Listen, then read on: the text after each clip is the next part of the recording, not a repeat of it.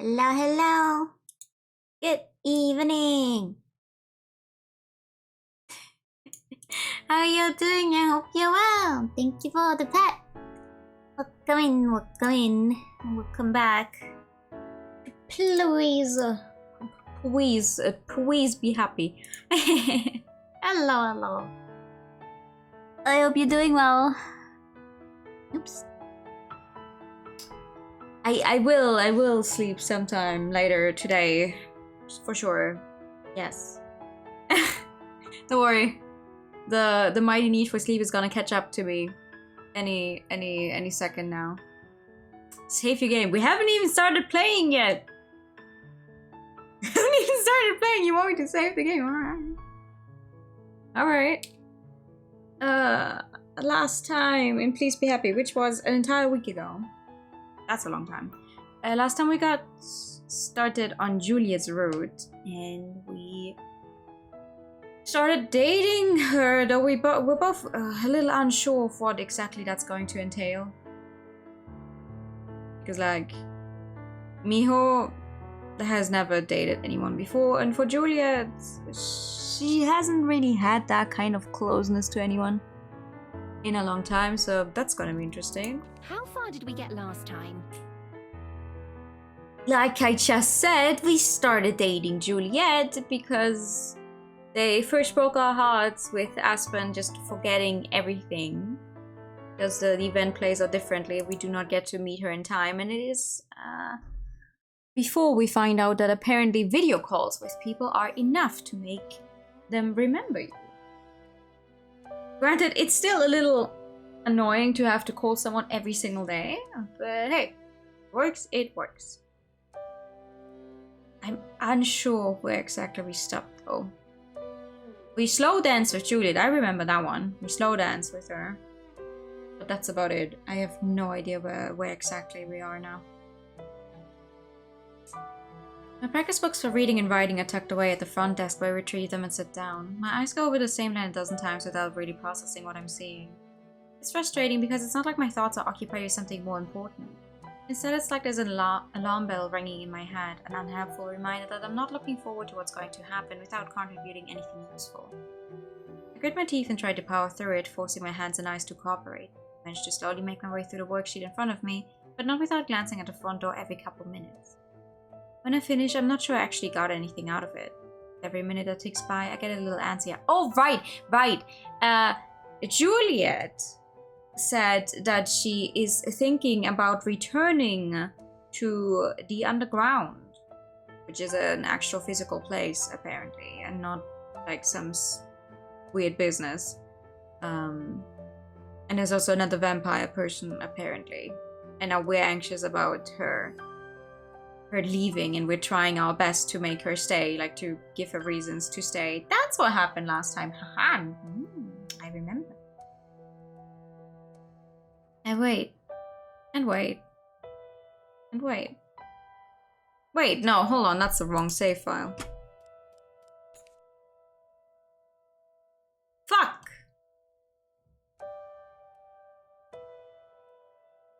Eh? Where did I...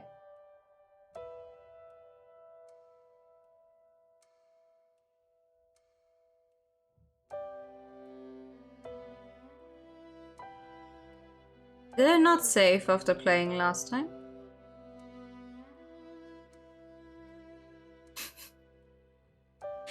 Uh-oh. Uh-oh.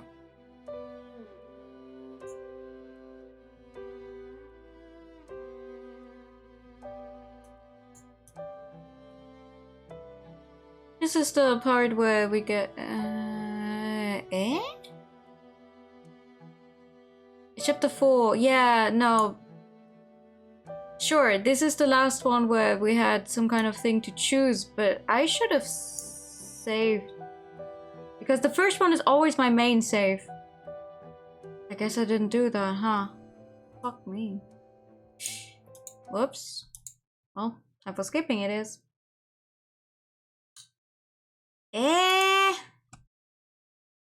That's unfortunate. So honest, I wish I was just to go swimming, right? As I'm thinking about just doing it anyway. My Iceland and an ice cream stand. Bingo!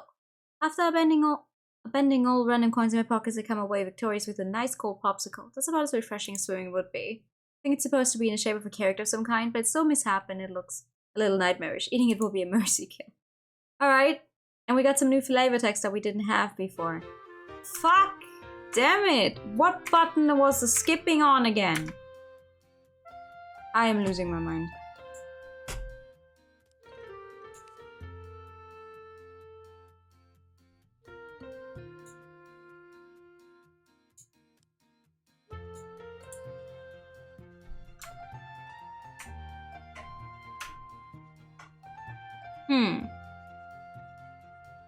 Was this really the last save? But at 9 p.m.?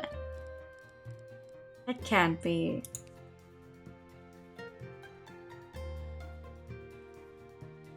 (9 p.m.) We finished way later than 9 p.m. Or did we? No, we didn't, because I started streaming earlier last Sunday. Okay, no, I guess this is where we were at. Oh my god. Alright, whoops. Anyway. Right then. Right, we're going to be giving the kids a tour of the library this time. Because last time we showed them where Aspen worked, but this time we're going to make it about the library. Good. Okay. The first guests of the day are the school kids from last Friday. They enter one at a time, not struggling with the door this time. The girl I talked to before, Chalo, comes over to the desk. Good morning, Ms. Miho. Hi! Morning! How'd your project go? We're still working on it. Some of us are. Some of us just want to wander around. It's not wandering if you have a destination. Around isn't a destination. They remind me of Lena and Aspen. Chalo sighs and rubs her face. She must have to put up with this a lot. Well, that's why I wanted to come ask for Ms. Miho's advice again. Again? Again? Yeah, have you met her before? What? She helped us just a couple days ago. Pippa and Armand look at each other puzzled. Even with her back to me, I can tell Chalo is too. It even takes a moment for me to realize what's happened. I'm so used to my friends remembering me that I didn't even think of how weird it was for Chalo to remember too. This is the same scene. To an extent, huh? I'm sure we haven't seen each other since the last time she was here, but she hasn't forgotten me. I couldn't even begin to guess why, yet somehow, as strange as it is, it just feels like another part of a bigger mystery instead of a life-changing event. Another question that I can answer. They're wanted by the stinky police. No, sorry. No beans around here. I'd love to know why, but I could spend all day guessing and still not figure it out. I'm sure she wouldn't be able to tell me either. So, weird as it is, there's no use in dwelling on it right now. When Jello turns back towards me, confusion on her face, I just shrug and smile. It's fine. It's just a thing that happens. The young mermaid doesn't look totally convinced, but she nods all the same. Alright, if you say so. Actually, if it's fine with you, I had another question to ask. Ask away! Last time, you told me about your favorite place. Are there any other spots in Wellington that you like? She looks back at her friends who are both distracted by some of the library decorations. We're having trouble settling on a topic. Well, I do like the library. Before I can answer, Armand flips his wings excitedly, blowing a couple nearby books open. What if we did our project on this library? There are libraries everywhere, even Amarina. What's so special about this one? Well, this one's owned by a vampire. There are coffee shops in Amarina too, but you still wanted to go to one. I have no idea. I wish I knew. Like, he has wings, and he has ears. 2 pairs of ears, actually, but I have no idea what kind of animal that is supposed to be that would have wings like this, and plus coupled with the ears. Besides, just look around. Human third bird thing. Maybe. Right, Miss Miho? Maybe Google knows. Without spoiling me on something, because I think he's just a side character. What is he? Google apparently doesn't know because my computer's fucking dying.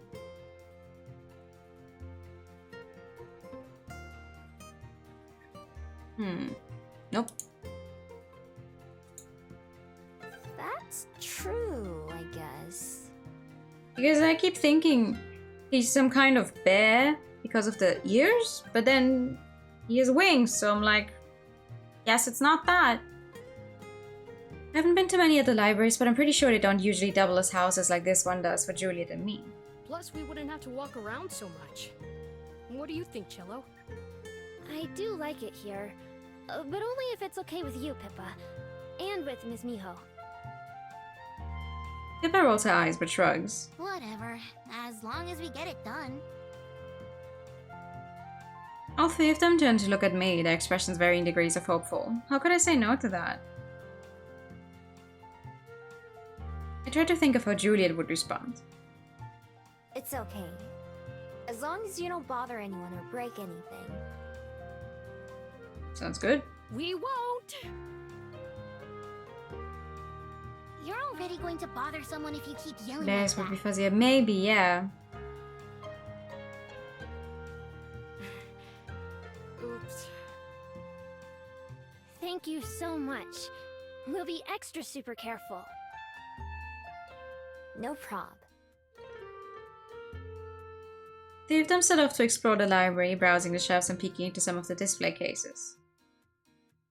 I keep working on my daily tasks, but keep one eye on the kids while I do. True to the word though, they're mostly quiet and not too rowdy, so they don't cause any problems. Sometimes I sit down at one of the tables to write and then get up to look around some more. They've been here for a little over an hour when Juliet comes downstairs and joins me at the front desk. I hop up out of my seat, pleasantly surprised. Hey! I thought you were asleep. Seagull to keep the marine team. Oh! Yeah, but the ears wouldn't fit with a seagull, would they?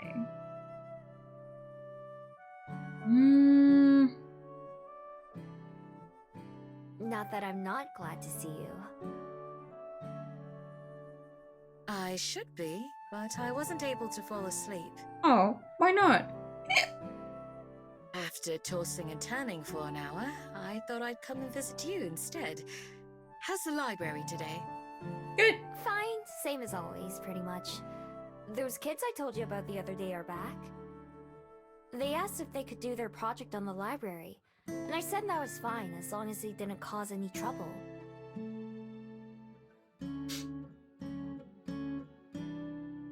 I point to the table where the three students are sitting close together, talking quietly amongst themselves. Oh, how lovely.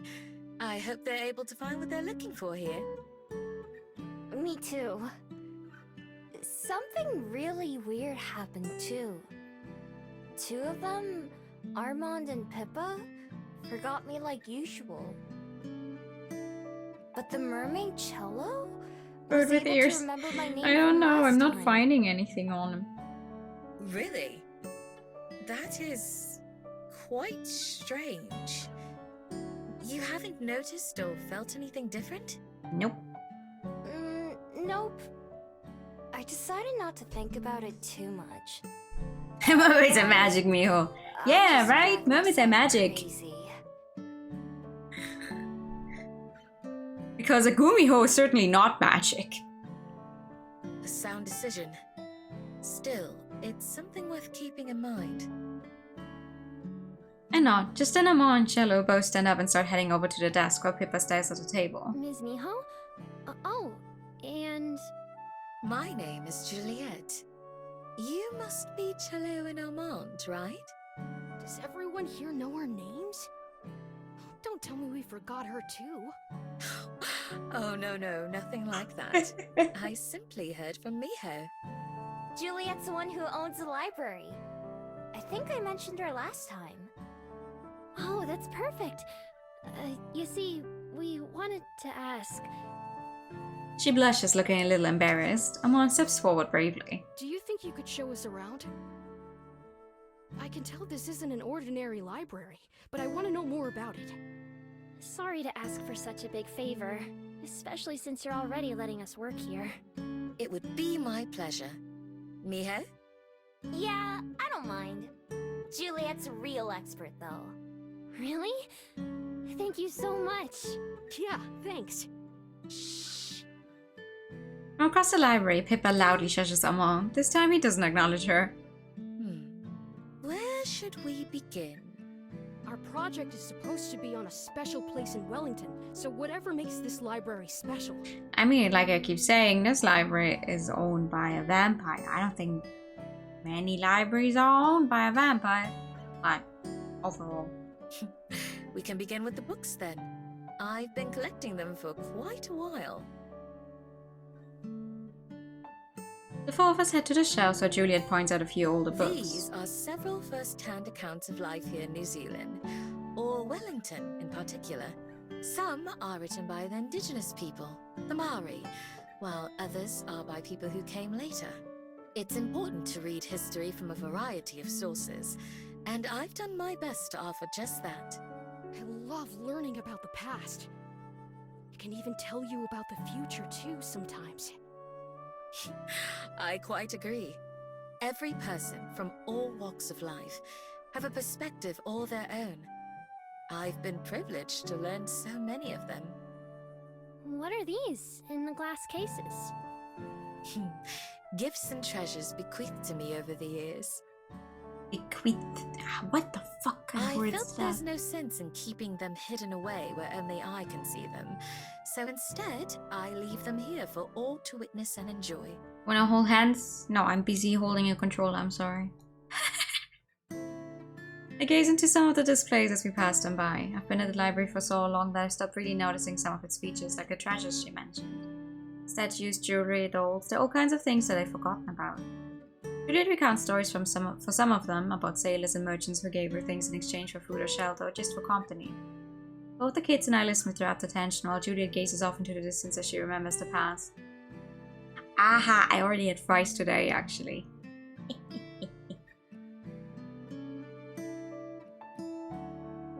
We eventually reach the end of the shelves where Amon notices Cosette's painting on the wall. He runs over to it with Cello trailing behind. Who's this? My daughter, Cosette.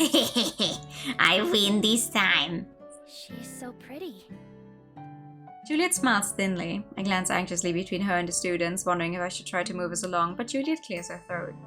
Cosette is actually the reason this library exists. Really? Even if I look at Juliet in surprise, I don't think I've heard that before. Yes. She also loved to collect books, to the point where we could hardly fit them all on our shelves. Me. I want the library as well. She suggested that we allow others to borrow them too, in order to share the stories that we loved so much. Oh, whoa. If I had enough books to open my own library, I'd never have to go anywhere again. Stay home and read all day. Hmm? What about the theater, or museums, or school? I'd still go to places for fun sometimes, but who needs school when you've got so many books? They both laugh when we move on to the back part of the library, away from the shelves. Juliet shows the kitchen and dining room as well as what it's like behind the front desk. Eventually we reach the bottom of the stairs. What's up there? Can we go see? That's the... That's where bedrooms are. And Juliet's office. Oh. Can we go see? Armand, that sounds like a private area. There are some parts you can visit. I have a feeling you might enjoy seeing my study. Really? Oh, let's go! Juliet leads the way and we follow her into the studio. Whoa! And the study. That's Yeah. whatever. Whoa. It's like a whole other library. Just like I was, they're shocked by how many more books are crammed into here. Something rustles in the corner. Charlotte yaps with fear as she sees one of the bats hanging from the ceiling. It rubs its face with one wing like we just woke it up, which we probably did. What is... Ah! It takes a moment for Amon to spot the bat as well. Oops. I'm sorry, Orpheus. I should have seen if anyone was sleeping. The bat flaps its wings in what seems like an indignant way, glaring at Juliet. Wait, it has a name? You have a name as well, don't you? The bats are Juliet's friends. They sleep in here a lot of the time. Oh, I'm sorry for yelling. Despite that, Cello keeps a good distance from the corner where Orpheus is. It's quite alright. I'm sure he'll be back to sleep in no time. This is my study, where I keep a variety of records and other books that are less interesting to most patrons. However, I suspect you may find some of them useful for your project. Amon and Cello browse around, although they both shoot nervous glances at the bed every so often. Orpheus closes his eyes and either goes back to sleep, or at least pretends to. You're right. Some of these look really old. And handmade. You're both correct. Many of these volumes were handwritten, or not widely distributed. So not many people have read them, right? Oh, that would be perfect for our project. I am not sure these are available to borrow like the others, Armand. Oh, right. His wings and tail both droop down, and I feel like I know what Juliet's going to say before she says it. He has a tail as well. What are you? Generally not.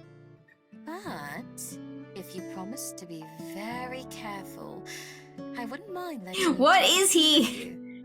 So long as you return them when you're done. What kind of being has ears like that, wide wings, and a tail? Really?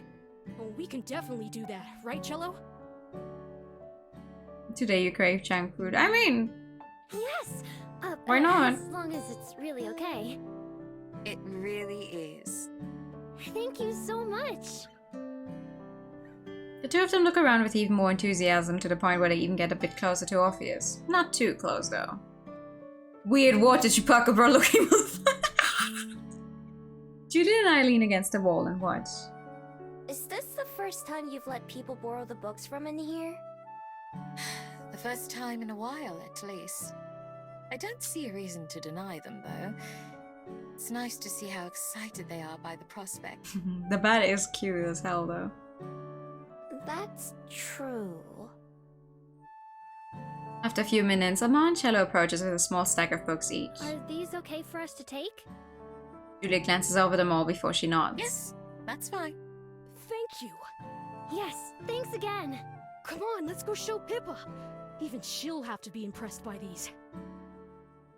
Waving goodbye to us, the kids hurry off downstairs, being careful not to drop or damage the books they're carrying. Juliet and I stay behind near the hallway to Juliet's room. That was fun.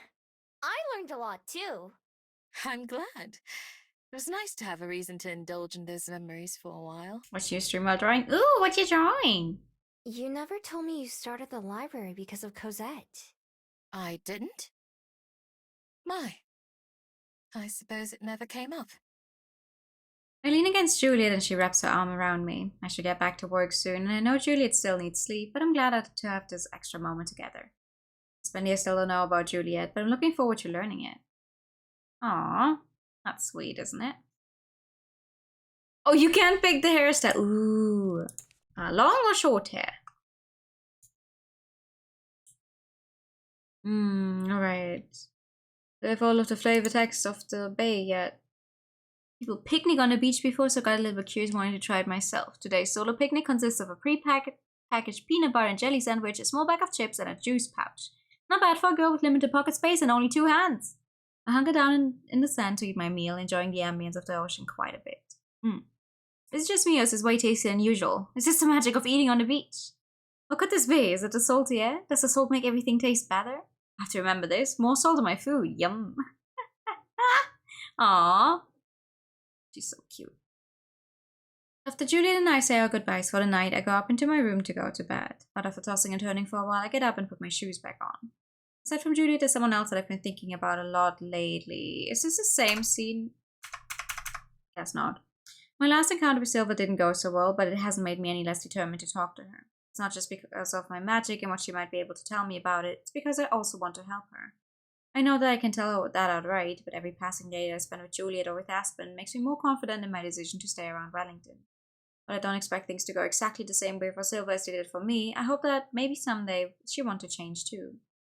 Since I'm still not ready to tell Juliet about Silva, I have to be extra quiet as I leave my room and go outside.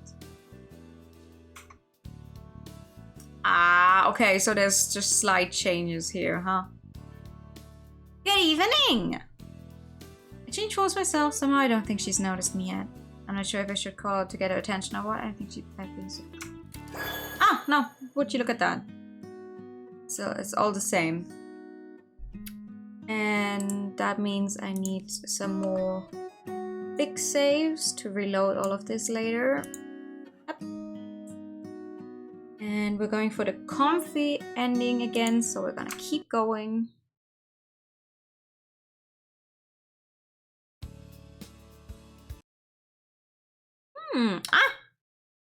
Our favorite fisherman.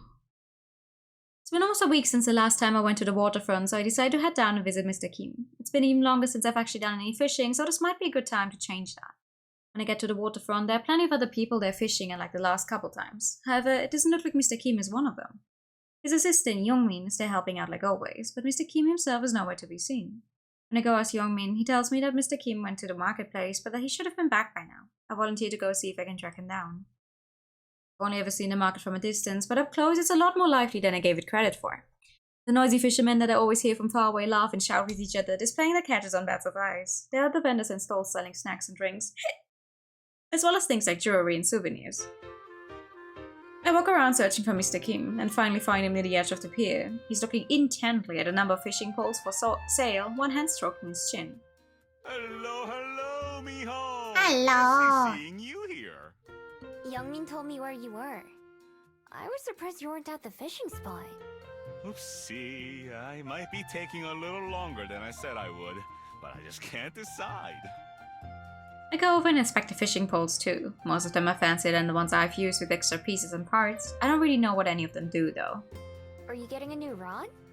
If I can settle on one, yes. I've narrowed it down to this one. He points at one of the complicated, fancy-looking poles. And this one. The other options are simpler, sleeker design. What's the difference? The first one here has everything you could ever want. It's made for comfort and for power. The other one I'm looking at is more basic, as you can see. That sounds pretty easy. Why wouldn't you get the nicer It's a stick one? with a line at the end. How complicated can you make it? You will be surprised. I guess there's just something about a simple traditional design that appeals to an old geezer like me. It's hard to say no to the luxury of the other one, but... He frowns, still thinking deeply. Sounds like you've already decided then. Oh? Yeah, I mean, it seems like you want the basic one, even though the other one is nicer. The other one is probably also more expensive. Slowly he nods. You might just be right. I'll take this one. The person running the booth packages up the rod and hands it to Mr. Kim once he's finished paying. Then the two of us start heading back to the fishing spot. You know, you picked a good time to show up. Why's that? I'll show you once the lessons are over. Oh? That turns out to be shortly after we get there. Mr. Kim goes to apologize to Youngmin for taking so long, and I watch some of the other people fishing while we wait, since all the spare rods are taken. Once almost everyone else leaves at the end of the hour, Mr. Kim beckons me How's the over. new rod? Works like a dream so far. It's the old one I wanted to talk to you about, though. Mr. Kim holds his old fishing pole in one hand, examining it with a small smile. I can see a wistful look in his eyes, like he's recalling old memories. Then he holds it out to me. Here, I want you to have it. Why? Me?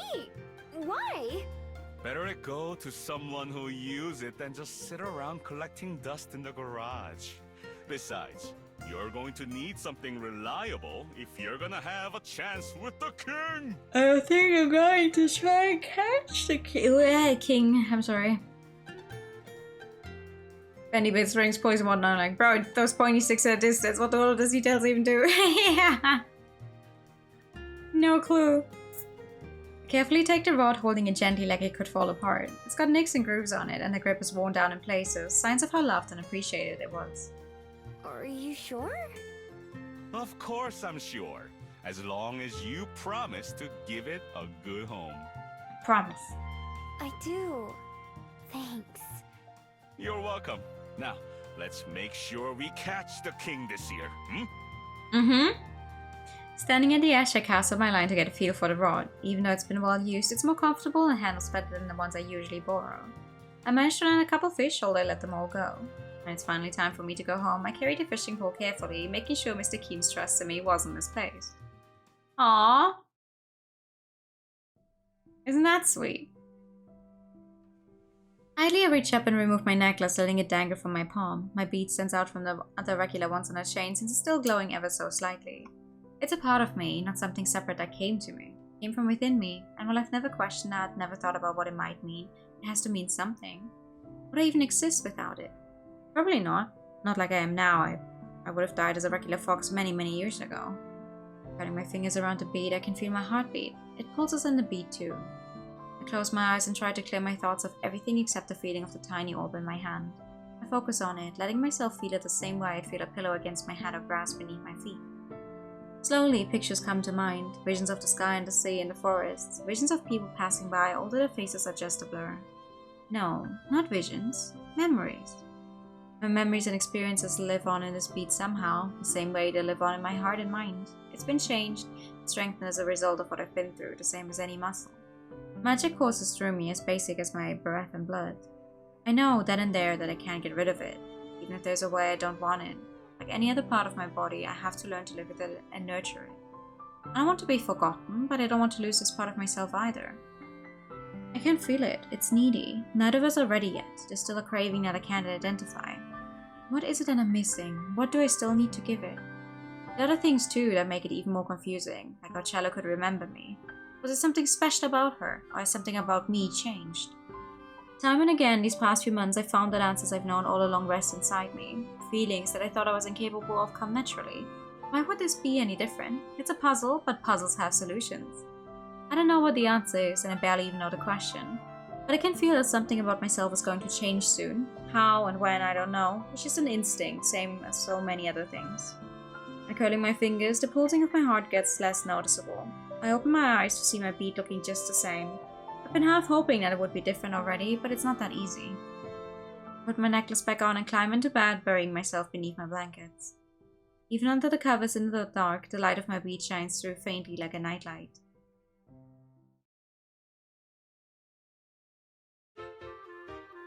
Just like a couple days ago, some of the first patrons to arrive at the library on Friday morning are Cello and her friends.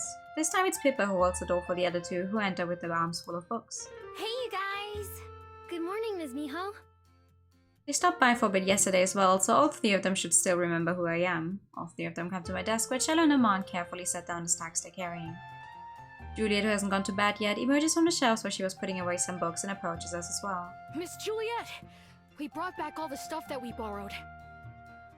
Thank you. I can see you took great care of them. Were you able to complete your project? We did.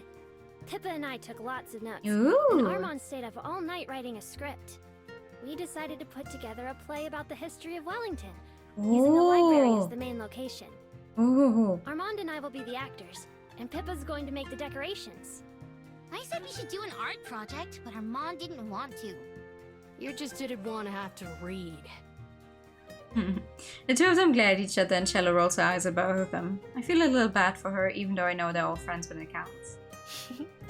That sounds like a lot of fun. I'm glad you were able to find something interesting. Yeah, there was so much to read, I almost forgot to sleep. I wish we could stay longer. If we ever come back, could we borrow some more books? Of course. Books are for Can we reading, come after back all. to borrow books? You're asking the person who owns the library you're currently standing in. Gee, no. Obviously these books are not for borrowing. Amand flaps his wings in excitement like he's already planning a return trip. I miss my own bed. I'm glad we're going home soon. No offense. I miss home as well, but I'll miss it here too. You'll just have to come visit again sometime, like Armand said. I'd like that very much. I'm a little nervous about participating in a play, but maybe it won't be so bad. Yeah, coming up with an entire play? That's a lot, especially if you're only 3 people. Well, acting's easy. You've just gotta have fun with it. Right. Mm-hmm. Have you done much acting before, Armand? Just a little bit. I like watching people perform in plays, though. But this is my first time writing. Acting is many things, but certainly not easy, no. I enjoy it as well. Some dramatic moves like an I've anime been fortunate to know protagonist. several playwrights myself. And now I know one more. Amon is actually the one kid in the vine. Got the power of... What was it? Power of? And anime on my side. That's Amon. Amon blushes at the praise. I've never seen a play myself, but I basically know what they are. It's like watching TV in real life. If our teacher records it, maybe we can send it to you and Miss Miho to watch. Ooh! I'm not so sure about that idea. Aw, why not? You're gonna do great. We can rehearse on the way home to get some extra practice. How are you going to rehearse when you're sitting on an airship? You won't have a stage or any You can props. still go through with the text and like how you're supposed to be moving. You just keep sitting. That's okay. We could still go over the lines. Yeah. Okay.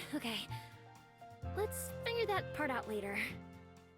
Cutting off the argument before it happens, Cello faces Juliet and me again. Unfortunately, we do have to leave because our class is Aw. going to Skyport soon. But before we go, I had another question for you, Ms. Miho. Yes. Sure. What is it? Well, would it be okay if I wrote you a letter sometime? Sure. A letter? About what? Just about life in Amarina. And you can tell me about life here. Aww. I thought maybe we could be pen pals. If you don't want to, though, that's alright. Oh, I'd like to. I've never had a pen pal before. I have. It's a lot of fun. I don't know if people still do that nowadays, though. I'm not entirely sure what it is Neither either. have I. But I want to hear more about Wellington and how it's still changing today. That sounds like fun. Let's do it. Thank you. I already can't wait. Oh, maybe you could get extra credit too. We better not need it after we do this play.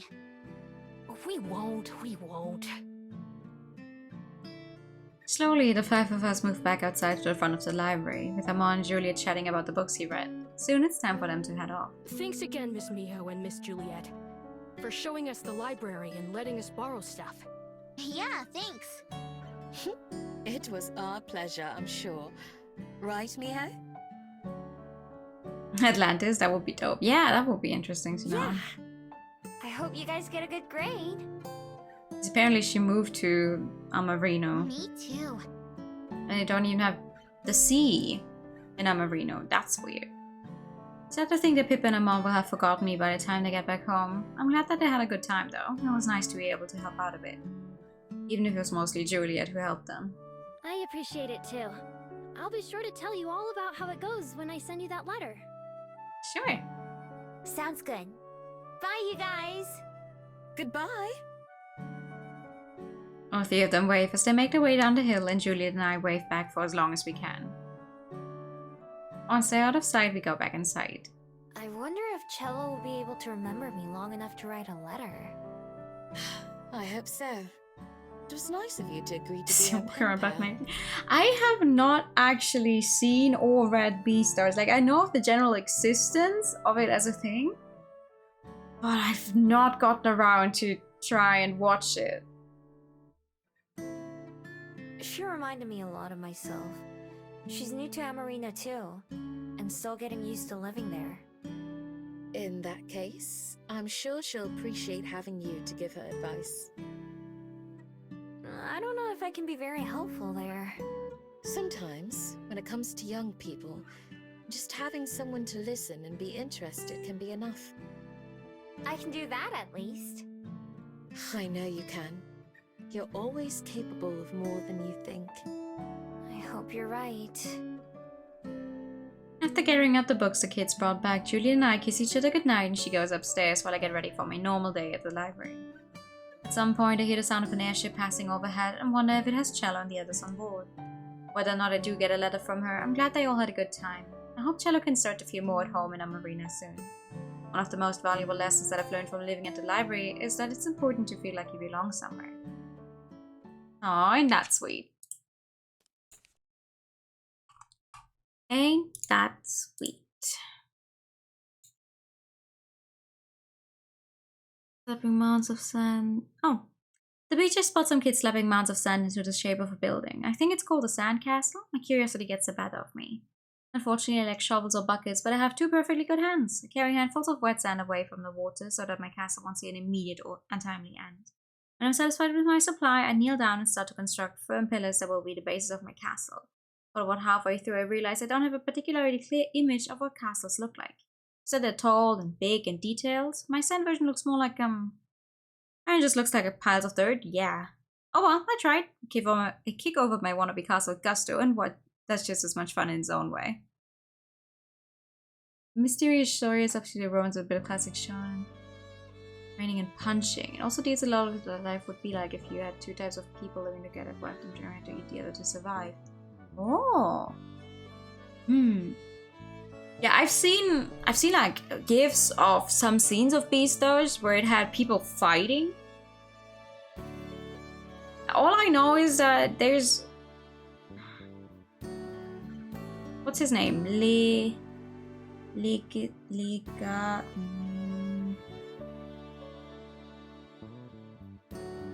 It's not Legato and it's not Legolas, but that one dude exists, and then there's a bunny girl, and then there's some other like pointy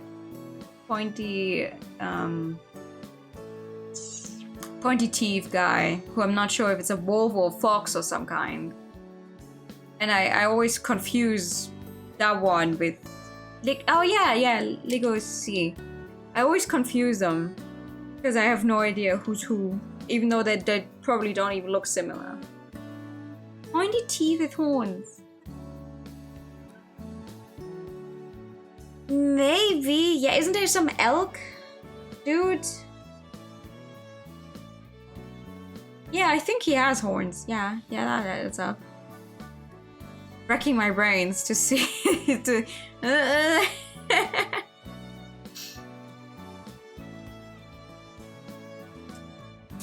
On Saturday morning, I wake up around my usual time, but ling in bed for a while. I can hear the distant sounds of Aspen and Juliet having an animated conversation. Oh, it's this scene where she waits around a little bit, and then we find... What's the bird scene? Okay. We help the bird. The Demon doesn't have pointy teeth. The other guy's another character, but no spoilers about him. He's a mid-story dude. Oh, man. I mean, yeah, maybe I'm confusing them now, because I just kept seeing, like, gifs when the show was airing. Kept seeing a lot of stuff about it. I'm like, I sure have no idea what's going on. Except that I feel like some of the designs look a little wonky. Because it's them anthropomorphing animals, and it's like, what's her name? Haru or something? The main bunny girl. Sometimes I feel like her, because of her head shape, that fucks me up. I'm like, why do you look like this? The show is 99% a DMA, the other guy is manga only. Ah, okay. I see. Yeah, no, I've only seen stuff from the anime. Yeah, without context and everything. You still have a book from your school library. Ooh, maybe get on that. Maybe give that back sometime soon. Telling Aspen and Juliet about Silver and answering all their questions takes a long time. I tell them just about everything, starting with back when he first met right after I went to the museum. I leave out the parts about Silver's history though. Instead I talk about the time I've spent with her myself and the things I've learned from her. Eventually Aspen goes home and Juliet goes to bed, and I spend the rest of my day watching TV and lazing around. I close my eyes at one point, just intending to take a quick nap, but when I open them I see that I've slept until nightfall once again. It's fully done. Oh! I didn't know that. I know the manga does come out here in Germany. I've seen it in the bookstore sometimes, but I wasn't willing to get into yet another thing. But if it's already done, maybe I'll read it at some point. Maybe I'll just binge it and see if I like it. Work at the library, they will laugh at me. Okay, but then you will have it done, right? Like, okay, they'll laugh at you, but you'll be done with it. The sooner you get to it, the sooner it's gonna be over. I closed my eyes at one point, just intending to take a quick nap, but when I opened them, I see that I've slept until... wait, I already read that. I don't mind too much, at least Juliet will be up by now. As I make my way towards Juliet's room, I notice the sound of conversation coming from inside the office. Freezing with my hand almost on the handle, I listen. You were right all along. I know. I know all too well. Is this yet the vampire dude? There's the sound of a chair scraping across the wooden floor. You always did have to learn things the hard way. A few moments later, I hear the sound of flapping, leathery wings from beyond the door and of papers being scattered. The flapping sound quickly grows distant and then disappears entirely. I let out a silent breath as I hear Juliet's footsteps and papers being picked up, and then Juliet sitting down in her chair once more. You can come in now, Miho. I really have lost my touch when it comes to sneaking. I open the door as invited to see Juliet's study looking the same as ever. The open window and blowing curtains are the only indicators of her guest that just left. I lower myself into the empty chair as Juliet strikes a match, relighting the lamp that had blown out. How much did you hear? It's going to turn out to be her sire. And I wonder if we're going to actually get a design for the guy. Just the Like, very he end. got a voice, I at was going to least. see you. I didn't know you already had company. Sorry for listening in. It's all right. I don't feel the need to keep anything secret from you. The only reason I haven't introduced you to Ezekiel is for his sake. He isn't fond of meeting people. Alright. It's okay. I know how that feels. What did you mean, though? About him being right? Juliet laughs, closing her eyes. Where to begin?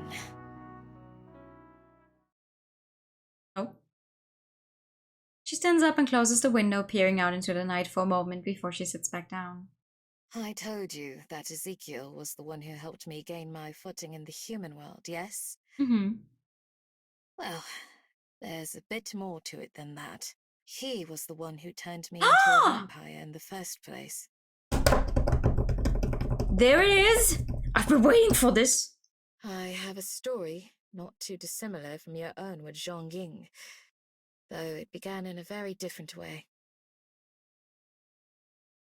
Adjusting my seat so I'm next to Juliet, I lean forward and take her hand. Leaning against me, she idly runs her thumb across mine as she stares into the flickering candle, recalling days long past.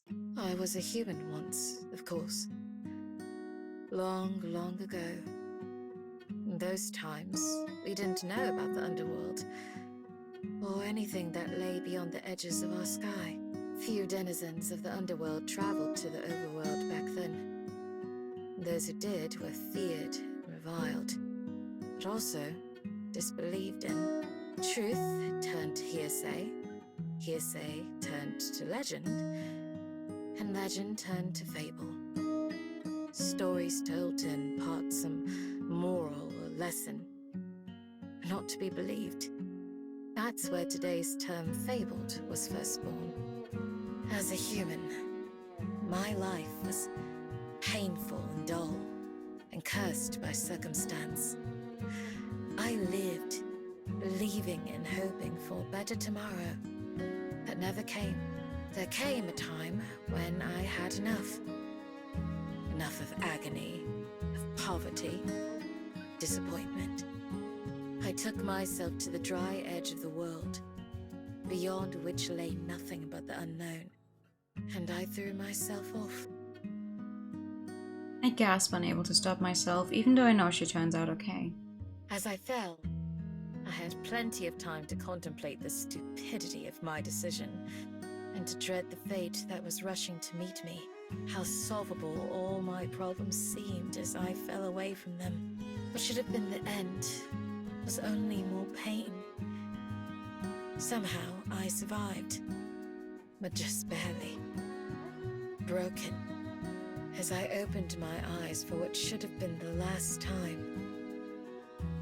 I saw trees and a purple sky that I thought must be heaven. Then, a figure appeared, and I was certain that I was in hell. Ezekiel offered me a choice. Breathe my last, or accept his gift and live on. From there, the world I had plummeted from The world that contained all my pain and sorrow was a minuscule dot, nearly imperceptible above me. That we are having this conversation is proof of what choice I made. Yeah. In time, my body healed. Is that why she has the Though cane? not fully. Julia taps her cane against the ground to demonstrate. I had gifts and powers beyond my wildest dreams. I see. I felt I had cheated both life and death. And yet, decades passed. Even the novelty of those gifts eventually wore off. There was a secret, though. A truth I had yet to learn. In the underworld, magic flows freely like air, imbuing those connected to it with power that lasts for generations. Yet being that close to so much magic at all times takes a slow toll even on the bodies of the fable. We age down there, like humans, but at a much slower rate. But for those who live their entire lives in the underworld, no Oh. matter how long they may be, there eventually comes an end. Immortality was a lie. Oh. Not so in the world above, though. So distant from magic and its source. That's interesting. Those effects aren't felt. And so immortality was truly attainable. You would think that being closer to the source of magic would truly make you more likely to be immortal, not going further away from it, no? Decades later, when it came time for war, I remained disinterested and unconcerned by its effects. When it came time for peace, I was equally indifferent. For a time.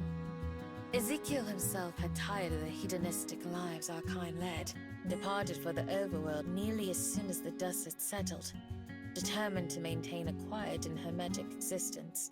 He returned to the underworld occasionally, with stories of how things had changed and were changing. Eventually, curiosity got the better of me. I agreed to return to the overworld, just to see. We rode and lived upwards together. A journey that took days back then. Hmm. And he told me of the island where he had settled down and found peace. He gave me only one piece of advice, which I brushed off as obvious and unnecessary. To not concern myself with the lives and affairs of mortals. We arrived near what would someday become Wellington, and soon went our separate ways again. I had intended to only make a short visit, Yeah? to sate my curiosity. To my surprise, I discovered a world that had moved past much of the violence and suffering that I so hated, and a world that had come to welcome the fabled. I extended my short visit over and over, finding myself unable to leave. Gradually, Ezekiel's advice all but faded from my mind. Finally, Julia trails off. I sat with rapt attention the entire time she spoke and only relaxed my muscles when I noticed how stiffly I've been sitting. Julia doesn't have to finish her story because I can say the last line for her. Until you met Cosette. Slowly, she nods. We both sit there quietly, our hands locked together as we contemplate what she just shared. It's hard for me to picture Juliet as anything other than how she's today. Warm, patient, kind. I can't imagine her as someone who would have once been feared and reviled. Yet I can understand the pain, if only to a tiny extent. I can understand what some of those years must have felt like. For all my time alive, I've changed the most in the past few months by far, but for Juliet, her life has been nothing but change. Both the world she came from and the world she exists in now. I also can't help but think about what she said regarding immortality. So, the fact that you're thinking about going back to the underworld, a place where you get older, does that mean that you want to... Julia brings her other hand up to enclose mine, pressing tightly. Not for a long, long time. But I can't deny that around every corner, behind every door, looks a painful memory of days gone by. I had never loved anyone before Cosette. Not in so deeply a way as to use that word, but there were still friends whose company I enjoyed, and time that was spent laughing and smiling. They're all gone now, but I'm not. I see their ghost everywhere. But those memories are all that I have left. I'm afraid to forget. Just as I'm afraid to remember. The flame dances on the candlewick, throwing a crazy shadow onto the wall. It'll burn itself out again soon. I know I should say something, but I feel paralyzed. Everything I could say feels inadequate. In the face of everything she told me, do I even have the right to want her to stay? If going back to the underworld is the only way for her to escape the pain, then shouldn't I want her to go? My brain tells me yes, but my heart tells me no. My heart tells me I want her to find a different way. Is that wrong of me? Mia? The sound of her voice breaks my reverie, and as she removes her hands from mine, I can see a sparkling uncertainty in her eyes. I have something very selfish to ask of you. But I would join you in going to the underworld? What is it? If I do go, would you come with me? What? Juliet speaks quickly, like she's embarrassed or nervous. As a fabled, you would be safe in the underworld, unlike a human. Thank you for the pad and hydrate time. But because your magic doesn't come from the same source, you would still be immune to time's flow. I still can't decide. I feel terrible asking you this. And yet, I know I would feel more terrible not to. Don't answer me now. Please, take time to think about it. All I can manage is to nod dumbly. At least her second request is an easy one. Thinking about it is all I'd be able to do. Thank you. Right now, though, I want to do anything but think. Standing up, I reach for Juliet and pull her into a hug and a wordless kiss. When we finally do pull apart, I lean my forehead against her and she rests herself against me. I love you. It's all I can think to say. I love you too. Thank you. 2 weeks later! The next couple weeks go by in relative normalcy. I wake up, go to work and spend what time I can with Juliet. Espen comes by occasionally, but for the most part is busy by herself. Neither Juliet nor I talk about that evening in her study or her invitation. We don't have to. It's practically the only thing on my mind. When I walk down Cuba Street or climb up Mount Victoria, I have to ask myself if I'm ready to leave it all behind. Yeah, that's a good face on her. I want to be with Juliet. That part's easy to decide. Even if we've only been lovers for a few weeks, I've spent enough time with her to know that I want to stay with her. I know I can't promise her forever, but right now there's nothing I want more. Still, there's a lot I'd have to give up. Aspen and my other friends, as well as the first home I've ever had. The memories may be painful for Juliet, but for me, they're almost nothing but good. I always thought I was the kind of person who could move at the drop of a hat without worrying about leaving anything behind. Now I realize that's because I never had anything to lose before. Exercise time! Okay! See you later then, have some fun! The candlelight from Juliet's trusty lamp flickers as we sit quietly in the dark. There's the occasional noise of a pen scratching or of Juliet typing something on a computer, but it's otherwise silent. Oh man. I sit with a book open on my lap. It's simply enough for me to read, but I've been on the same page for ages. Pictures of the underworld, both photos and drawings, take up most of the space. Captions go along with them, describing what some of the places are: an enchanted forest, a town where it never stops raining, a castle that can walk like a person. They all sound and look interesting, but I can't really make myself feel excited about the idea of seeing them. Not the way things are now. The sound of Juliet closing her laptop catches my attention, and I look over to see her rubbing her eyes. Done already? For now, I have only this one request to work on, so I can take my time with it. You look like you could use a nap. Do I? I think I'm alright. The night's still young, after all. Perhaps a spot of tea would be nice, though.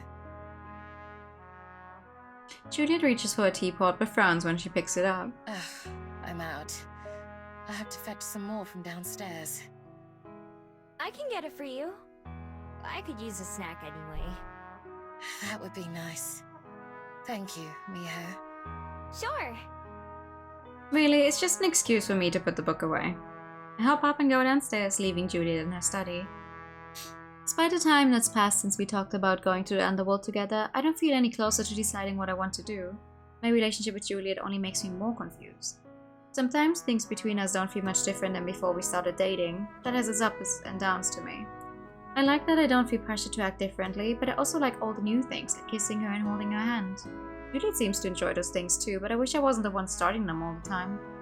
Neither of us are the type of person to be really lovey-dovey like I've seen on TV, and that's fine. I know she means it when she says she loves me, and that's enough. Besides, both of us are still new to this, and I'd rather it be that way than feel like I need to catch up to her somehow.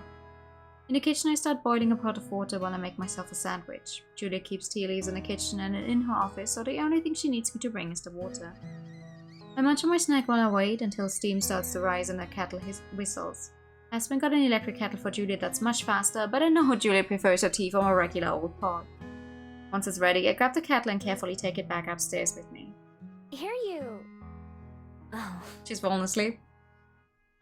With a pen in her hand, Juliet is slouched across an open book on her desk, fast asleep. Aww. Juan, you adorable.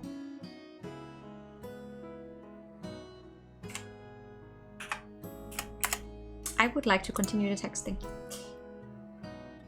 As quietly as I can, I set the teapot down somewhere safe and tiptoe towards her. I was only downstairs for a few minutes, so she must have fallen asleep right after I left. I'm used to her going to bed right after we spend time together, but it's still early in her usual waking hours.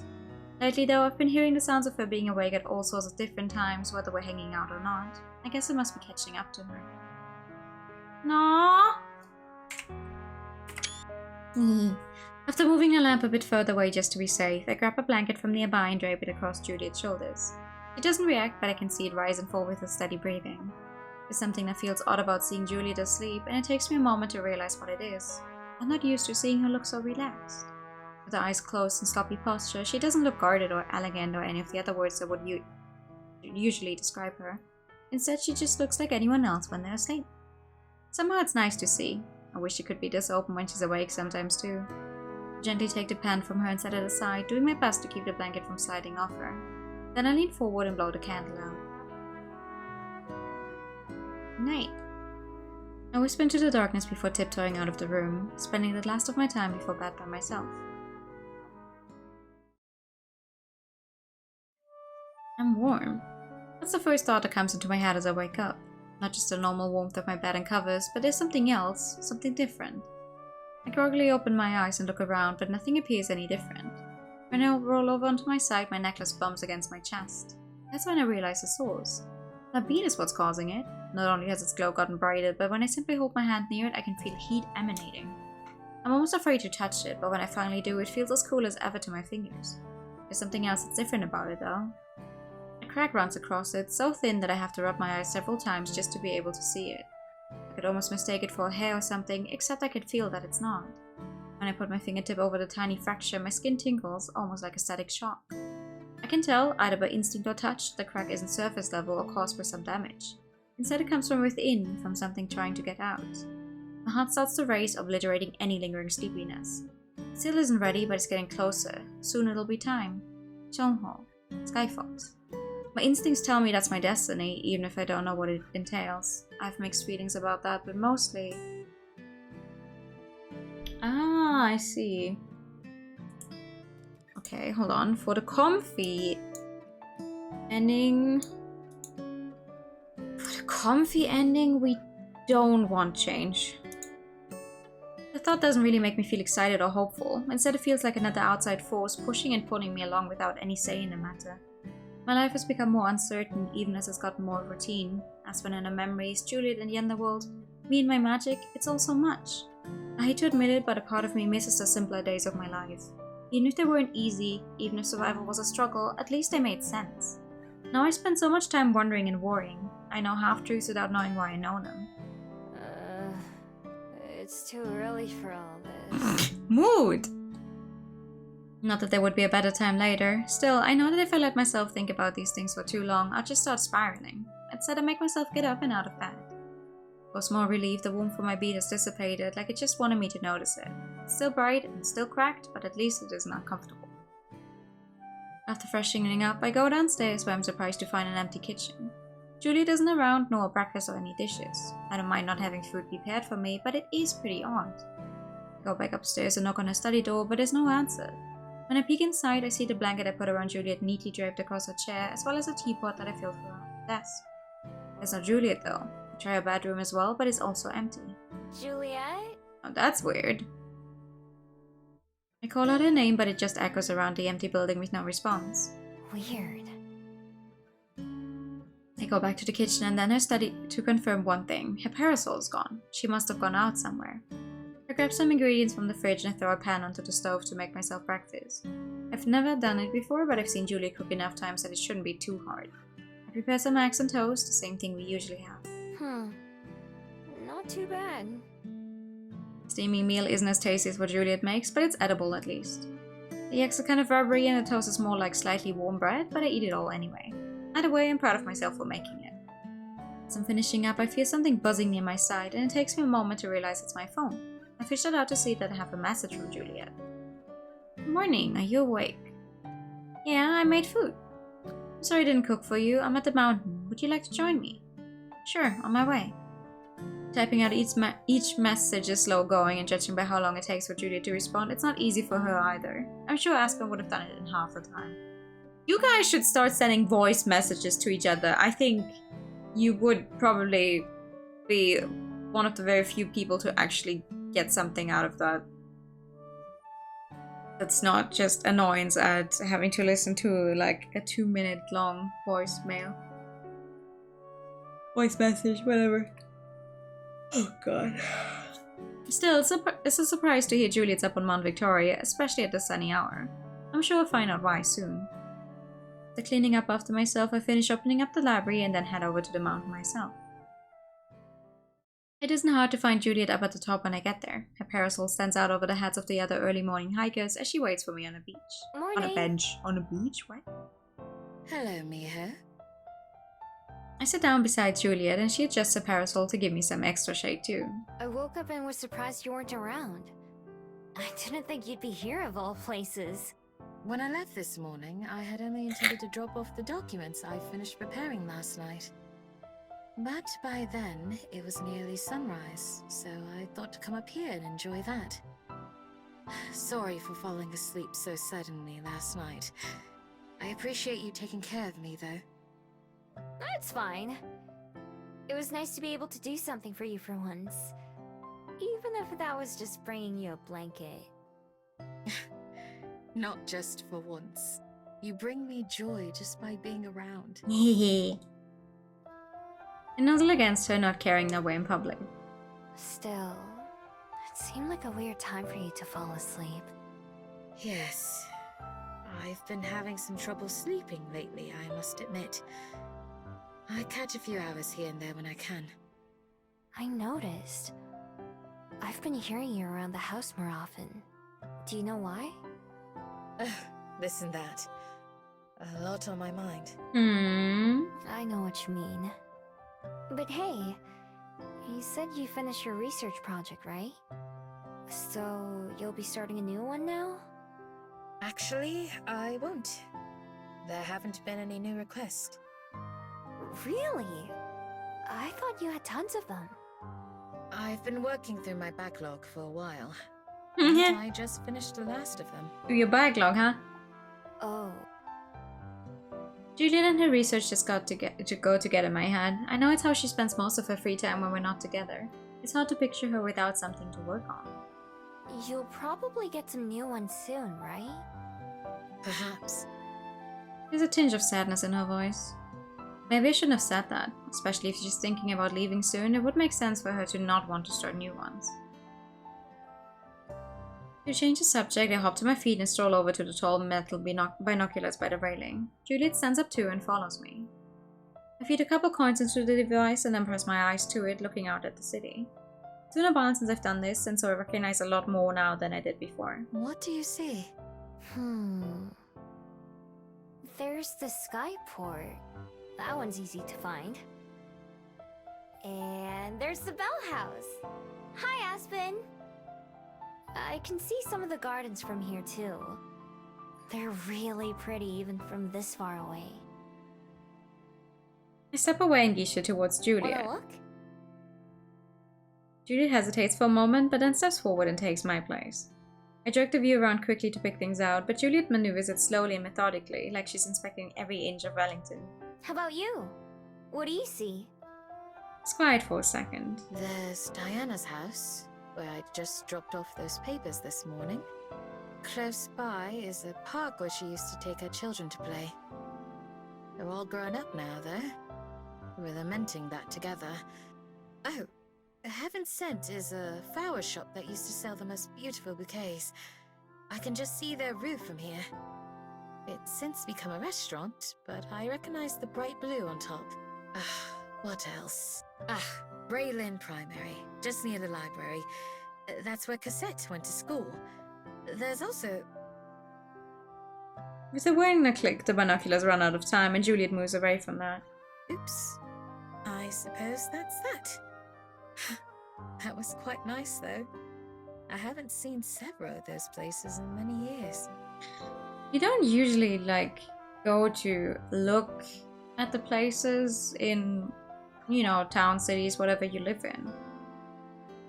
Like, when you visit somewhere for when you're on a holiday or whatever, you're a tourist, right? You look at stuff and are like, oh, this looks nice, but the actual town you live in, the one you see every single day, it's like, I couldn't even tell you what's like 3 streets across from me unless there's a shop there that I frequent or something. Because if I don't have any reason to be there, why would I go, right? Glad you liked it. Although she's smiling, I'm not actually sure she means it. Something suddenly makes sense to me, something I should have expected but only now understand. She saw a Wellington that doesn't exist anymore, one that I could never see, no matter how long I looked. Well, I do believe I should be heading back. I'm sure I'll be itchy from all this sun, even with the shade. Will you be accompanying me? Oh. Yeah, let's go. Her abrupt decision to leave feels painfully expected alongside what I just realized. It's twice in a row that I managed to make her feel bad by accident, even though I know I didn't do anything wrong. I had planned to tell her about the new changes to my beat, but it doesn't feel like the right time. It would just be another thing to weigh on her mind. I slip my hand into Juliet's as we walk. Even with a subdued mood, it's nice to feel her so close to me. I hope she feels the same way too.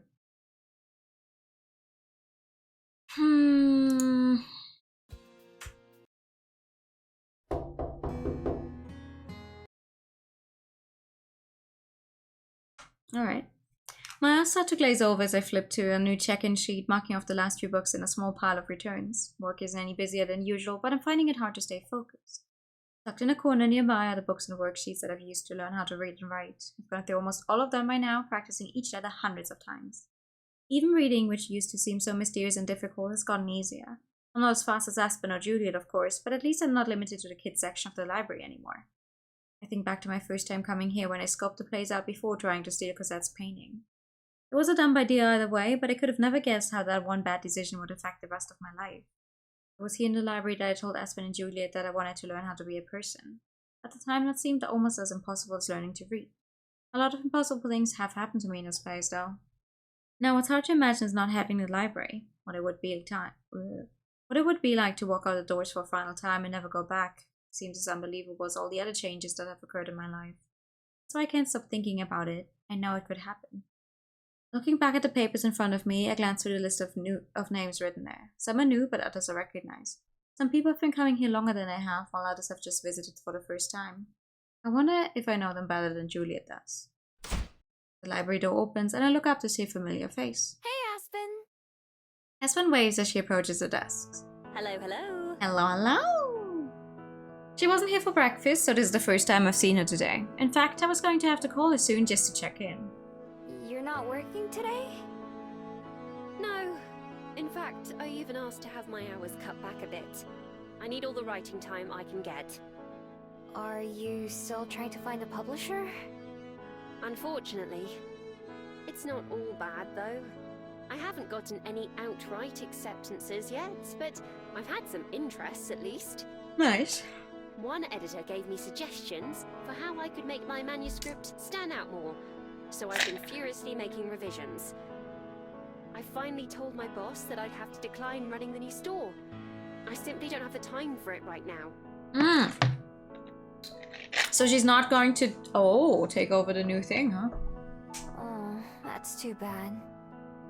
I'm glad your writing's going okay, though. Me too. Regina was also understanding. Disappointed, but understanding. I actually came up here to do some writing since it's been a while. I take it Juliet's gone to bed already? Yeah.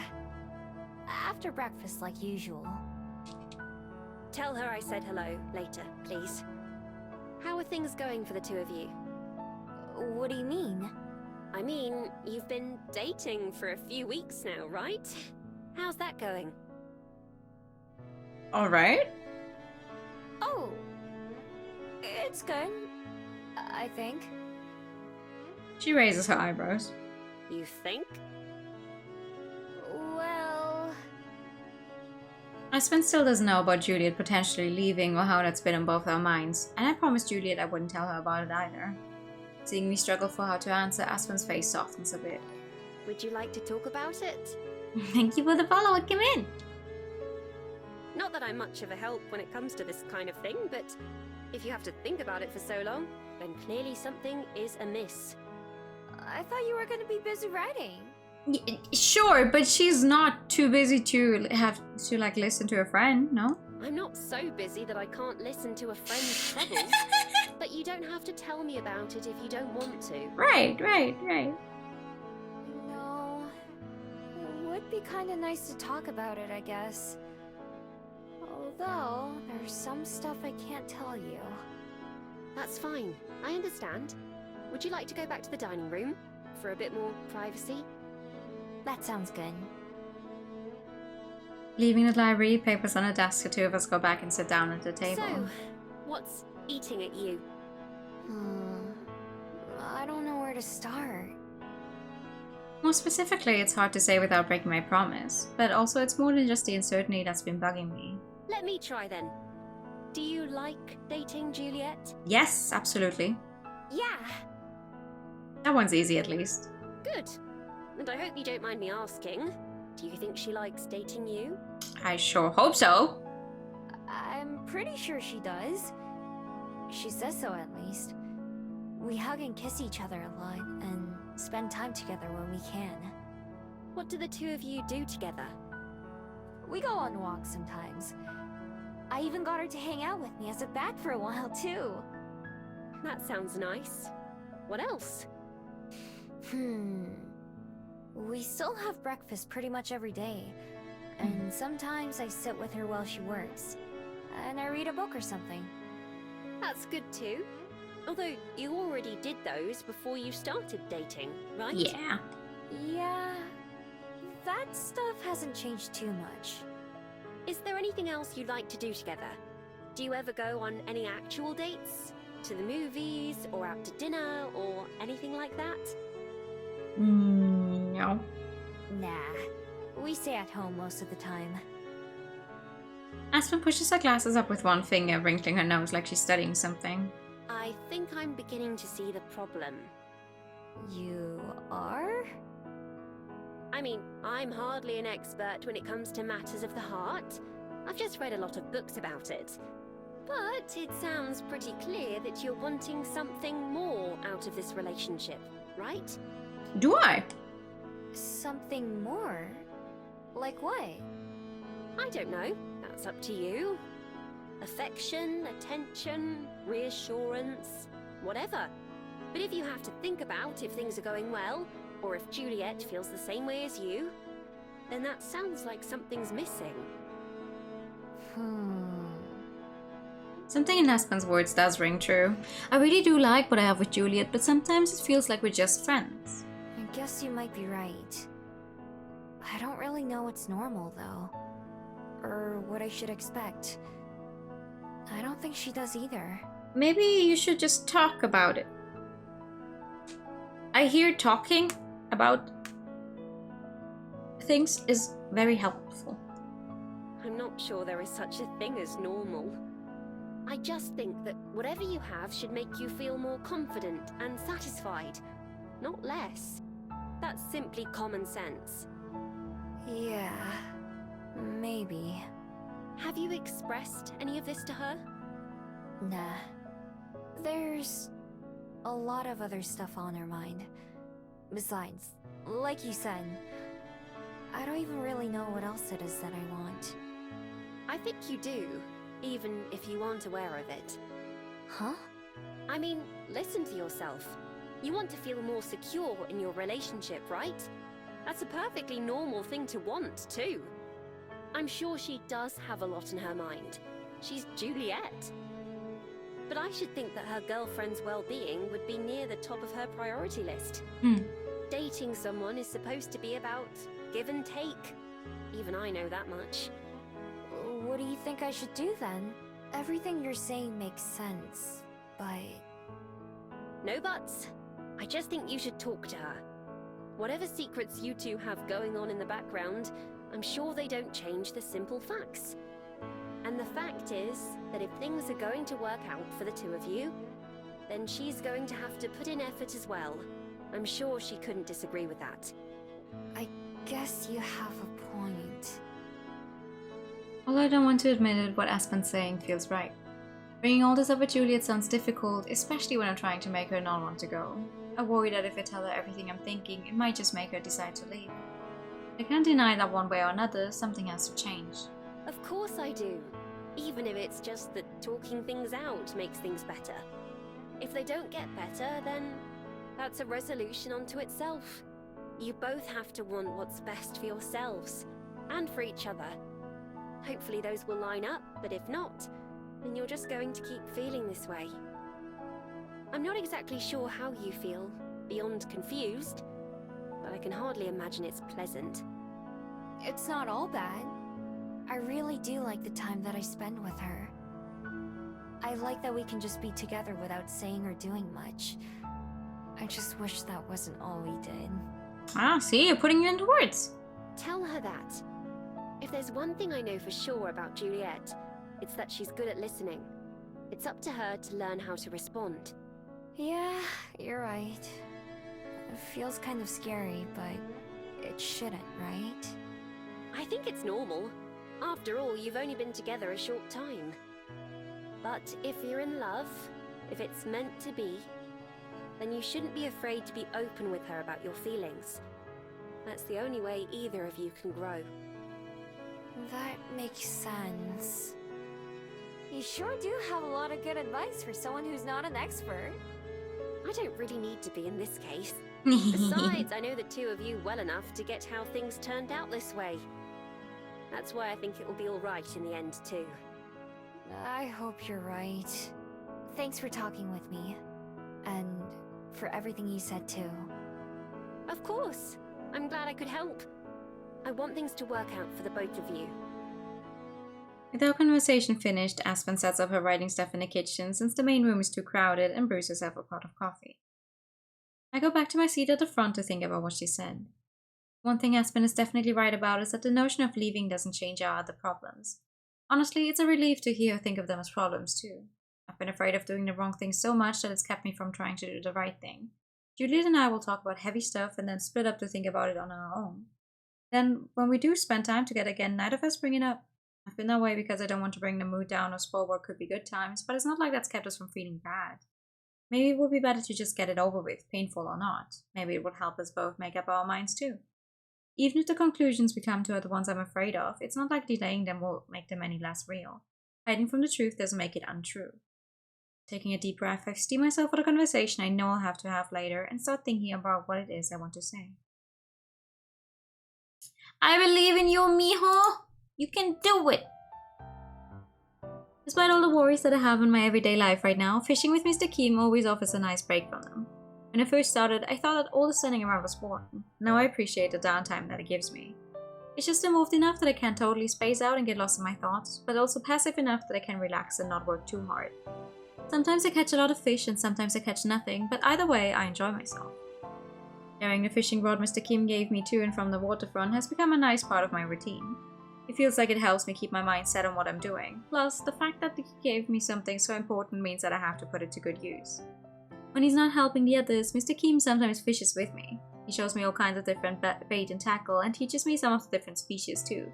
The more time I spend learning, the more I understand what he meant when he told me he tried to get to know the fish in the sea. Still more than a month before the king is supposed to be in our area, so there's plenty of time for me to get acquainted too. Plenty of time for me? Yeah. I don't know if it'll make a difference or not, but it definitely can't hurt. Aside from that, there isn't a whole lot I can do to prepare. I'll just have to hope that my patience pays off. Even just getting to see the king would be enough for me. If anyone's going to catch him, it should be Mr. Kim, since he's been trying for so many years. I don't know how many other people will be out hunting for him too, but Mr. Kim says it'll be a lot. Either way, I can't wait for December to roll around when we'll finally get our chance to land him. After spending some time outside, I go back to the library in the early evening and start closing up for the night. The last few patrons around say goodbyes, they trickle past me out the door, and I give absent-minded responses as they go. Aspen must have left some time while I was out. Stacking and shelving books gives me something to occupy my hands, but my thoughts are running wild. I keep an ear open for the sounds of Juliet waking up, running water, shutting doors, or even her voice coming down the hallway. I spend all day thinking about Aspen's words and what I want to say to Juliet, but my feelings are still a mess. Regardless, I plan to talk to her tonight. Every other day that I put it off is just another day that I feel like this. Aspen said I shouldn't be afraid of talking to Juliet, but in this case it's hard not to be nervous. After all, this conversation could change our entire relationship for better or worse. That means my entire life could change too. I should be used to potentially life-changing moments by now, but my heart is still racing. All I can do is trust in myself and in Juliet. Doing those two things have gotten me this far. I just have to speak from my heart and hope that she understands. In a weird way, I'm kind of glad that it feels like there's so much on the line here. No matter what happens, I hope I can have some closure soon. The last library guest eventually leaves and I finish everything that needs doing. After pointedly adjusting the chairs and straightening out some papers for the 100th time, I go to the kitchen and make myself a cup of tea. I found myself drinking more tea over the past few weeks. I still don't like the taste on its own, but with enough sugar I can tolerate it. Making tea is kind of soothing too. Heating up the water, scooping the leaves, watching it steep. I imagine that's why Julia drinks it even as a vampire. I sit at the table and sip my drink, unable to do much besides that. I consider going and watching TV, but I know I wouldn't be able to pay attention, so instead I sit and wait. After what seems like forever, I finally hear sounds from upstairs. I force myself to wait a little bit longer and give Juliet some time to properly wake up. Wiping my palms on my legs, I count the seconds away. When it feels like it's been long enough, I stand up. Before I go upstairs, I refill my mug and prepare a cup of tea for Juliet as well. Again, the simple process helps me focus on something else for a moment and clear my mind. Once both cups are ready, I take them and go upstairs. I pause outside Juliet's study, listening for just a second to make sure I'm not interrupting anything. I don't hear anyone else with her, so I knock. Come in. Step inside. Good evening, Miho. I was just about to come down and see you. That's nice. Hey, I made you some tea. I pass her one of the mugs, which she accepts with a smile. Thank you. That's very thoughtful. I just nod, taking a seat without being offered. Can we talk? Juliet stiffens, probably at my words as well as my actions. This is the only way I can do it though. It's this or freak out. Of course. There's a little shake in her voice too. That makes me feel a bit better somehow. She doesn't say anything else. Juliet pulls her chair out from behind the desk and sits down close to me, but not touching me. It's not too different from a couple weeks ago when we sat here and she told me about the underworld and asked me to go with her. I wonder if she has an idea of what it is I want to talk about. I would be surprised if not. Give myself one last second of preparation. I take a long drink of tea, centering myself around the warmth and aroma. Then I set the mug down on the desk. Force myself to make eye contact with her, even as my mind wants to look away. Aspen came by the library this morning to do some writing. She said she decided not to take that job at the New Bell House. We talked for a while, and she asked some questions about us. About you and me, I mean. She asked how things were going between us, and I told her I don't really know, basically. Juliet's eyes widen and I see her swallow, but she doesn't say anything. She just waits for me to continue. She could tell that something was bothering me. I didn't tell her you might be leaving, just to get that out of the way. I kept my promise about that. She asked me some other questions, though, and helped me realize some stuff. Some stuff that I've been feeling for a while, but didn't tell you. Because I didn't want to bother you when you already have so much on your mind. And I was afraid that if I did, it might be another reason to make you want to leave. But talking with Aspen made me realize that if I don't tell you, then it's just going to make things worse. So, I spent all day trying to think about how to say it, but still couldn't figure it out. Obviously. Still silent, Juliet is so motionless as she listens that she could almost pass for a doll. I take a deep breath, looking away from her face. Do you love me? My throat contracts as I ask, barely able to whisper. I take a sip of tea to steady myself. Oh, Miho, of course I do. I do love you. I hadn't meant to make you question that. Juliet whispers too, also sounding strained. Her hand twitches like she's going to reach for me, but stops herself. I love you too. This time my word sounds more like a gasp. I can feel the imminent pressure of tears, and it's all I can do to keep myself from crying. I really do. You helped teach me what love even is. And that I could be in love. So that's why. That's why. 2 tears roll down my cheeks as I look into her eyes again, seeing them sparkle as well. That's why I don't want to have to ask. I just want to know. We say it to each other, and we hug and we kiss, but it feels like that's it. I know we said we didn't need to use certain words or do certain things, and that's true, but sometimes it feels like we're still just friends, like nothing's changed. I like being with you and just doing nothing, but I don't want to always do nothing. And to do things you want to do too. I want to have fun with you, not just make you less sad. Sometimes, I don't even know if I do that. It's not just that you want to leave. I get why you do. But even if I go with you, would things be any different? Or would we still be like this? Because I don't want to keep wondering. I know we haven't been together for very long, but I don't want to keep feeling like you're only with me because I asked, or for my sake. You're always doing things for other people. I love that about you. But I couldn't take it if this was one of those things.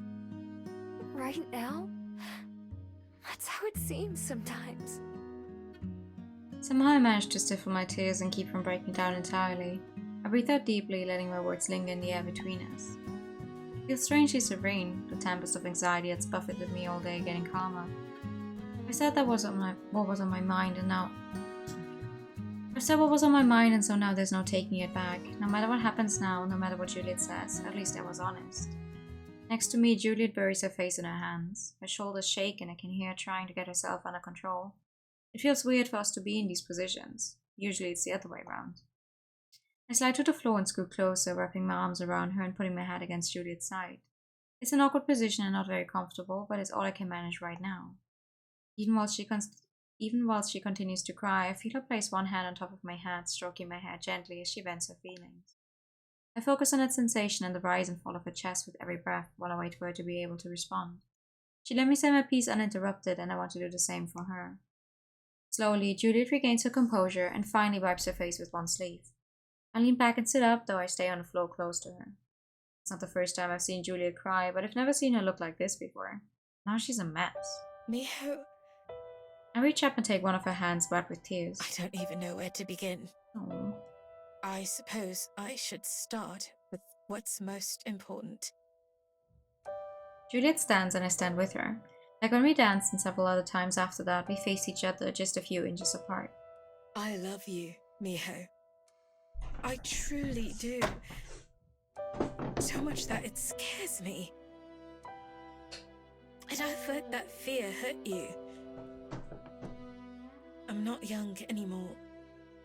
From the outside, I've seen so many relationships begin and end. I've had dalliances of my own. I know the volatility of the heart. I do not know what that means. So, to find myself falling for you so quickly and so deeply, I didn't know how to respond to my own feelings with anything other than doubt. We spoke of this before, with Aspen in the gardens that night.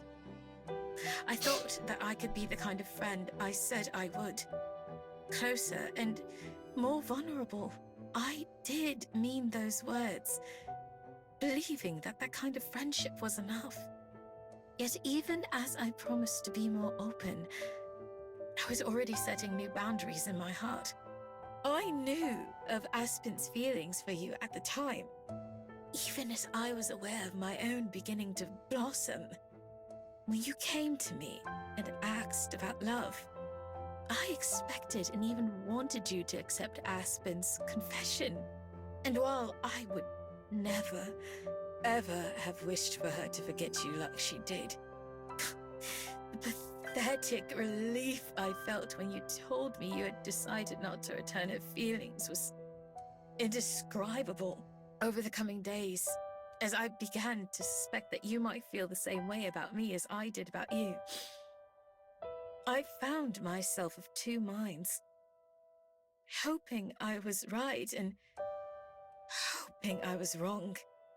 Even as I told you that pain and heartbreak were unavoidable parts of connection and relationships, I could feel the sharp sting of hypocrisy in my throat.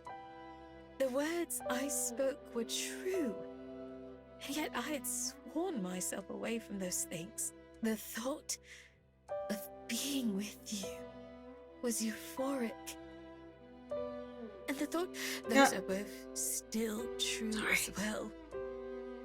That night by the sea, when you said that you loved me, I was so happy and so afraid.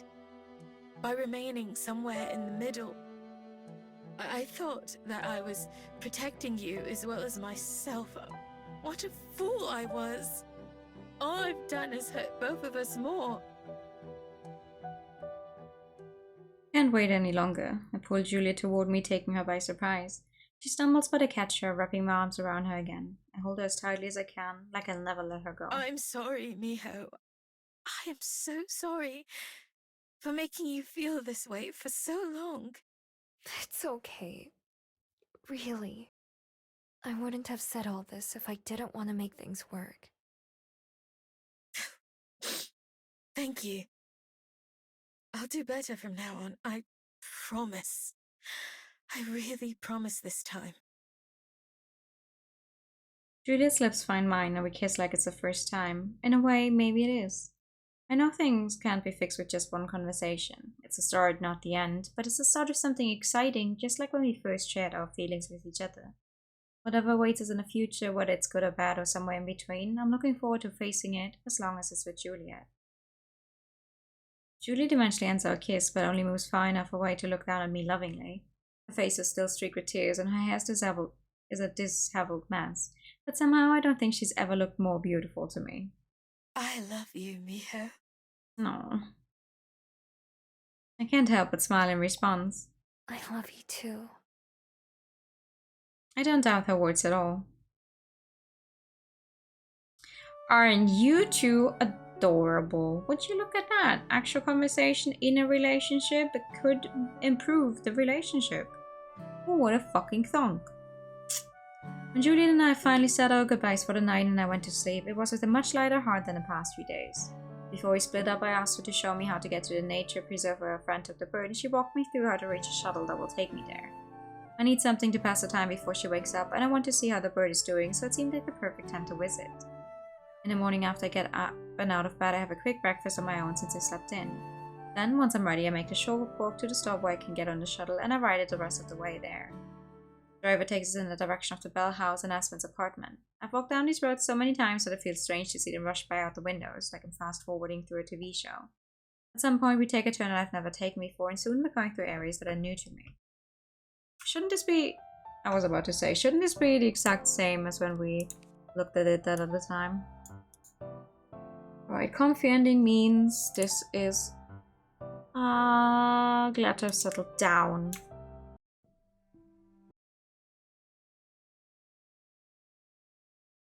I spent a few hours wandering around the preserve and never ran out of things to see. There are birds, lizards, and all kinds of other creatures, plus a forest that reminds me of Korea. The calm beauty of it all helps me feel better after hearing about the bird. At least I got to spend its last few days in a place as gorgeous as this. After a while, I leave the park and wait for Shell to take me back where I came from, and then walk the rest of the way to the library. Once I'm home, I spend the rest of the day napping and watching TV while I wait for Juliet to wake up. That night, I'm dozing in my room, drifting in and out of sleep, when there's a knock at my door. 3 knocks, like always. Come in. The door swings open and Juliet stands there. I leap to my feet, sleepiness disappearing in an instant. Good evening, Miho. Hi, what's up? Hey. She welcomes me into her arms with a hug and a kiss. I'm sure last night's conversation is still front and center in her mind. 2 of us go downstairs and Juliet starts preparing tea, setting a mug at both at our spots at the table. How was your visit to the nature preserve? It was really nice.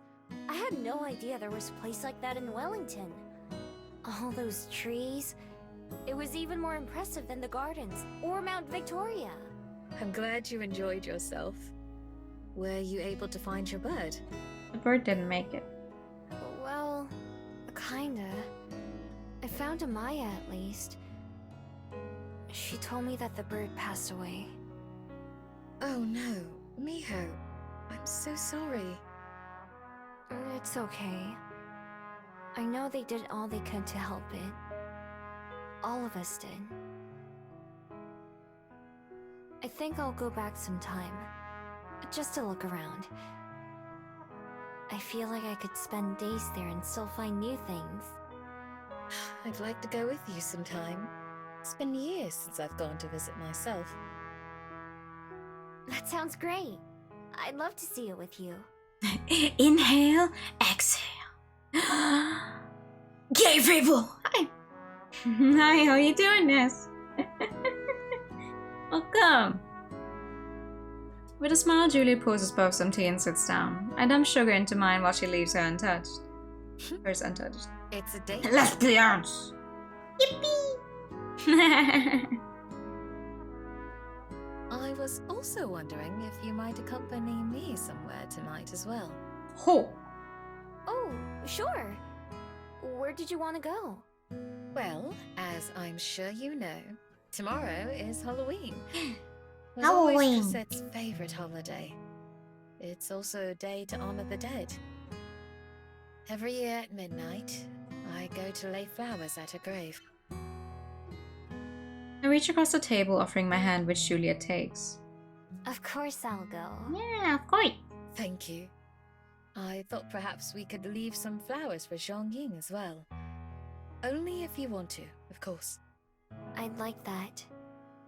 I'm sure they loved flowers. I know I do.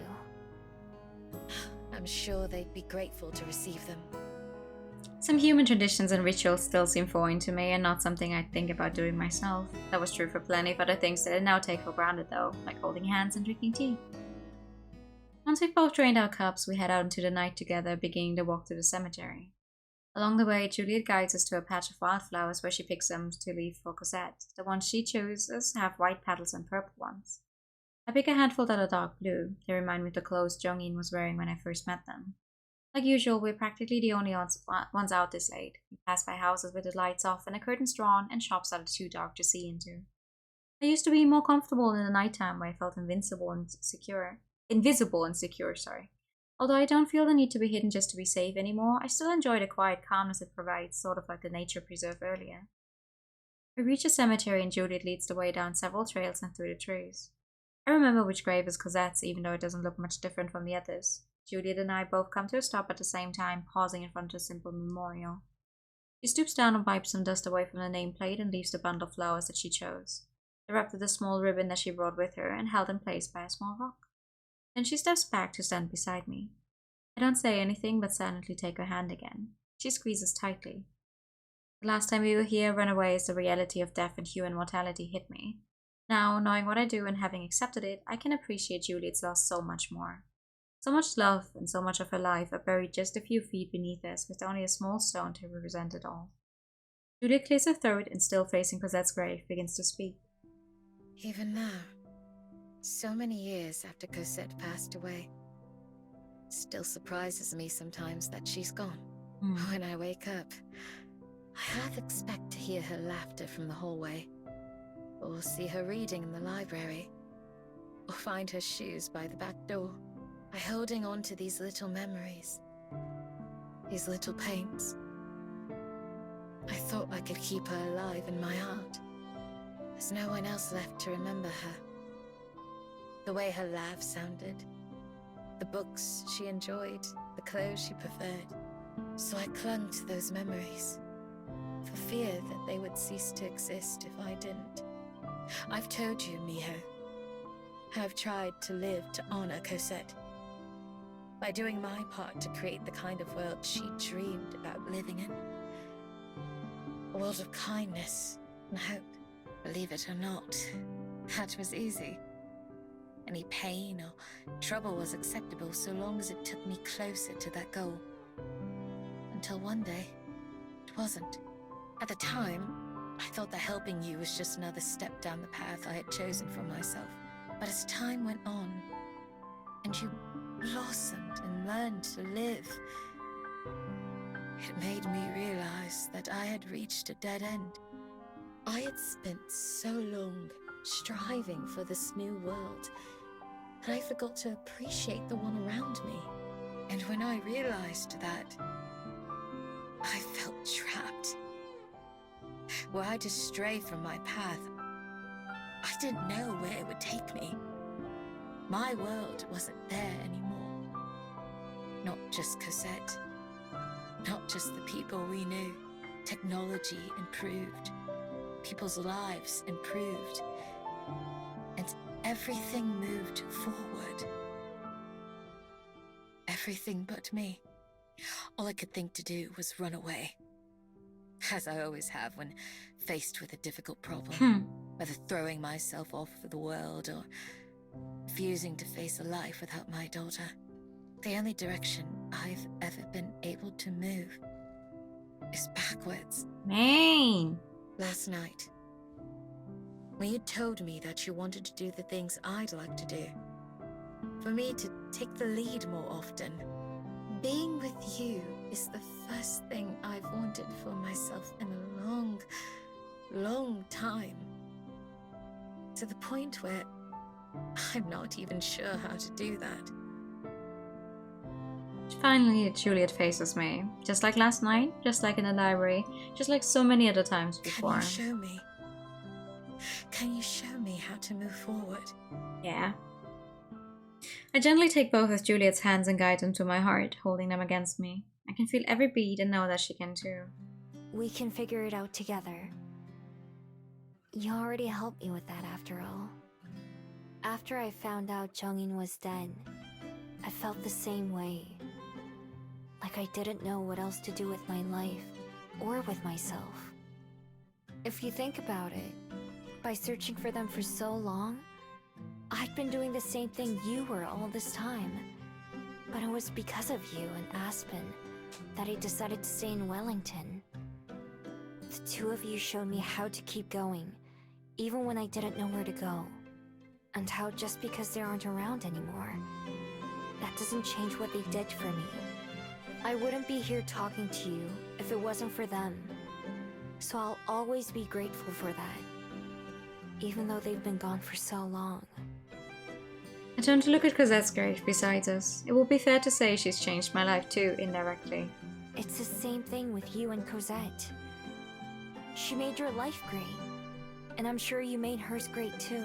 I didn't know her, but from everything you've told me about her, I'm sure she wouldn't want you to hurt or feel sad about her all the time. I'm sure she would have wanted you to smile when you think of her, and to find lots of other reasons to smile too. Juliet also studies the moonlit grave. I wonder if she's picturing Cosette the person, or if she's seeing the stone for what it is. After a long time, she nods. Yes. Yes, I do believe you're right. I'll never stop loving her, or missing her. She lived a wonderful life, and died a peaceful death. She'll remain at peace forevermore. But I'm still alive. And it's time that I acted like it. We can make a new life for ourselves here. One step at a time. Together. Right. Together. You're not alone anymore. Neither of us are. I just have one question though. You said here. Does that mean that you'll stay? Yes. Maybe someday we'll go. But I want it to be because both of us want to. Not just me. There's plenty of time for that in the future.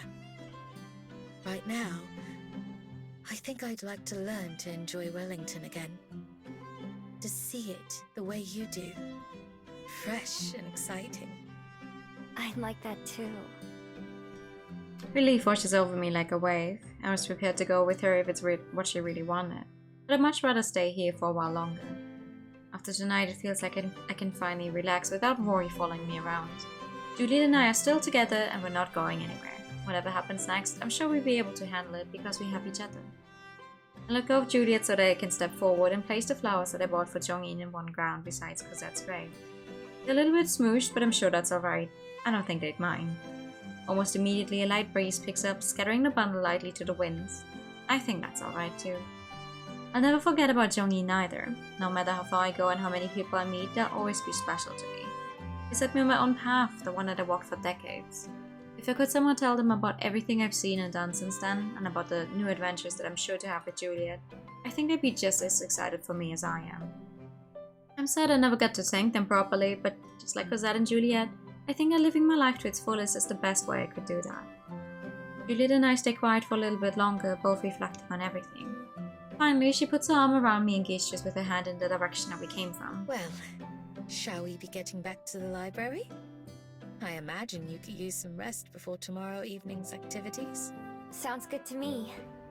I'm ready to go if you are.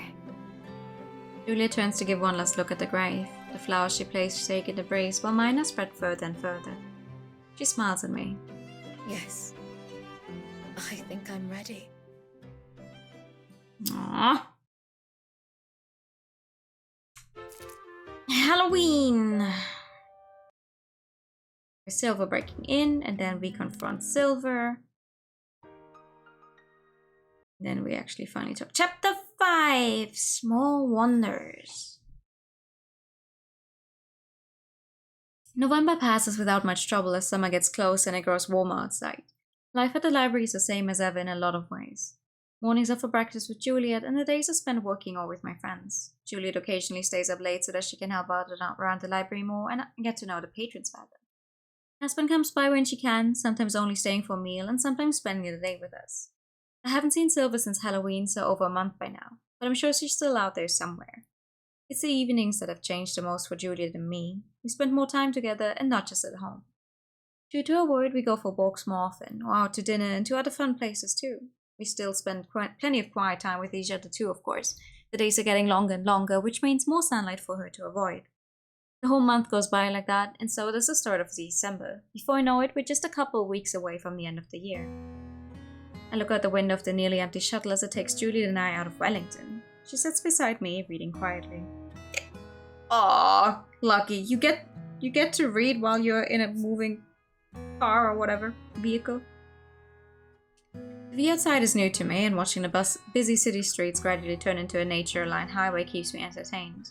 I'm glad for the sights because we'll be traveling for a couple hours. It's a long way to the edge of the world. Around the time it becomes too dark for me to see very well is when Julia tucks a bookmark into her novel and closes it, peering out into the night beside me. It's not too much longer, I think. I don't remember for sure, though. There's an actual edge of the world? It's alright. I'm having a good time. I don't mind long rides when I'm not stowing away in a cabinet or something. That was how you first came to Wellington, right? Yeah. Yup. Although, I think I had about as much legroom as the other passengers did that time. This bus is pretty comfy, though. Indeed. I'm glad it runs through the night. Last time I made this journey, I flew. As a bat? Yes, it's been that long. I'm not sure I could run that far, even as a fox. Most people walked back then, which could take several days. I much prefer how it is now. Me too. Even though it's my first time. There are a handful of others on board the bus with us, most of them with bags or other belongings close by. We're probably the only ones who plan to be returning to Wellington tonight. We make a few other stops along the way, and someone gets off at each of them until it's just the two of us and the driver who remain. Going all the way to the edge? Yes. We won't be descending, though. Been a while since I've gone that far. You're heading back after, then? We intend to. I'm saying goodbye to a friend. Will there still be shuttles operating in a couple hours? I'll wait for you. Otherwise, you could be sitting around all night. Thank you. I appreciate it. Sure. We'll be there before too long. The further we go, the narrower the roads start to become again. The trees and foliage also thin out until they practically disappear. Finally, the shuttle pulls into a small unpaved lot. Juliet leaves her book on her seat and the two of us disembark. There, under the moonlight, I get my first look at the overworld's edge. A metal fence runs along the abyss, seeming to stretch forever in either direction, similar to the one at the top of Mount Victoria, but much taller. Out beyond the fence is the open air and nothing else, just pure, endless nothingness. More stars than I've ever seen in my life decorate the sky. It's windier here than it is in the city, windy enough to be loud. A short footpath leads past a small empty building. Grass covers the area where we are, but fades into dirt and rock not too far away. The path ends at a small entryway that makes the only gap in the fence. It's nicer than the rest of the area. Can't imagine that it itself has changed very much since Juliet first arrived here. A shadowy figure stands there waiting for Juliet. I gently nudge her forward. Take your time. Thank you, dear. I'll try not to be Dear! too... I watch as he strides ahead, meeting with Ezekiel in the shadow of the ark. I knew coming out here that the conversation would be between them alone. I want both of them to be able to say whatever they want to each other without worrying about me eavesdropping. Besides, I'm more interested in exploring. While the two of them talk, I decide to look around. I head over to the barrier. It sits right at the edge of the void, close enough that I can peer over the side. There's not much to see though, only stone and darkness. The underworld is down there, far, far below, but it's invisible from here. I wonder what the view is like during the day. Probably the same, but with blue sky instead of black. Nowadays, most fabled travel between the overworld and underworld on much faster elevators or use magical means. There are even airships that go up and down between the two. This is the first lift that I've ever heard of that's this old and slow. I doubt there are many of them left anymore. Still, it's not a surprise that this is how Juliet's friend would want to return. It probably exists for people like him who are old enough to remember how things used to be. I've heard that on some of the other world's other edges, oceans spill over the sides like a waterfall or towns are built on smaller shards of floating stone. It's a little boring here in comparison. I'd like to see the underworld at some point. I'm not sure that I want to live there, but maybe I'll change my mind when I go. I'm sure that Juliet and I will visit it together someday. Now that I'm not dreading the thought of leaving Wellington behind, I can appreciate the idea of moving castles and magic forests more than I could before. I walk for a while following the rail so it's impossible to get lost. Turns out that things aren't any more exciting further along though, just more grass and dirt. Eventually I go back in the direction I came from, and it's not too long before I hear the distant sound of the lift departing. When I get back to the starting point, I find Juliet standing alone as the lift slowly descends. I walk to her side. Ah, there you are. I was wondering where you'd gone. Thank you for waiting for me. Of course. I just walked for a bit, but there wasn't much to see. How'd it go? Recap. Okay, we had big talkies about our feelings, and Juliet apologized a lot of she never wanted us to feel like she doesn't love us or anything, so now we're even more lovey-dovey than ever. We put down some flowers at Cosette's grave. Halloween happened just the way it would, and right now we're literally at the edge of the world where there's one of the oldest lifts remaining from back then of how you go from the overworld to the underworld and vice versa, where Juliet just said goodbye to Ezekiel, but I guess we do not get a design for him. So that's where we're at right now. We said what I expect will be our last goodbyes. He goes eagerly to a well-deserved rest.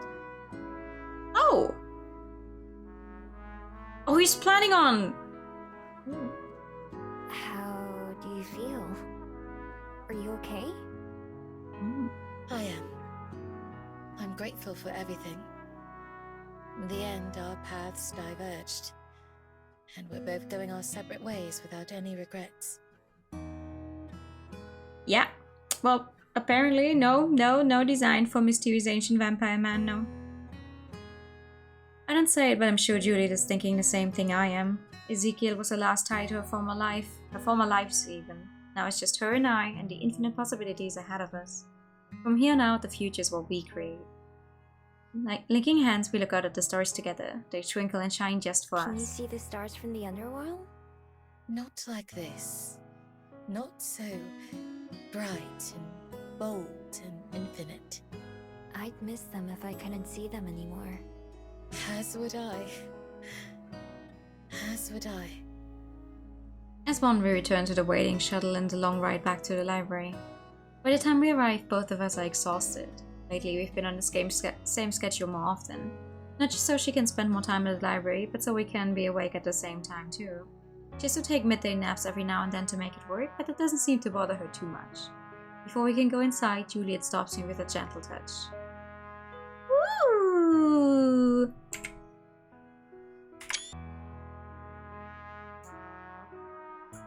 She turns to me and I gaze up sleepily just as she leans in to kiss me.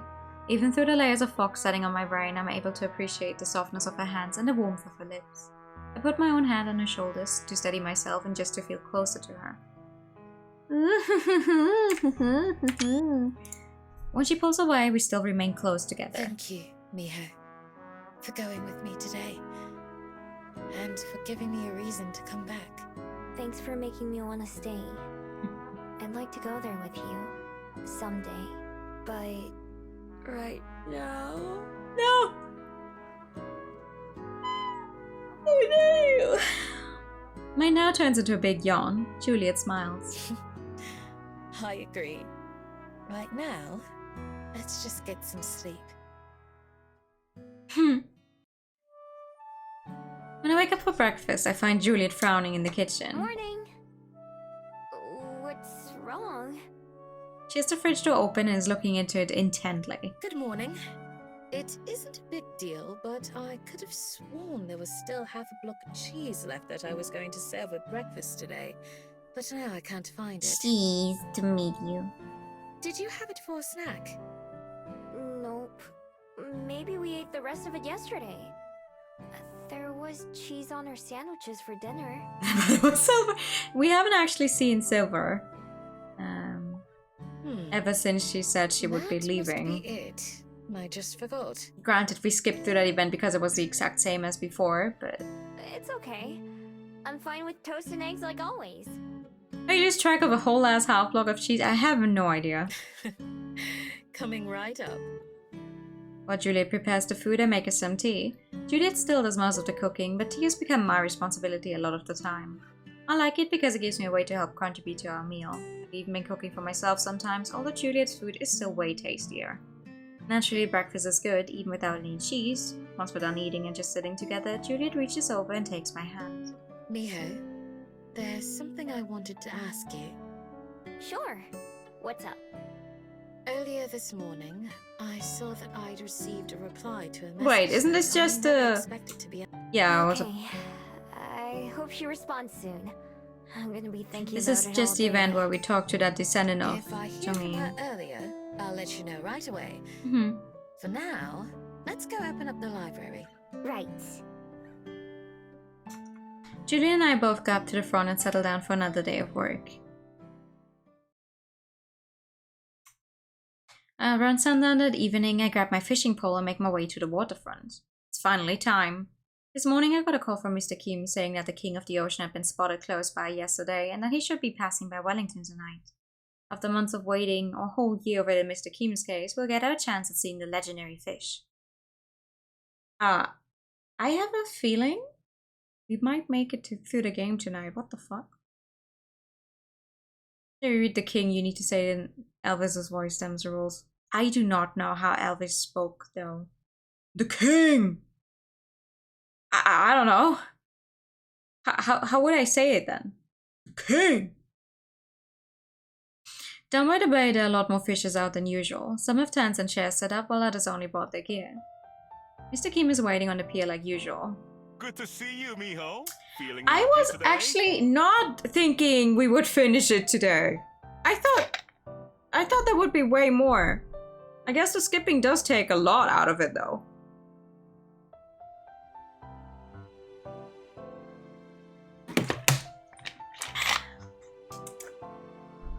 Thank you for the pat and the posture check.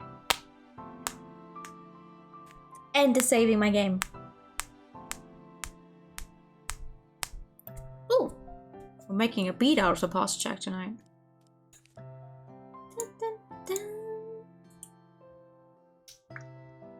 Not sure how to convey it through text. That's fair. Packed out there. Kind of hard to convey how to pronounce something through text. Sure is. Tonight's one of those nights that we fishermen dream of. How long do you think it'll be until he gets here? Could be many hours. Hard to say. There's a whole network of folks who watch the waters all up and down the coast, and they'll give us a ring if anyone spots him. But there's no guarantee that he'll be close enough to see. Sometimes he passes through deeper waters before coming inland somewhere else.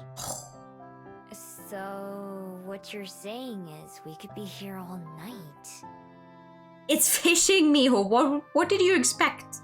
It's a certain possibility. Sleepiness has ended many an angler's quest to spot the king. If you have to go early, I'll understand. Are you gonna stay out here the whole time?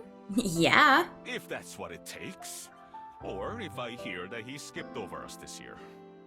I'll stay too. I've waited this long to see him. I can't just give up at the end. That's the spirit. I've got coffee and black tea to help keep sleep away. Ooh! No one's eaten the king so far. No! Apparently not. We walk to the end of the pier and sit down, keeping our rods close by. The setting sun makes for a beautiful sky that I tilt my head up to admire. Mr. Kim does the same. Mother Nature sure knows how to paint, doesn't she? It's a little chilly, especially out here in the water, and I wrap my arms around myself to stay warm. If we don't catch him this year, will you try again next year?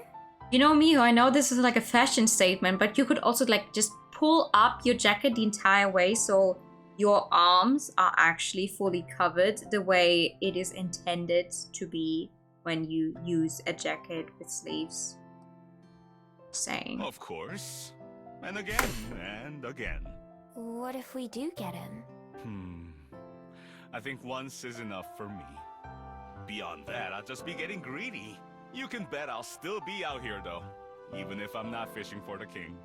I don't know if I'd be able to keep trying for as long as you have. Oh? Why's that? It's easy. You just start, and then you don't stop. I'd like to catch the king, of course. But I've come to enjoy the waiting just as much. It's something to look forward to. If I miss him, I'm disappointed, of course. But it just means that I get to try for another year. When I first started fishing, I thought all the waiting around was pretty boring. I kind of get it now, though. There's an understanding between us fisher folk and the sea, I think. It's give and take on both sides. What do you give to the ocean? Time. Patience. Like any friend, it needs attention for your relationship to grow. Whether that's cleaning up garbage from the shores, or teaching someone to appreciate the joys of fishing. The two of us sit together for hours, trading stories about the places we've been. Mr. Kim tells me about the Korea he comes from, and I tell him about mine. He even pulls out a thermos of mungtang, spicy fish stew, for us to share. It's as delicious as the dinner he shared with me a couple months ago. As the evening winds on, a lot of the fishers waiting by the shore gradually get up and go home. I guess they must be getting tired of waiting. Mr. Kim and I pass some of the time by fishing for other things or walking around to give our legs a break. As twilight starts to come to an end, my ears twitch, picking up the sound of distant shouting. It starts far away, probably too far for Mr. Kim to hear, but when he notices me tilting my head to listen, he walks over. The shouting starts to get loud as it gets closer. It's not one person yelling, but a chain of them, the message being carried along the coast. He's here! They spotted the king! They spotted the king! All up and down the beach, the fishers are hopping to their feet and casting their lines. Some of those who were in the middle of leaving hurry back to the shore. He's here! Mr. Kim's voice echoes along as he passes along the news to the people on our other side. Let's go, mijo! Both of us cast our lines out and I leaned forward to try to get a glimpse of the fish himself. Where is he? He could be anywhere. Keep an eye out. Mr. Kim shades his eyes with one hand to search around, and I can see other fishes doing the same. I wonder how far away from here the king was actually spotted. With how many people waiting for him, the news could have come from pretty far away. The ocean looks the same as ever to me, lapping gently against the pier where we're standing. Occasionally someone reels in a normal fish, but nothing out of the ordinary. Suddenly I notice something sparkling in the water several meters away from where we are. At first I think it's just a trick of the light, but then it moves, disappearing and reappearing a little bit closer. I tug on Mr. Kim's shoulders to get his attention and point. Hey, is that? The sparkling disappears and doesn't resurface. Both of us watch with bated breath, ready to start reeling at the first sign of a bite. There! Mr. Kim steps a finger towards the sea, and I watch the spot he's pointing at. Sure enough, I see that light again. This time it's close enough to see the vague shape of a fish, but not near enough to see clearly. The king! The glittering fish slowly comes closer, moving in short bursts. Sometimes it dashes off in another direction, then wriggles back towards us. Finally, it comes into view. The king of the ocean swims in front of us, 4 long whiskers streaming from his face. His scales are shades of beautiful blue and purple, but shine with other colors too as the sunlight hits him. He's bigger than any fish I've ever seen, but still smaller than a person. Swimming just below the surface, his top fin sometimes breaks through the water. I get a good glimpse of his big eyes as he passes us by, and the sparkle disappears as he dives down deeper on his way. Whoa. Whoa, indeed! I've never seen him that close before. This must be my lucky day after all. Even though he didn't stop for us, my heart races with the thrill of seeing the king in all. That was worth the wait. He was so far out that I bet a lot of the fishes on the shore didn't get to see him at all. Glad you think so. Well, I wonder where he'll be. Mr. Kim gets off mid-sentence as we both see the same thing. The spark of the king's scales reappears near the pier. He comes closer and closer, and then dives down again and disappears. Mr. Kim and I look at each other. I hold my breath as moving could spook the fish. Seconds pass, then a minute. Then I feel a tug. I've got a bite! Reel it in, mijo! I try, but the fish on the other end is fighting back. I have to hold on tight just to avoid having the fishing rod yanked out of my hands. I need help! Mr. Kim comes to my side and grabs the handle too. Both of us work together to pull and reel, and slowly I feel us start to gain ground. 2 of us brace ourselves and then both pull as hard as we can. With a huge splash, the king breaks through the surface of the water, dangling from the end of our line. He hangs there for a moment, looking at us like he's judging us. The 2 of us step back in silent awe as I realize something. The king let us win. After only a couple seconds, he opens his mouth and spits out the lure, freeing himself and plunging back into the ocean. All that remains are the ripples, and in a moment, even those are gone too. Other fishes who saw what happened start to gather round, congratulating us and cursing us. Mr. Kim handles all the praise with a smile and a laugh, while I try to stay to the side and avoid as much attention as I can. It takes a while for the crowd to disperse before finally leaving us alone. Well, mijo, we did it! We did it! Yeah. I can't believe he came back to us. Maybe he didn't like the look of what they were serving further up the shore. Either way, thanks for helping an old dream come true. I ought to thank you. Besides, we reeled him in together. That we did. That we did. My wife will never believe it. I guess that's what I get for exaggerating about the size of some of my past catches. Hello, I'm Kingfish here from Ocean. Please have a nice day. From Ocean. I'm Kingfish from Ocean. That's alright, though. You and I will both know the truth. Yeah. Plus the 7 years of good luck, right? Oh, that's true. I'd almost forgotten. Maybe it'll only be 3.5 for each of us, though. Hmm? You know what? I get a year, and then you get a year, and then I get a year again. How about that? I'd say that's more than enough. Yeah, me too. Didn't notice the O. Oh, I thought that was on purpose. The sun is fully gone down by the time Mr. Kim and I pack up to head home. Before he climbs onto his bike, he gives me one last wave. Well, we won't be preparing for the king, but will I see you down at the fishing spot again? Absolutely. Of course. I've still got a whole lot more to learn. That's the spirit. Until next time, Miho. Bye! See you later. Woo! Later that night, I find myself lying awake, looking at the ceiling. Juliet's out running some late-night errands, so I'm home by myself. Tomorrow I'm going to talk to someone related to Jongin. It's kind of hard to believe. Juliet told me around dinner time that she'd heard back from the person she had emailed and set up a time for us to chat. I don't know how much she'll be able to tell me since they're only distant relatives. Still, anything will be nice to know. I hadn't been expecting to learn much more about them at all. As I'm lying there thinking about what I'll ask tomorrow, I hear a muffled thump from the kitchen downstairs. I sit up. It's a little early for Juliet to be back. Maybe she forgot something. That doesn't seem likely, though. I move silently as I get up and leave my room. I'm out of practice when it comes to being stealthy, but some things just come naturally. It's dark downstairs just like we left it when we closed up for the night and I went to bed. I tiptoe over to the kitchen, peeking into the darkness. Juliet's not there, nor is anything else out of the ordinary. I look for what could have made that noise, and finally notice Juliet's parasol lying on the floor. It must have fallen over and hit the counter or something as it did so.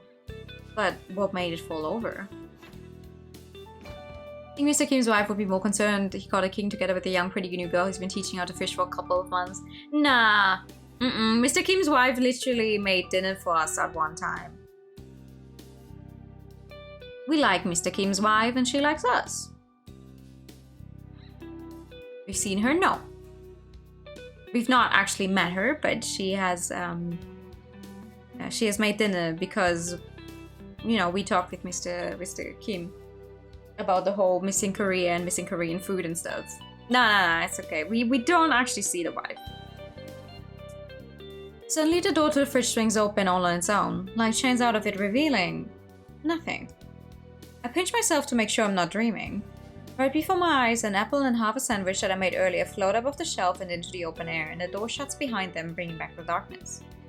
The apple and sandwich float out of the kitchen and towards the front of the library, turning the corner and disappearing into the book room. What?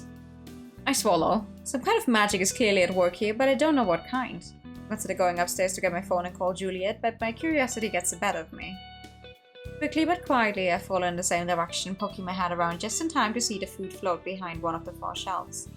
I take deep breaths as I move towards it, feeling my old fight-or-flight instincts kicking in for the first time in months. Pressing my back against the shelf, I slowly peer around the corner. Who the fuck are you? Sitting on the ground with her back against the wall is a young girl. Her pointy ears mark her as some kind of fable rather than a human. She has the apple in one hand and a sandwich in another, and a raggedy blanket beneath her. She takes a noisy bite of the apple, smacking her lips as she chews, followed by a noisy bite of the sandwich. Whatever I was expecting, it wasn't a kid. I jerk backwards in surprise, so I startled that my shoulder bumps against the bookshelf, causing a couple books to fall on the sides with a heavy smack. I whip my head back around to see the girl drop the apple in fright, her eyes going huge. I step out in front of her, about to ask her name or what she's doing. She's doing...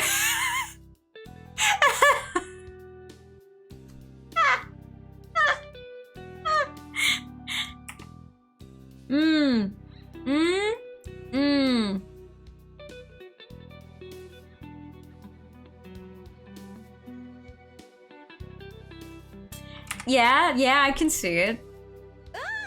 Nah! The girl's scream takes me by surprise too, and in an instant she disappears from sight. 1 second she is there, and the next she's not.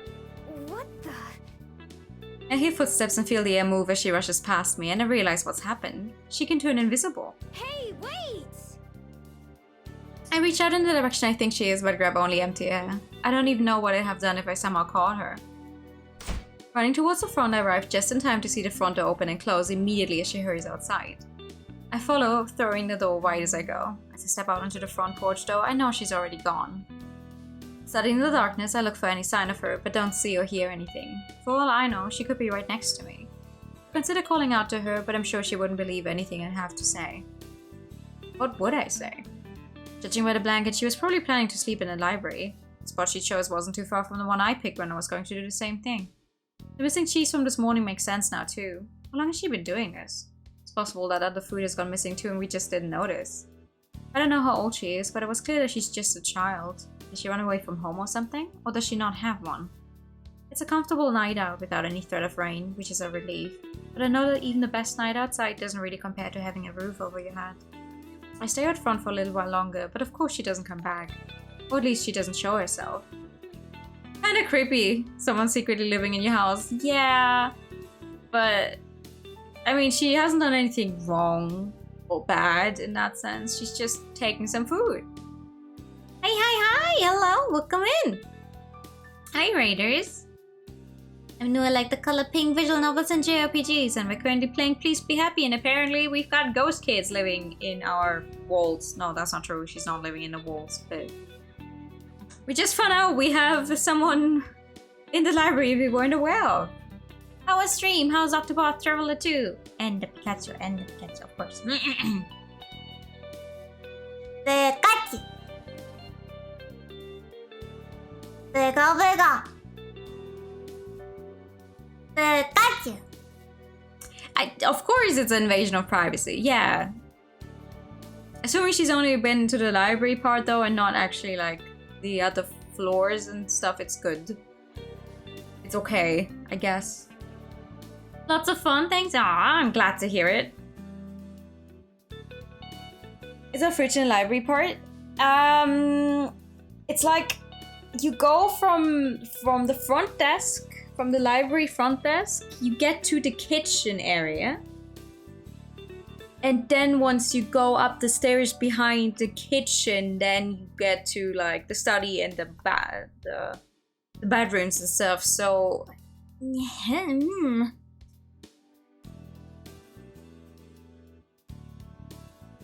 Well, how is it so far? It's great. It's great. We've actually reached 2 endings already.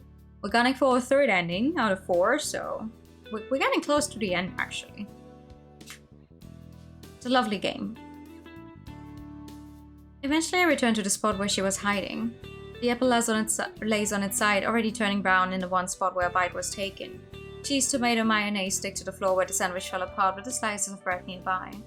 I clean everything up, tossing the dirty food into the trash. Then I make another sandwich and grab another apple, wrapping those in a paper towel, just like when I took some food to Silver. I also grabbed the ratty blanket. There's holes running through lots of it and doesn't feel very warm to begin with. Fold it up and go back outside, setting it down on the edge of the porch along with the food. I return to my room. Yeah, everything personal aside from the kitchen is upstairs, yeah.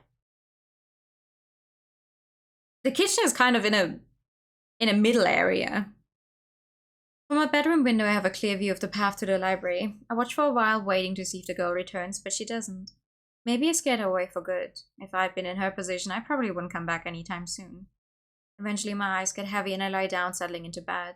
Wherever the girl is out there, I hope she's able to get some decent sleep. Juliet's waiting with a smile to greet me for breakfast. Good morning, my love. Did you sleep well? Yeah. Actually, you'll never guess what happened. I tell her all about the events of last night. As I expected, Juliet seems more concerned about the girl's condition and she's the stolen food. Worry creases her brow as she serves us our meal. Did you see a blanket with food on it when you got home? No, I didn't. So I suppose she must have returned at some point then. Yeah. I look around the room. Once again, it's possible she's right here with us, but not revealing herself. Maybe I'll see her again. If I do, what should I say? I'm not entirely sure. I can only imagine that a child who has to steal food is living with difficult circumstances. But without knowing what those are, it's hard to say how we could help her.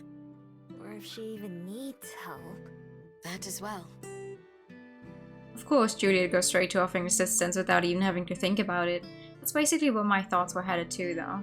From the moment I stood upright, I had my survival instincts to keep me safe, and I was able to adapt to my new life as a thief pretty quickly. It's possible that this girl has been living the same way for a long time, but still, she's too young to have to. Well, I'll keep an eye out. If I do see her, I can try to learn more about her. At the very least, maybe we can find out where she came from. I'm actually more surprised they're introducing another new plot point at this point. Yes, I think that would be for the best. I'll keep an eye out as well. On a lighter note, this arrived for you yesterday. Juliet retrieves a small envelope from the kitchen counter and hands it to me. She must have gotten it from the mail this morning. I take it and look over the names. It's the first time I've ever seen something addressed to me. It's from Cello! Juliet nods happily. I'd forgotten all about my promise to keep in touch with her. I'm glad she remembered. I use a nail to carefully open the envelope and slide out the folded paper inside. Dear Ms. Miho, how have you been? Life here in Amarina has been very busy ever since we got back from our trip. First of all, you and Ms. Juliet might be glad to know that we got a perfect score on our project. Hey!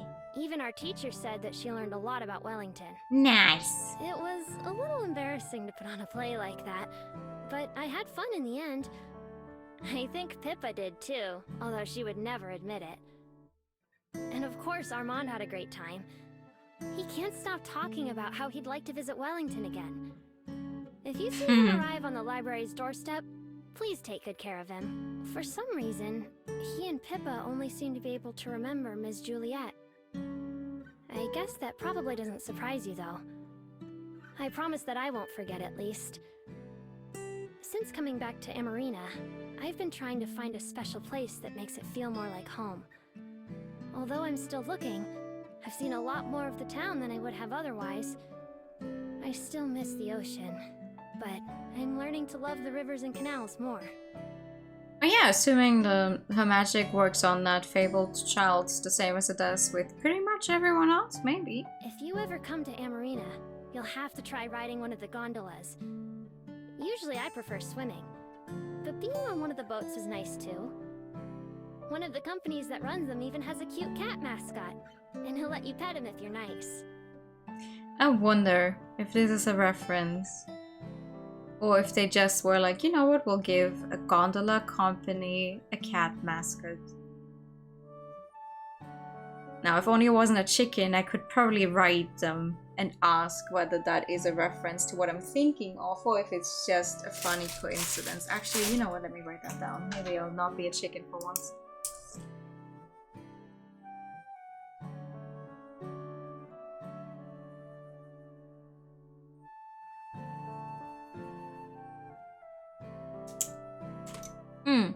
Reference to Aria. I hope that you're doing well too. You're gonna ask me next year. Please say hello to Miss Juliet for me, and Happy New Year to both of you.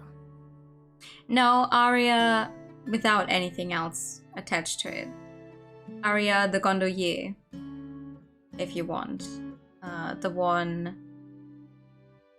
about humanity who has managed to turn Mars into a livable planet, and it just looks like a giant Venice is what it's called in English. If you've ever heard of that one. If you ever want a very comfy, a little mythical series about a girl learning to become a gondolier on Mars, please read it. Very good. One of my absolute favorites of all time. Your friend, Cello. When I'm finished reading, I tuck the letter back into its envelope so it won't get damaged. She says she's doing good. They got a good grade on their project. She also wanted me to tell you hello and Happy New Year. That's very sweet of her. I'm glad to hear their play was well received. Me too. She also said she's starting to like the town she lives in more too. Having some time away probably helped give her a bit more perspective. It's nice that she's finally settling in. I put the letter safely in my pocket so it won't get damaged. I'll write her a reply when I can.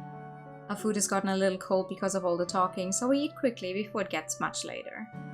After that, it's time to start working the rest of our normal routine. Between my upcoming call this evening and the mystery of the hiding girl, there's a lot on my mind, and I'm sure Juliet's too. Still, even though the hours pass by slowly, I make it through another day until it's almost time for my call. It's finally time for my meeting. Okay, yeah, that's the same.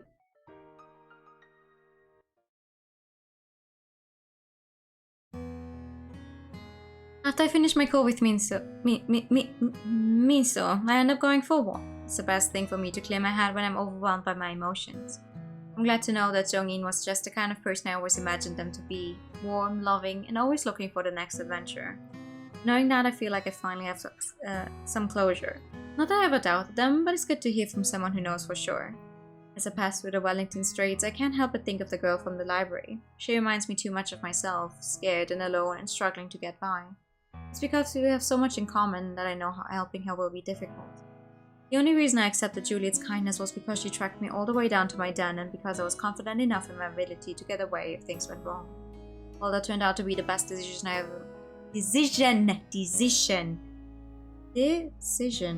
ever made at the time. I was full of doubt. I can't really blame the girl if she feels the same way.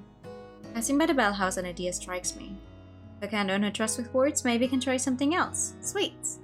I stop by another bakery and buy a slice of decadent looking chocolate cake. Is that... The person who cuts it for me places it in a fancy box with a ribbon on top. It cost me several hours' wages, so it better be good. With my bait in hand, I return to the library and wait until nightfall to put my plan into action. You know the 3 kids are from a visual novel as well? They are? No. No, I did not. Where are they from?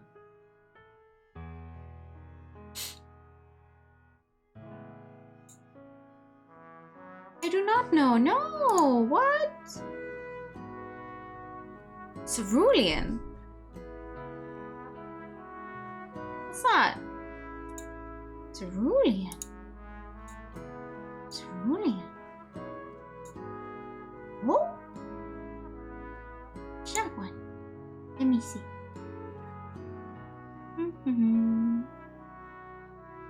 Downloadable game for Windows, Mac. Oh. Oh!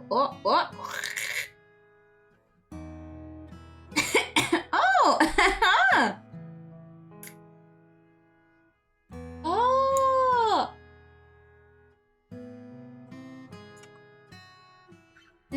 Science class project. Oh, cool! A short visual novel by Pink Pomeranian Parade created during July-August 2015 for the Summer Novel Festival. Oh! Okay, I did not know. That's sweet.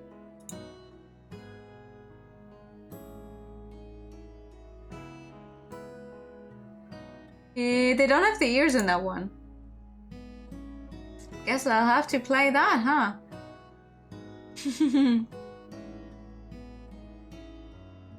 Ah, backgrounds by Adi Rosa.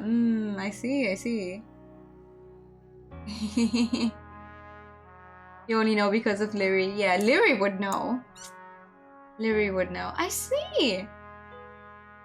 Good to know. Alright. I'll have to check that out.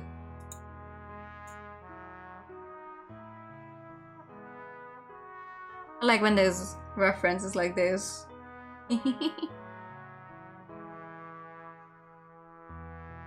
Pipper. Oh, Pippa and Amand. Nicknamed Uncle by his advanced age of 13. His tough exterior seems to hide a certain kindness. Aww.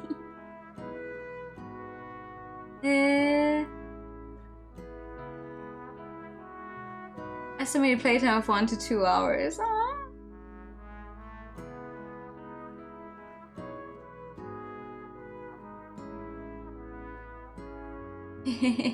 Sweet, alright. I'll definitely check that out.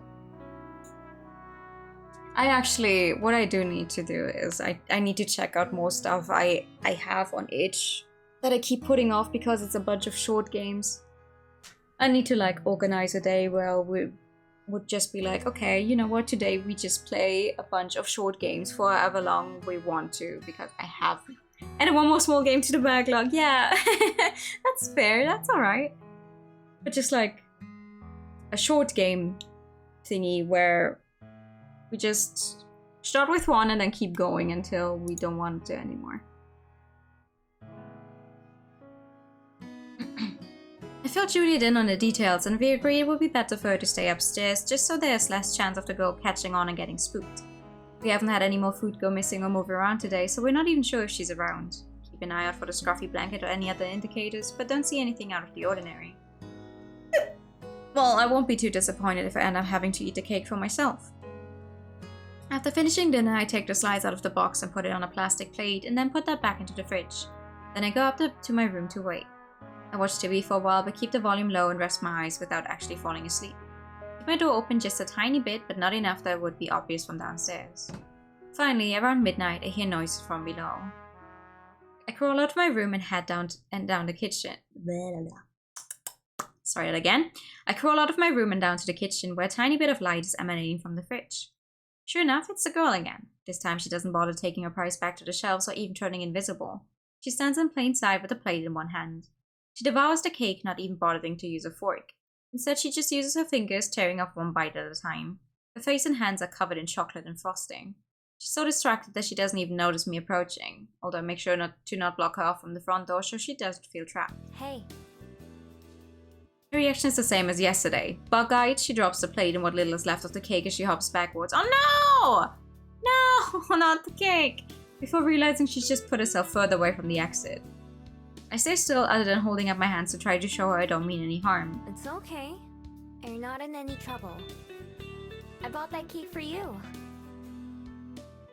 I try to keep my voice calm and low, as close to how Juliet usually talks as I can manage. The girl whips her head back and forth, probably looking for anyone else who might be hiding from her. She ankles herself towards the door. She doesn't turn invisible, at least. I won't try to stop you if you want to leave, but I was hoping I could talk to you. The girl stares at me mistrustfully from the other side of the room. I wonder if she can even understand me. Lowering my hands to my side, I maintain my distance, trying to look as not scary as possible. I'm gonna turn on the lights, okay? No response. I decide to just go for it and flip them on. Although she blinks at the sudden brightness, it doesn't make her run any further. You were hiding out in the library, right? And sleeping on the floor? More staring. I notice she doesn't have a blanket with her. It's okay. I'm not mad. Neither is Juliet, the other person who lives here. Maybe you've seen her around. At last the girl gives a slow nod. Taking that as a good sign, I put up my friendliest smile. I did the same thing before. I was hiding behind some of the shelves and Juliet found me. I thought she was gonna kick me out, but she was actually really nice. She let me stay in one of her extra beds and even gave me some food too. I bet you're so hungry, right? Even after the cake? And then a reluctant nod. She hasn't moved at all since I started talking. I can make you a sandwich or something if you want. That's what Juliet made for me. Do you want one? This time she doesn't respond, just stares at me from afar. You don't have to if you don't want it. We just want to help you out, since it seemed like you might be in trouble. Thank you for the short hair redeem. Finally the girl points at me. Ain't you a wolf? Ain't? Am I... huh? Your ears. Wolves eat little girls.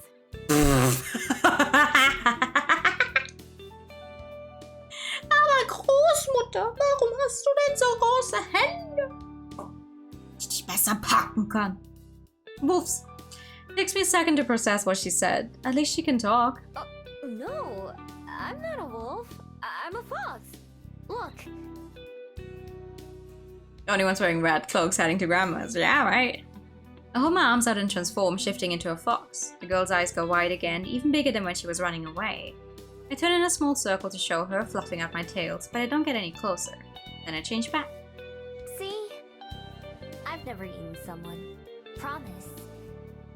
The girl watches me, trying to decide if she believes me or not. Even though she's so young, I can imagine what she must be thinking and feeling right now. Trying to weigh up the dangers of sticking around versus just getting out while she can. I couldn't really blame her if she decides not to trust me. Even though I'm being honest, there's no way she could know that for sure. It's a dangerous world out there. I can change too. Watch. Oh? Taking a deep breath, she puffs out her cheeks and then disappears from sight. Whoa, that's really cool. Bet it comes in handy a lot, huh? She reappears a few steps away from where she started. She nods. Before I started living here, I had to steal all my meals too. I would have loved to be able to turn invisible like you can. She nods again. I can see her relax a little bit, slouching her shoulders, although I'm sure she'd still take off if I made one false move. I decide to keep going and stop if it seems like she gets uncomfortable. Anyway, my name's Miho. What's yours? Lyra. Alright. Lyra. That's a nice name. Do you want me to make you that sandwich? Swallowing, she licks her You lips. can come with me. Or I can bring it to you out here. Why? Why what? Why are you being nice to me? Looking at her face, I can see the conflicting emotions, the desire to say yes while also being so uncertain. I probably asked Juliet that same question back then. Because someone was nice to me once. More than once, actually. They helped me out when they didn't have to. Even after I stole from one of them. I'll bet you were only stealing food and hiding because you have to, right? I know how that feels. That's why I won't stop you if you want to go too. Whatever risk she's calculating, she finally arrives at the same decision I did back then. Okay. I want it. Alright! Okay. Is the same kind as last night fine? Yeah. Opening the fridge, I take out a jar of mayonnaise, some slices of cheese, a tomato, and enough bread for 2 sandwiches. After a bit of thought, I take out a few slices of salami too. I cut out the tomato as best as I can, although the slices aren't as even and pretty as when Juliet does it. Then I lay out the bread on 2 plates, spreading a layer of mayo into a couple slices. That's too much. Oh! Huh? I turn around to see the girl watching me from the entrance of the kitchen, hands on her hips. I don't want that much mayonnaise. You're gonna be— oh, girl! Oh. Okay. Well, at least she doesn't have any problem with saying what she wants. I use the flat edge of the knife to scrape off some of the spread from one of the sandwiches and then layer the cheese and tomato on top. After cutting them both in half, I walk towards Lara to give her a plate without thinking. When she tenses up, I freeze mid-step. Here you go. She's been here for 5 minutes! I lean forward and stretch my arm out, handing it to her from as far away as I can. She cautiously takes it, backing up a step as soon as it's in her hands. We both eat our sandwiches in silence, watching each other from opposite sides of the kitchen. She finishes her whole snack in the time it takes me to eat just half of mine, smacking her lips loudly as she chews. When she's done, I hold up my hand for a plate and she cautiously gives it to me. I put both the dirty dishes into the sink. Now what? Now, That's a great question! I had no idea how this whole thing would go, so I didn't plan it out too much. This is probably the point where I should enlist some backup. Is it okay if I go get my girlfriend? She's the one who owns this place. She'll definitely want to talk to you too. The vampire lady? That's her. Okay. She gives me a wide berth as I leave the kitchen, even though it requires putting herself farther away from the front door. You can sit down if you want. Wherever's most comfy for you. I take back I'll be my— right back. oh, maybe we will finish the game today, I think.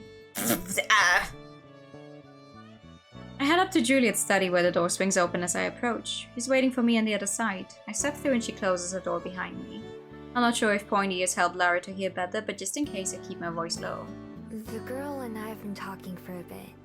Her name's Lyra. She says she's okay if you come down too now. The vampire lady heard. You handled that marvelously, dear. Thanks. I just tried to think about what you would say for the most part. It helps that I know how she probably feels right now. I'm sure your sincerity helped a lot. For what it's worth, I don't think I could have done any better. Oh, I don't know about that. You're a lot better with words than me. Words aren't as important as intentions. And I'm sure she could tell that yours were good. What do you think we should do now? I didn't ask, but I'm not sure if she has anywhere else to go. You found your dog watching me now. Let's go downstairs and talk to her. I have an idea. Well, I hope for your to dog do had to fun. this. I follow Juliet back to the kitchen where Lara's taking a seat at the dining table. She tenses up as we approach, but Juliet also keeps a respectful distance. Good evening, Lyra. My name is Juliet. It's nice to meet you. Miho told me the two of you spoke for a while. Would it be okay with you if we sat down as well? Eyes flicking from me to Juliet and back again, Lara eventually nods. Juliet and I pull out chairs as well and sit next to each other on the other side of the table from the kid. Would you mind if I asked you a couple of questions? You don't have to answer anything you don't want to. Is this Is this some accent? Is this an accent thing that Juliet has going on? Because she, like, every time she, like, I say ask. But when Juliet does it, she says axe. Like, it sounds like axe. Okay. Thank you. Or is my hearing Would I going be crazy? correct in assuming that you've spent a few nights sleeping in the library? Yeah. I had a blanket, but it's lost now. Oh. I see. If I may She's definitely ask, axing people stuff. does your family Okay. know where you are? I ain't got one. You don't have a family? Is there anyone that you live with? Or who takes care of you? Nah, I'm by myself. How old are you? Is there somewhere that you live? Or usually stay at? Not anymore. Not anymore. Does that mean you did until recently? Yeah. The girl isn't exactly forthcoming with information, but Julia takes it all in stride, maintaining a calm, even tone that I was aiming for. May I ask what happened? Lara looks down at the ground, bringing her thumb up to her mouth and biting her nails. Now that it's not a yes or no question she's being asked, she seems less inclined to answer. You don't have to tell me. But if there's someone out there who may be worried about you, then wouldn't it be nice for them to know that you're safe? There ain't. I left. As in, you ran away? Yeah. They were bad. Oh. Mean. Uh-huh. They hurt me. So I left. Okay, good for you. Your family? No. My parents died. They were people who said they'd take care of me, so I had to live with them. Nobody asked me. But they didn't care about me. They told me that. Julia and I exchange a look. Lara says all these things so matter-of-factly, still looking at the ground. I'm so sorry to hear that. Both about your parents and the awful situation you were put in. I'm very glad you were able to get away. Really? You believe me? For the first time, there's a flash of excitement from the girl. It's impossible to know if she's telling the truth, but we don't have any reason to doubt her. At the very least, it would make sense why she's so skittish. I don't see why I shouldn't. I tried telling people, but they didn't listen. Said I was making it up, but I'm not. For the first time since I started talking to Lara, she raises her voice emphatically. Alright. Her fists are clenched and she looks at both of us like she's trying to see if we mean what we say. I've met plenty of mean people too. I know how awful they can be. A sharp glare slowly dissolves as two big tears well up in the corners of her eyes. Her lower lip quivers. Nobody ever believes Oh, me. baby! There. You're safe now. We believe you. We do! I expect her to start crying, but Lara manages to keep it together. She wipes away the tears and then goes back to glaring. I won't go back there. No one can make me, so don't even try. I mean, we weren't planning on it, we just wanted to know. We wouldn't dream of it. Can you tell me if you came from around here, though? I got on a bus and rode for a long time. I knew this was a big city, so I came here.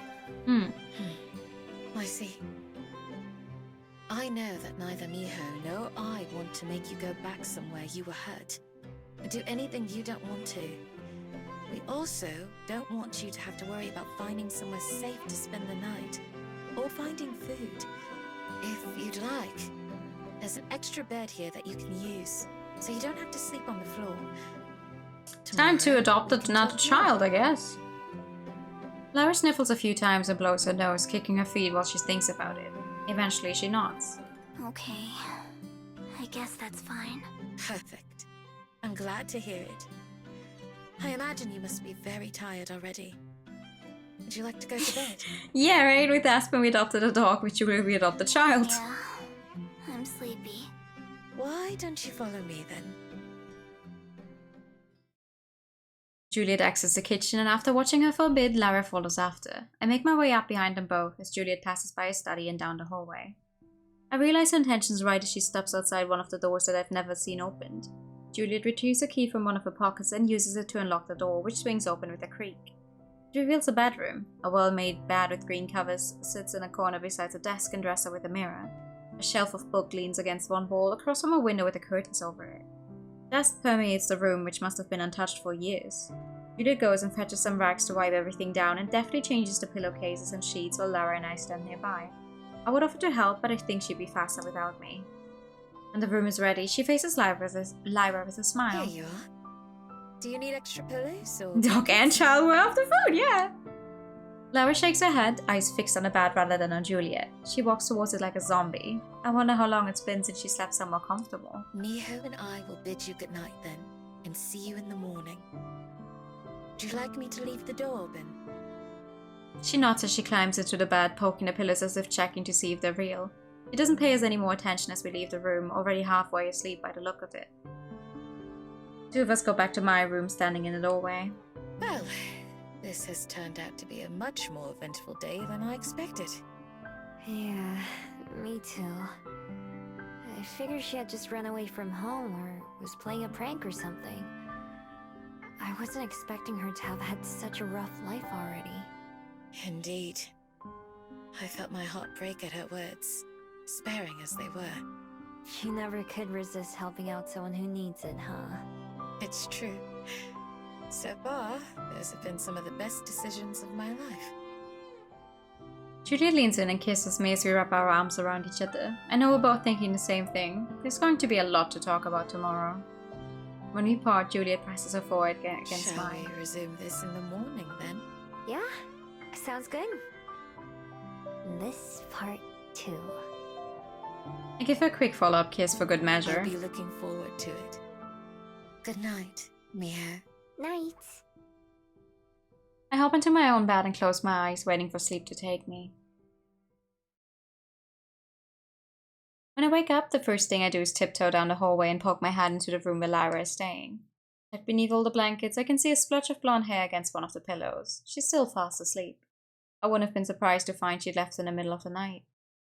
Being careful not to disturb her, I go downstairs to the kitchen where Juliet's sitting at a table. Morning! Good morning. Our guest is still sleeping. Yeah, I saw. Out like a light.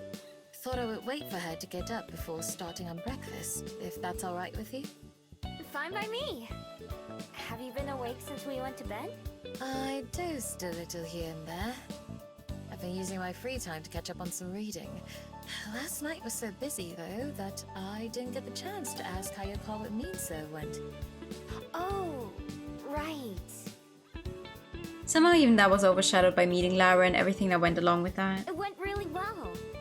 She told me all about Jongin. They were a traveler who went all around the world. They came for Korea. So the two of you have something in common, then? Yeah! Apparently they gave away lots of scrolls like mine. She also said that they started using a pen name later. Horin. It means fox forest. Oh, that's beautiful. So that must mean that... I nod. Yeah. They remembered me too. I'm so happy for you, Miho. That you got to know how special you were to each other. Me too. Thanks for setting everything up. I told her about my magic, and so we're gonna keep in touch too. Maybe someday we could even meet up in person. She said she has family members who know a lot more about Jongin than she does. A trip to America sounds nice. Or would it be back to Korea?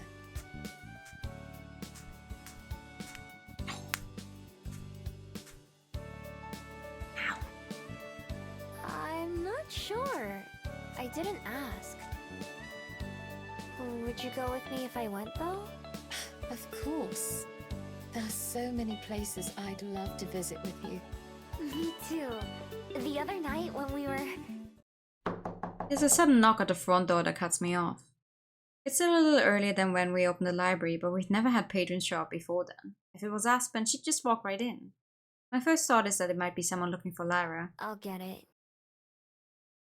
Feeling apprehensive for some reason, I slowly make my way towards the door. It wouldn't be a surprise if someone was looking for her, despite what she told us. I'm not sure how they'd have tracked her here, though. They knock again louder. Whoever it is sure is impatient. I walk faster. I'm coming! I pull open the door, which isn't even locked. When I see who's waiting, I can feel my eyes go wide. Silver? What? Hi! Huh? The other Gumio stands close, shifting her weight from foot to foot. The moment I open the door all the way, she darts in before I can even invite her inside. What are you doing here? It's all I can think to blurt out. While I was sure I'd see her again at some point, I expected it to be at night like usual. This is only the second time I've seen her out during the day. Taking her typical approach of ignoring me, Silva just looks around similar to the last time she came here. Finally, her restless gaze settles on me. I came to fulfill a promise. Promise? Elaborate? As I speak, my last words to her on Halloween come back to me and I understand all at once. Oh, you're leaving. Ah! She nods. Just then, Juliet emerges from the kitchen. Silva tenses up when she sees her, but then relaxes. I'm reminded of Lyra yesterday. Ah, Silva.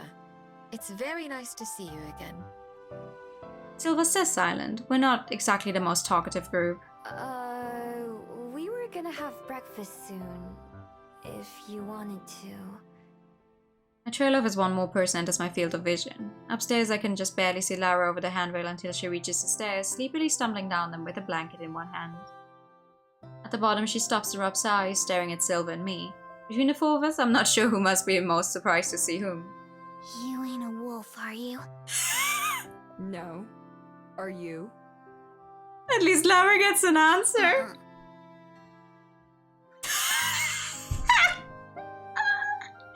Apparently deciding she's not in danger of being eaten, Lyra goes into the kitchen. With a small shrug, Juliet goes with her. I almost tap Silva on the shoulder but catch myself and clear my throat to get her attention instead. Wanna go talk outside? She nods and so I lead the way out.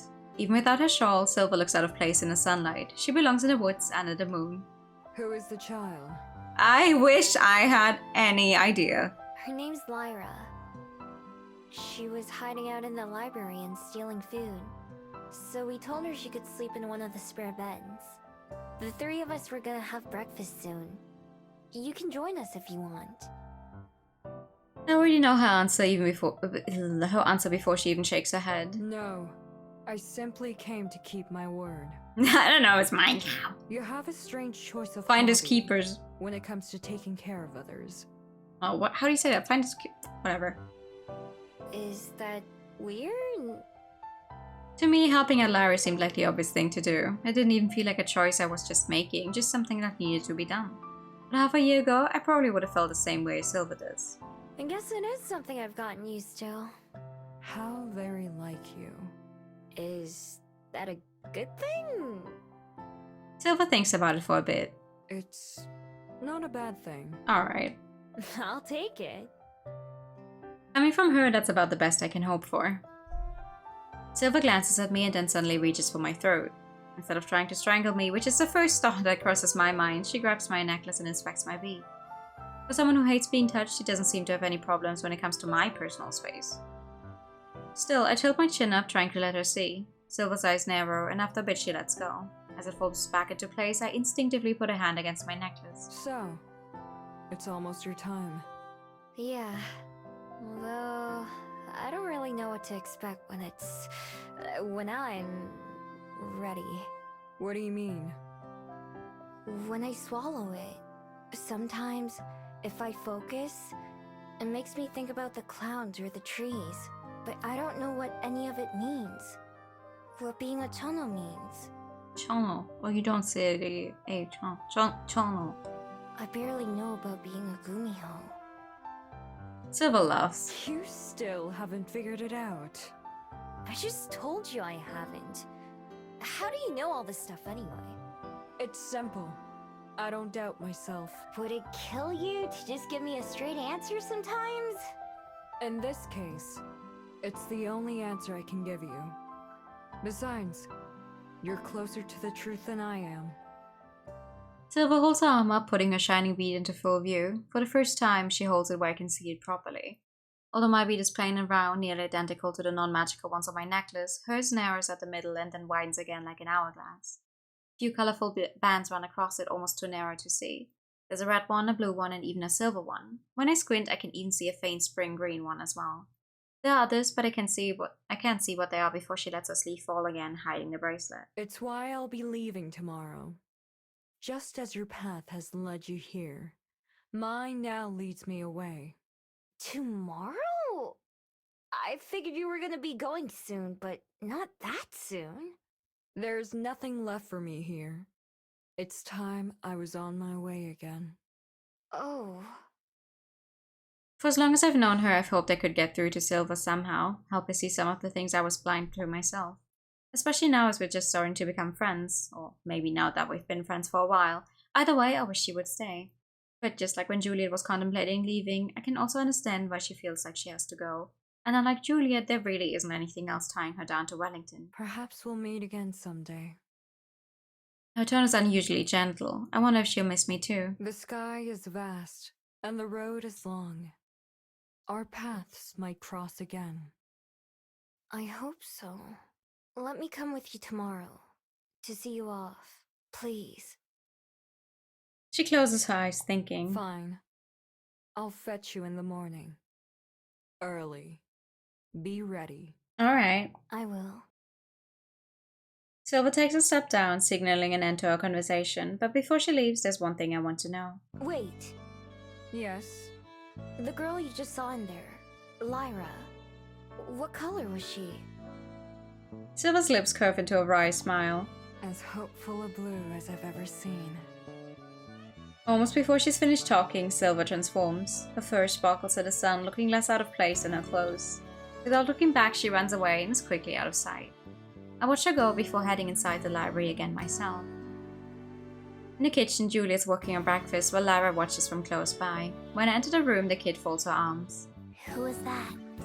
A friend of mine. Her name is Silver. At least, that's what I call her. She's scary. Scarier than you. She'd probably be glad to hear you say that. I try to picture Lyra how Silva must have seen her. Beneath her almost permanent glare and short sentences, she's hopeful. Juliet and I may be the ones doing her a favor, but she's giving us a chance too. It turns out she's going to be leaving tomorrow. To go where? Is she gonna come back here? I don't know. I'm not sure she knows yet either. Wherever she goes, I hope she finds contentment there. Yeah, me too. What's contentment? Contentment means when you feel at peace. Like you don't have to worry about anything. Oh, I haven't heard that word before. That's fair. Thinking on that, Lyra sits down at the table to wait for breakfast to be ready. I go ahead and prepare the dishes, setting up 3 plates. It isn't long before Juliet comes over to serve us our meal, but with Lyra's portion being just as big as ours. Here we are. Do you like anything to go with it, Lyra? Ketchup or more salt and pepper? She shakes her head, shoveling a forkful of eggs into her mouth. I don't think she's going to be a very picky eater. The 3 of us clear our plates, and once everything is cleaned up, I can see Lyra begin to look around anxiously. What's wrong? Nothing. I might have a guess. Lyra, do you have anything you plan to do today? Lyra shakes her head. Well, you're welcome to remain here at the library. Miho will be busy with work, and I'll be going to sleep soon. But you don't have to leave. I don't? Even though I stole your food? No, of course not. Although Juliet says that, I know that at some point she and I are going to have to decide what exactly Lyra staying here will entail and for how long.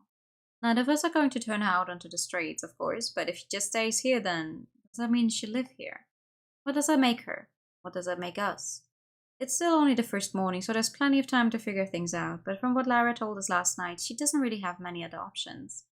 Juliet's probably thinking the same thing. Hey Lyra, do you like to watch TV? And give all the pad and hide the time. And I'll save my game. That's not the saving button. That's the saving button. There we go.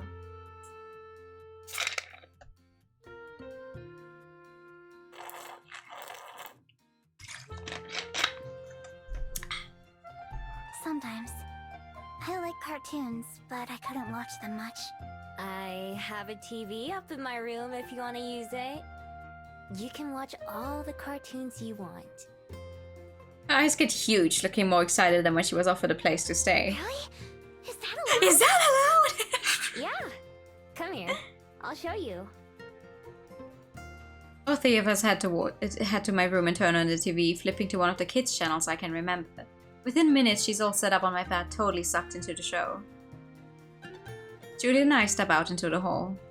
We should probably talk later, huh? Yes. Once I've had a chance to rest and refresh myself.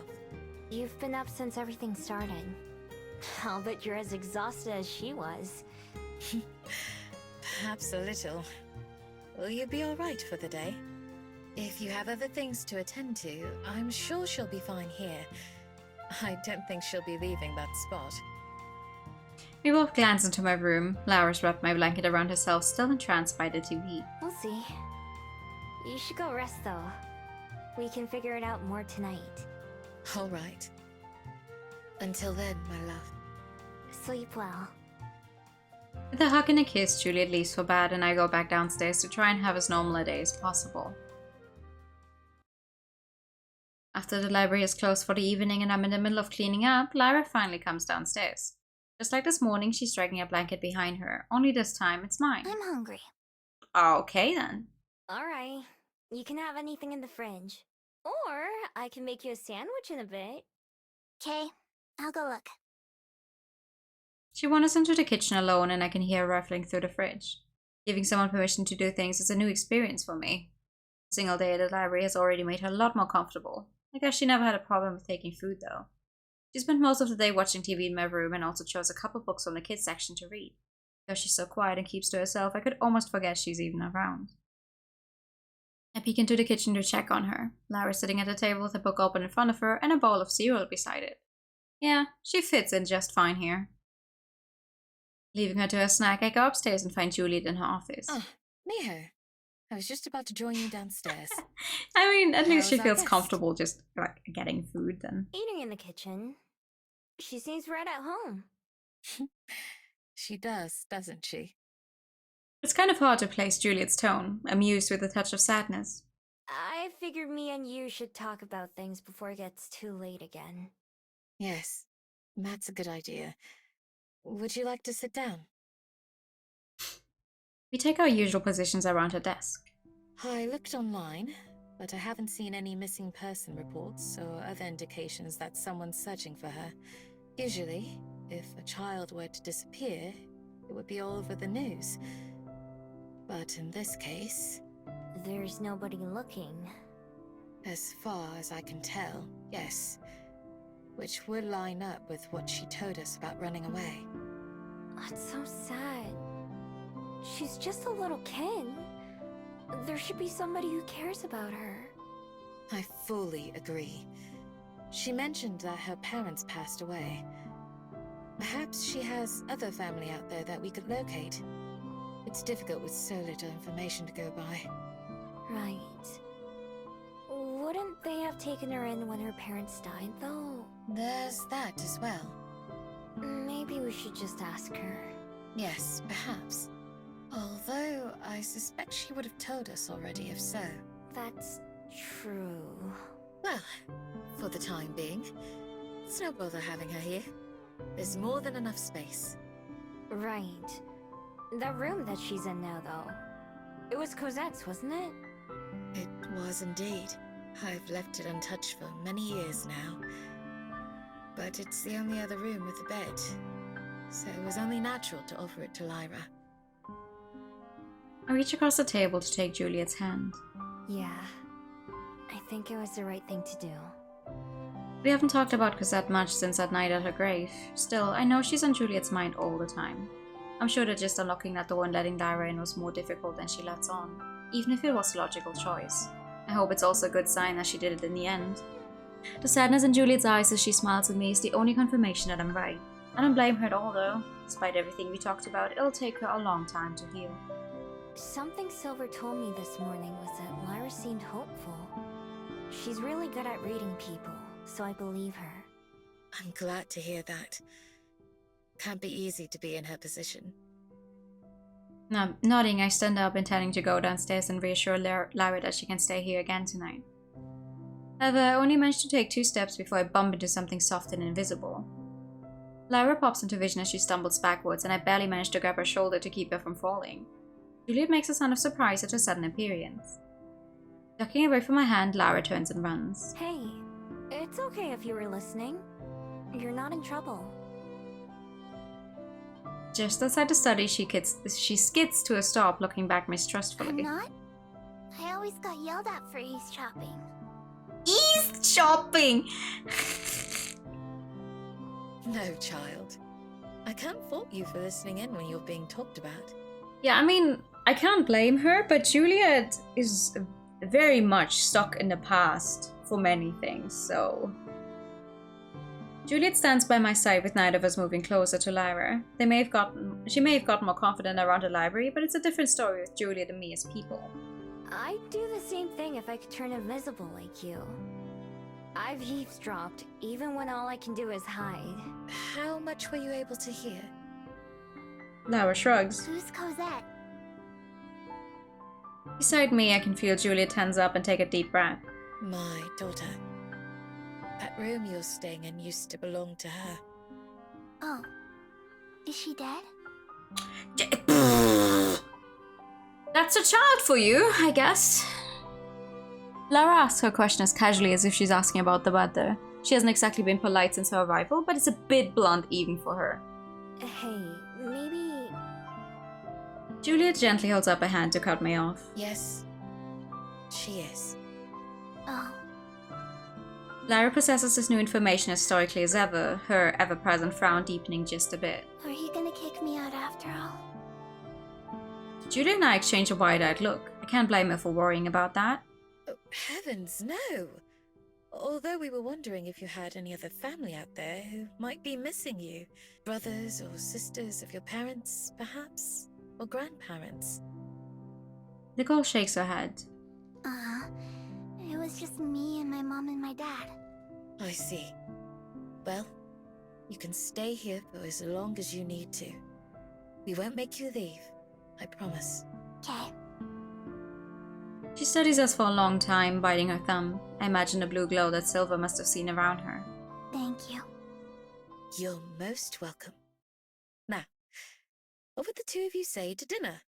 I imagine Miho must be getting hungry. Yeah, I am. I'm still hungry too. Even after that cereal you ate? She nods. There wasn't that much left. We can certainly take care of that. Come along. Let's see what we have in the kitchen. The three of us go down to the kitchen together where Juliet sets about preparing a meal. Although she's still quiet, Lyra participates in the conversation a bit more, giving her opinion on things like certain foods or things she likes to do. After we're done eating, it isn't long before she traipses off to bed, murmuring a groggy goodnight as she goes. Later, before I turn in for the night myself, I poke my head into my room to check on her. What? You poke your head into your room to check on her? Eh? It's terrible breakfast food. I mean, technically, this was for lunch, though. And not lunch, dinner. She's fast asleep, mouth open with a line of drool dribbling onto her pillow. The blankets are pulled up beneath her chin, and pillows are scattered around the bed. I smile to myself because I know how she must feel. Warm, safe, and hopeful. Yeah, worst dinner food for real. Oh, it's a little different, huh?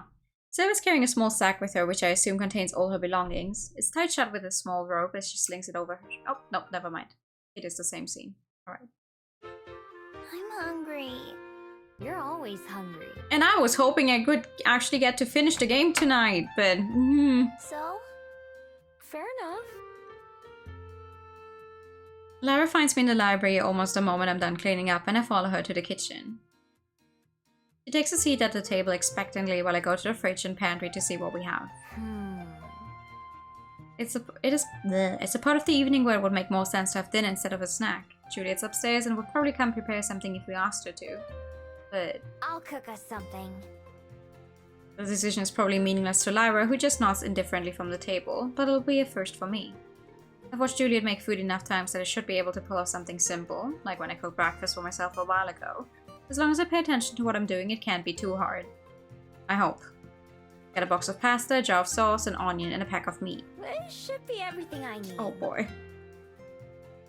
First I fill up a pot of water and put it on the stove to start boiling. Then I grab a cutting board and a knife and get the onion ready. It rolls around a lot and my cuts come out all crooked, but I eventually manage to slice it. Very carefully, I chop them into even smaller bits. You're getting onion on the ceiling. How do you get it on the ceiling? I look up. She's right. A couple chunks are stuck from where they flew off the knife. Maybe I was moving the knife a little too fast. It'll fall off eventually. Girl, no! I dump the onions into another pan and turn on the heat, and also grab some butter from the fridge. I'm not sure how much to use, so I decide to play it safe and use half a stick. A whole stick seems like it would be too much. It takes a while, but the butter melts and the onions start to sizzle, and soon the whole kitchen smells pretty good. Also dump the noodles into the water, which is boiling by now, and set a timer like the box instructs. I'm not sure how to tell when the onions are ready, so I just let them cook until I get bored of waiting, and then I dump the meat in with them. It also sizzles loudly when it hits the pan, and I hurry to spread it around with a spatula. As I'm cooking that, Juliet enters the kitchen. My, something smells delicious. Hey, I'm cooking dinner. I think. Juliet beams with delight. It looks like everything is coming along wonderfully. I can't wait to try it. Me too. I'm still hungry, you know. Yeah. Having the two of them watching and waiting adds some pressure to the situation. I use the back of my hand to wipe the sweat off my forehead. Standing over the hot stove gets uncomfortable fast. My timer for the noodles goes off while I'm still cooking the meat. Parts of it are getting dark brown and crispy, while other parts are still pink, so I keep mixing it around. A few of the onions are beginning to burn too, so I pluck those out and toss them in the trash as I notice them. I leave the pan to its fate while I pick up the pasta pot and carefully tip the water into the sink. Steam rushes into my face and I have to lean back as I let it run out. Only a handful of noodles fall into the sink, which I'm willing to consider a success. I cross my fingers and hope that the meat is done. I can't see any parts that look raw at least. Grabbing the jar of sauce, I unscrew the lid and then dump it all into the pan before mixing that around. Combined with the red sauce, the burnt onions and crunchy meat doesn't really stand out too much. Now that's true for the taste too.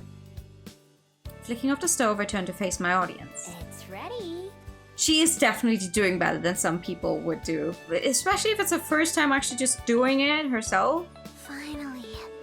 I thought it was gonna take all day. Larry's not impressed, of course, but Juliet claps. It looks great. Thank you for cooking me. She has definitely done better than one time when I made pasta and forgot to put salt into the water. Those were some of the most horrible, noodles I ever had because they did not have any taste whatsoever. Don't thank me yet. But since you cook for us all the time, I figured I could at least give it a try. I retrieve 3 bowls and dump some noodles into each one, followed by a few big spoonfuls of sauce. Just like Julia does, I carry them to the table and set them out in front of each person. Alright, here you go. Lara wastes no time in digging in, instantly staining her mouth red with sauce. Judith waits for me to sit down with her fork hovering over the bowl. I examine the finished dish that I made. It's not pretty, but it doesn't look wrong at least, and it does smell pretty good. I take a tentative bite. It's not bad. It's not the best thing I've ever eaten, but it's far from the worst. At the very least, it tastes pretty close to what I expected it would taste like. Judith blows on hers to cool it down before taking a bite herself. As she swallows, her eyes go wide with awe. It's delicious. Wait, you can taste it? Cool! I'm glad it turned out okay. No, Miho, I mean it. It's delicious. What do you... Oh! You can taste it? Juliet nods, taking another bite without bothering to wait this time. She chews slowly, closing her eyes to sever it. When she opens them, I see a tear sparkling in the corners. The richness of the tomatoes. The saltiness of the meat. It's the best thing I've Maybe had you just in need other decades. people to cook for you. Even over a Maybe that's why century. you can't taste it when you do it yourself. It's not that good. It's fine though. Next time you should add some salami. Listen, these two might not kick you out, but I will. Mediocre or not, Lyra finishes her bowl in record speed and then gets up to serve herself some more. That's amazing! I wonder why. You got to There's nothing that special to it. I'm not sure either. But I certainly can't complain. Juliet also gets seconds and then even thirds. There's only enough for me to have one bowl, but that's fine by me. Seeing the joy on Juliet's face is more rewarding than an extra full belly. Using the edge of her fork and a spoon, she manages to scrape up every last drop. Her dish is so spotless it looks like it could go right back into the cabinet. Guess this means I gotta start cooking more often, huh? Juliet laughs and nods. I'd like that very, very much. Alright, then... Oh. I think let's just be saying what I meant. The play happens. The moon sits high in the sky as Juliet and I make our way through the quiet streets hand in hand. Half an hour to an hour. Half an hour to an hour. With Lyra fast asleep at home, this is the first time we spent together with just the two of us since we got back from the edge of the world. We catch a shuttle to the nature preserve from the same place I boarded it last time, and just like our shuttle to the edge, it's almost devoid of other passengers.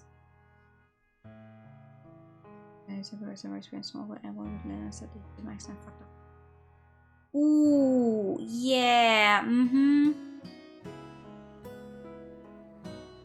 When I make rice, I usually have rice that you can make in the microwave. I've never tried cooking rice in a pot. The preserve is open at all hours to give nocturnal fabled like Juliet the opportunity to come visit, but I don't expect it to be nearly as busy as when I went there. True enough, we're practically alone as we enter, having the whole area to ourselves. It's just as beautiful as I remember. Yeah, it's gorgeous. I made it outside the pond. Oh man. We made it through the lush, sprawling forest before ending up back near the calm river. Juliet and I point out nesting birds and skittering lizards as we see them. It's a much different atmosphere than when I was here in the daytime, but not in a bad way. Just quiet and more relaxed. I'm glad we can go out like this. It's been a while, huh? Yes, it has. It's been hectic having another mouth to feed and look after. For sure. I don't really mind it, though. Nor do I. We come to a stop near the water not far from the covered sitting area. I can see my reflection staring back at me, but it looks like I'm alone. Although she's right beside me, Juliet has no reflection to speak of like usual. Like her ability to taste some food, I wonder if that'll come back someday. It's been fun having Lyra around, even though it's only been a couple days. I like being able to help her out. I know she's appreciative of it too, even if she has trouble expressing that sometimes. Yeah, I don't blame her for that. Whether it's cooking her dinner or setting up the TV or just checking on her at night, Lyra's presence has given me a sense of purpose that I didn't really have before. She's shown us she's capable of taking care of herself, but she's still choosing to rely on Juliet and me. I keep thinking of that hopeful blue glow that Umbi described. Oh yeah, right. I guess the event thing happened where she told us that's her new name. Oh god. I was like, wait, why do you suddenly use the new name? If Umbi had seen me back when I first came to the library, I probably would have had the same color surrounding me. Tonight, Lyra went to bed without needing any reassurances that her time at the library is limited. Wait, what? And she even complimented the meal that Julia prepared for dinner. Just like I did, she's settling into a routine. What are we gonna do about her? I ask quietly. Julia doesn't answer at first, but I know that she heard me. She's probably thinking about it too. The answer seems obvious, of course, but also huge, life-changing, for more than one life. I want her to stay. Yeah? I know what that means. At least, I kind of do. You would know better than me, since you've been through it before. But I don't want to tell her she has to leave someday. Not when I know she doesn't have anywhere else to go. I don't know what usually happens to kids without a family. But if I was her, I wouldn't trust some stranger who told me what I had to do, where I have to live. And one thing I do know is how hard it is to be alone in the world, with no one you can talk to or trust. I don't want anyone to feel that way, not if I can help it. I rest my head on Juliet's shoulder and she puts her arm around me. The sheer amount of responsibility that I'm suggesting we take on is overwhelming. I don't know anything about taking care of a kid. I didn't even know how to properly take care of myself until recently. There's so much that I'm only vaguely aware of. School, clothes, chores, and I've had a childhood that grew up in the normal sense of the word. But none of that matters. What's important is that Lyra's here and her future's in our hands. Yeah. Everything I've learned since coming to Wellington, all the ways I have grown, they all point towards this being the right decision. Besides me, I feel Juliet's slowly nod. In the end, it's not our choice to make. What's most important is what she wants. It's a cruel fate that dealt her this hand in the first place. Someone so young shouldn't have to make such a huge decision. But we can only play with the cards we're given. If being with us is what Lyra wants, then I would be happy to oblige. The road will be long and difficult. There will be tears and frustrations on both sides, I'm sure. And I'm sure it will take some time before she can fully trust and accept us, as it should.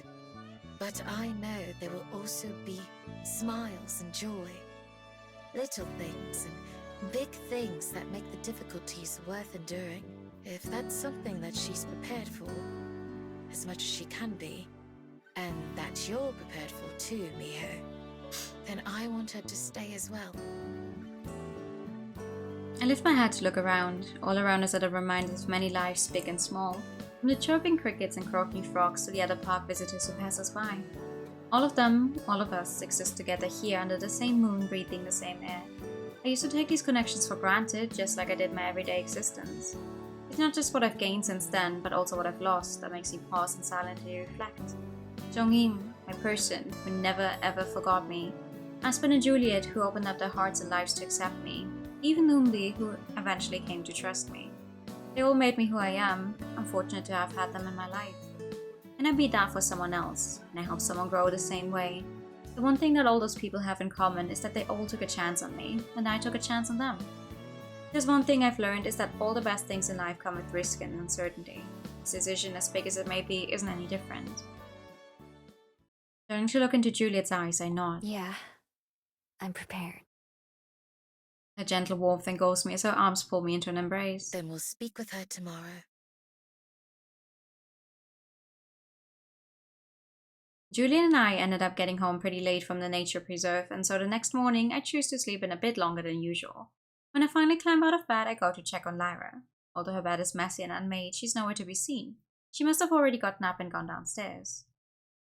Yawning, I make my way to the kitchen, expecting to see her and Juliet, but when I see who's waiting there instead, I blink with surprise. Aspen! Hi! Ah, Miho, good morning. Are you seeing a small child? It's been forever The since size you've of a been small here. child? It's only been a few weeks. Like I said, forever. It does feel that way, I admit. Sorry I haven't been able to chat much lately. It's fine. I know you're busy. Although Aspen and I still check in every morning just so she doesn't forget me, we never talk for long. In fact, most of our conversations...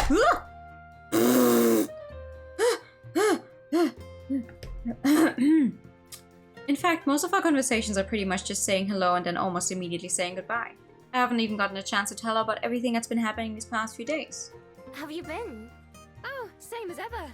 These past couple weeks I've been working hard on some edits to my manuscript that a publisher requested. It's been tough, but I can finally see the light at the end of the tunnel.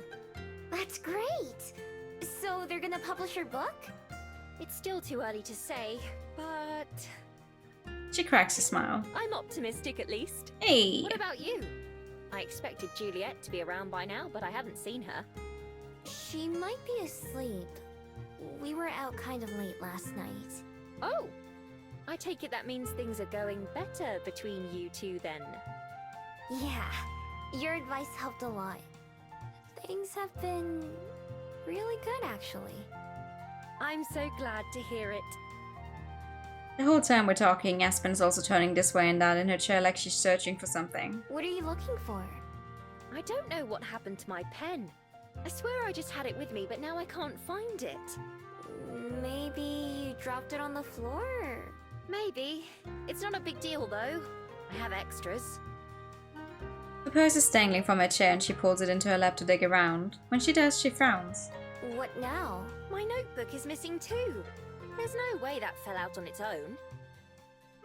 Aspen stands up, pacing back and forth between her seat and the entrance to the kitchen, peering down the room towards the front door.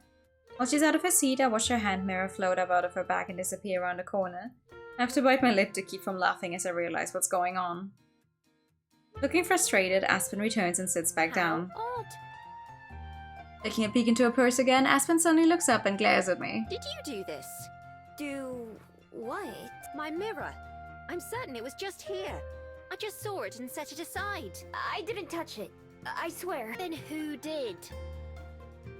As fun as it is to watch Aspen get flustered, I don't want her to get genuinely upset. I look over in the direction where I saw her mirror vanish. Alright, Lyra. That's enough.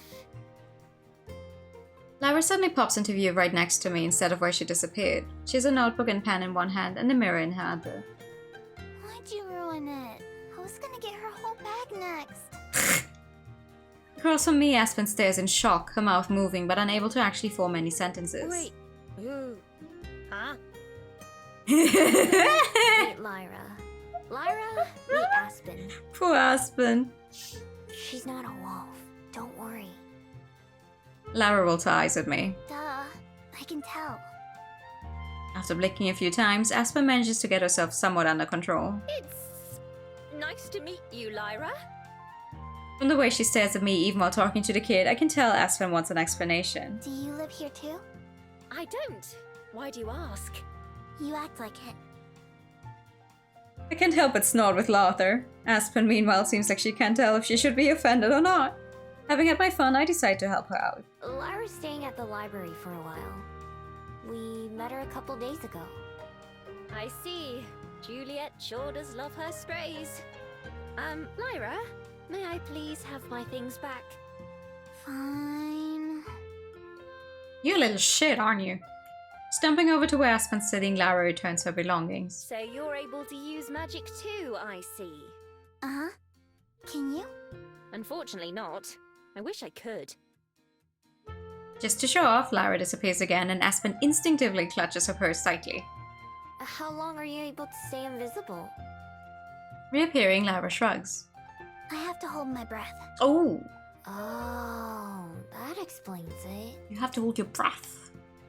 I thought she always puffed out her cheeks for dramatic effect, but if it's part of her magic, then that makes more sense. Looking smug, Lyra sits down in the last empty seat at the table. When's breakfast? Dunno. Juliet's still asleep. I can start making us something though. I can wait. Juliet's cooking is better. Girl! This time it's Aspen who tries to stifle a laugh. She doesn't Stifle. mince words, does she? She really doesn't. At least she's honest, I guess. I'm gonna cook anyway. Even I can't mess up eggs and toast that much. I conveniently choose to leave out the results from last time I made them. I have more experience now, so it should go better. Once again, Julia turns up while I'm halfway through Good cooking. morning, everyone. My, what a crowded kitchen we have today. Morning! The food will be ready soon. This time I'm keeping a close eye on the eggs to make sure they don't overcook, and on the toast to make sure it cooks enough. While I do that, Julia goes and retrieves another chair from somewhere so that we all have a place to sit. When everything looks right, I dish it up and serve it. Aspen and Lyra eat without any complaints, which I take to mean it's good enough, but it's Julia's reaction that I'm most curious about. I watch intently as she prepares a careful bite, chewing thoughtfully, then her face lights up. It tastes wonderful. Awesome!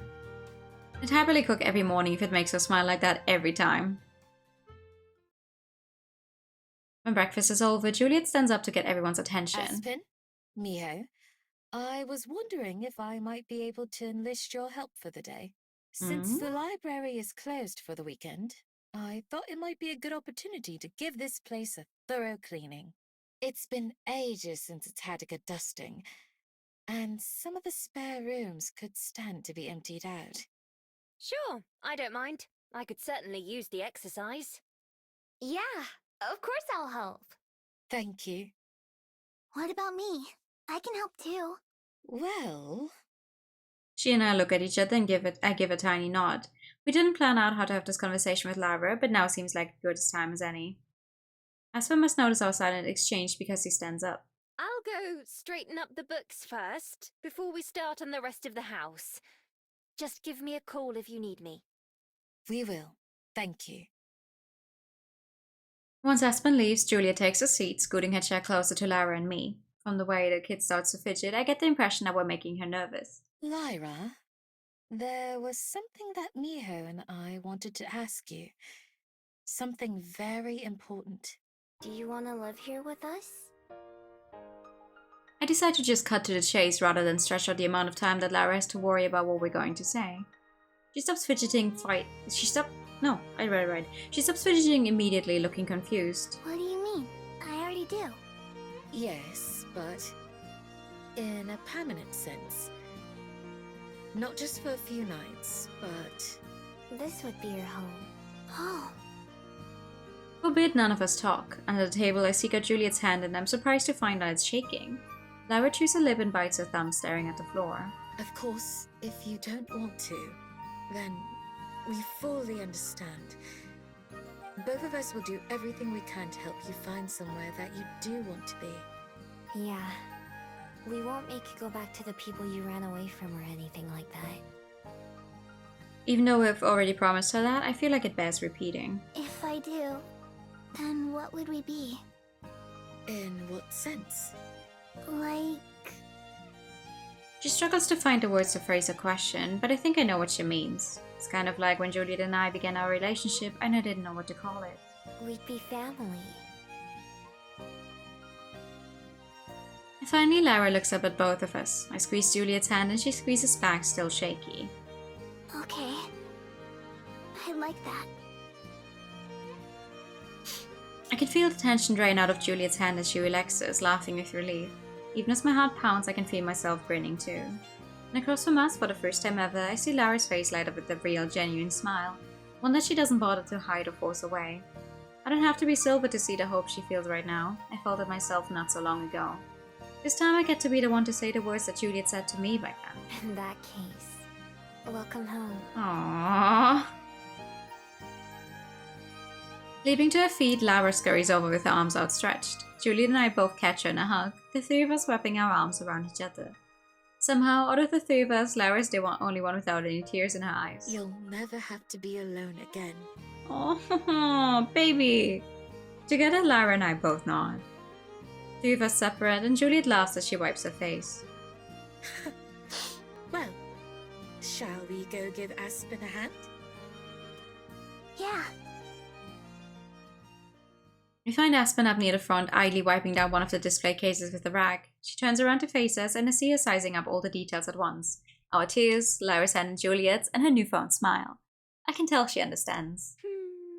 Congratulations, all of you. Aspen, Juliet and I organize and scrub the downstairs area from top to bottom. Lara runs back and forth between us, bringing cleaners and rags and whatever else someone asks for. Once we're finished, we move upstairs, skipping over my room and Juliet's study. Instead, we all stop at the storage room where I found the fish tank for the elemental and where Juliet got my TV. She flicks on the lights, illuminating boxes stuffed with toys and clothes and even a couple of books. All of these used to be Cosette's things. They just sat here untouched for years. Put a hand on her shoulder while both Lara and Aspen wait uncertainly by the door. Juliet strolls to the room, peering into several boxes. Sometimes she retrieves a toy, like a plastic horse or a stuffed doll, and gazes at it fondly, but then she puts them back. I follow her in and hesitantly, Lara follows behind me. Juliet kneels down to match Lara's eye level, gently reaching out to clasp her hands. Oh my god. Look at that little thing in the left corner. Lower left corner. I know it's pretty much blocked by my logo, but... Lyra, feel free to keep anything here that strikes your fancy. We'll donate the rest to others who may want them. Are you sure? Yes, I'm certain. Cosette wouldn't have wanted her treasures to sit in the dark and waste away unappreciated. I was only doing that for myself. No. What she would have wanted is for them to bring smiles and happiness to others. Like they brought to her. Passing them down is the best way I can honor her memory. I'll take good care of them. Promise. Juliet pats her on the head. I know you will. Yeah. It takes all day, but together we manage to comb through everything in the rooms. Aspen sweeps and dusts while the rest of us sort out all the belongings. In the end, Lara only picks a few toys and clothes for herself. The rest are packed neatly into boxes that Juliet and I hold downstairs to be picked up by a charity group later. We go room by room, cleaning up until we reach the last one, Lara's room. All of us help her carry her chosen toys in, setting them up on a shelf or in a toy box. Aspen and Juliet swap out the bed sheets and the curtains and take care of all the dust. We also rearrange the furniture just to give it a new look. There are a few things Juliet takes with her too, photographs and a journal and other personal belongings. She takes those into her study, giving them a place of honor by her desk where they'll never be out of sight, but also where they're surrounded by the records and lives of others who came before, people who might have known her. Juliet puts a smiling framed picture of Cosette on the shelf facing towards the door. In the photo, Cosette is laughing and winking even as she's walking away from the camera. I have to say, she looks right at home too. Whew, I'm beat. I flop down on the bed, spreading my arms out. It's not my own bed for once, but Juliet's. You worked very hard today. You deserve to be exhausted. Not as hard as you. You carried most of those boxes. We both put in a lot of effort. She lays down next to me.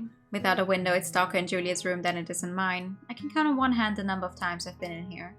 I let out a yawn. Aspen went home hours ago, and Lyra went to bed not long after. It'll be my turn soon. You should get some rest, dear. I'm dying. I will. First, Oh, I have yeah. to get the energy to go back to my room. Do you? What do you mean? There's certainly room for two here. Rolling onto my side to face her, I love. Yeah, I guess so. You must be worn out too. You stayed up all day, didn't you? Yes. I wanted to spend it with the three of you. I'm glad.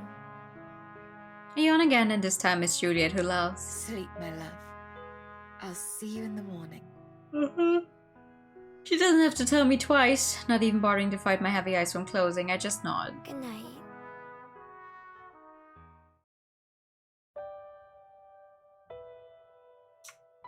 The sky collapses into the ocean, splashing me with 1,000 shades of blue. Clouds drift through the water and fish swim through the sky. I'm alone, but I'm not alone. Although there's no one at my side, I can feel the warm presence of my loved ones in my heart. With each step I take, sky water ripples in every direction. The expanse goes on forever, above, below, and around me. I look down at my hands and feet and at my reflection beneath me. Yellow eyes framed by dark fur look back, fox's paws moving in time with my footsteps. She's me and I'm her. I know this, so why are we separated like this? Together we move forward, though it's impossible to see what's beyond the horizon, just more and more blue. Then, far ahead, something floating along in the current catches my eye and I run to it. It's a piece of paper rolled up tightly. Something stirs in my soul as one of the people I hold dear there smiles in recognition. Gently I unfurl the scroll, but as soon as I do, the words written there melt away, pouring off the page and into the water at my feet. I look down to see the ink pooling beneath me, between my feet and the fox's paws. I take a deep breath in and kneel down. My hand hovers just inches from the surface. A single paw waits on the other side as the fox's eyes look into mine. Mustering all my courage, I plunge my hand down into the swirling ink and rippling water, reaching for my other self. With a gasp, I bolt upright in bed, breathing heavily. My palms and necks are slick with sweat, and my heart races like it just ran a marathon. Daylight blinds me, and I hold up one arm to shield myself from it, but it doesn't help. As I become aware of other sensations, like the unfamiliar bed I'm in and the warmth of someone beside me, I remember where I am. Juliet's room, not my own. Usually my dreams fall away as soon as I wake up, but the one I just had remains vivid in my mind. That endless blue lingers in my thought, a crystal clear memory. A morning yawn as well, apparently. Yeah. I can hear Juliet sit up on the other side of the bed, still partially hidden in shadow. As I blink to get my bearings, I realize that it's not daylight that's blinding me. It's my beat. As bright as a full moon, it rests against my chest. In its glow, I can see a third person illuminated between Juliet and me. Laris falls asleep, somehow unbothered. God damn it. Oh, that was a slow reaction. She's flat on her back, her hands clutching a blanket. I cup my hands and lift them to cover my bead, although light still pours out from beneath my fingers. The moment my palms brush against it, a shiver runs down my spine. The ocean from my dreams fills my thoughts, even as I'm aware of what's around me. As the feeling dissipates, I'm left with a sensation of total calmness. My eyes aren't bothered by the light. I don't feel hot under the blankets, and with Lyra pressed against me, the dampness of my hair is gone. I look over and see Juliet in the darkness. Although sleepiness still tugs at her eyes, I can tell that she's wide awake now. With one hand, I remove my necklace. One by one, I slide off the other beads until I get to the one that matters. I let it fall into my hand. The only sensation I'm aware of is resting there. Tiny cracks cover it all over. I close my fingers around it, hiding some more of the glow. Sensing Juliet rather than seeing her, I whisper into the dark. It's time. I stand up and I feel the bed shake as Juliet stands up as well. We go out into the hallway together, carefully shutting the door behind us. From the hallway window I can see that it's still early morning, just around sunrise. I uncurl my fingers again, letting the brilliant light illuminate the hall. Juliet and I both look at it and then she meets my eyes. Strangely, I don't feel any nervousness. Let's go down to the beach.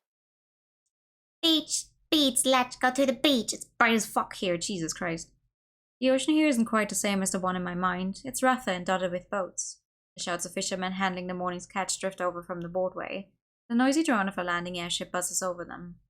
Juliet and I stand just out of reach of the tide, not far from where I first confessed my feelings to her. Her parasol blocks the early morning sun as we face each other. Out here, the light from my bead isn't so pronounced. It hasn't gotten any dimmer, though. A noisy awareness hums in the back of my mind like a radio not quite turned to a station.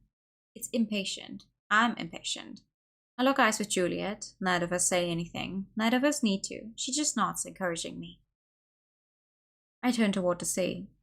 Slowly, I bring the bead to my lips. As it gets closer, the humming in my head gets louder and the ocean in my mind feels like it might break free into reality. Then, the moment the bead touches my tongue, it melts away like candy and the humming sound stops. The ocean recedes. Closing my eyes, I feel the magic spread throughout my body. It's like a wind inside me that I inhale, filling my lungs. Not just my lungs, but my heart, my mind, and everything else. The breeze ripples across my skin from the inside, flexing my fingers and curling my toes.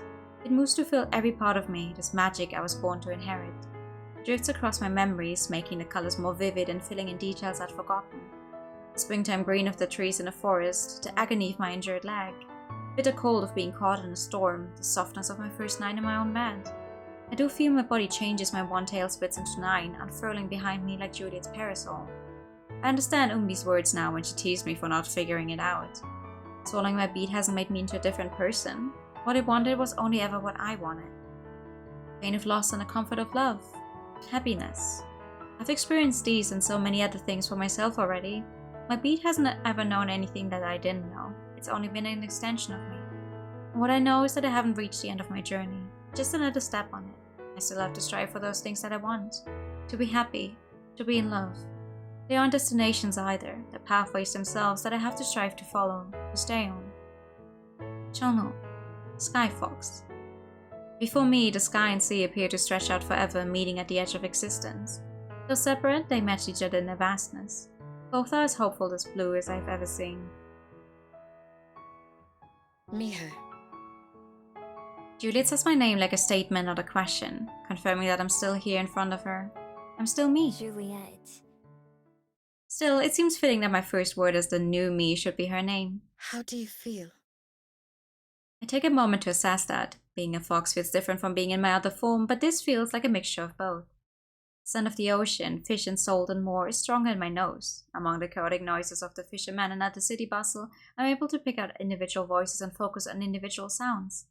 Each grain of sand on the beach stands out, so numerous that if I look at them too long, my eyes start to hurt.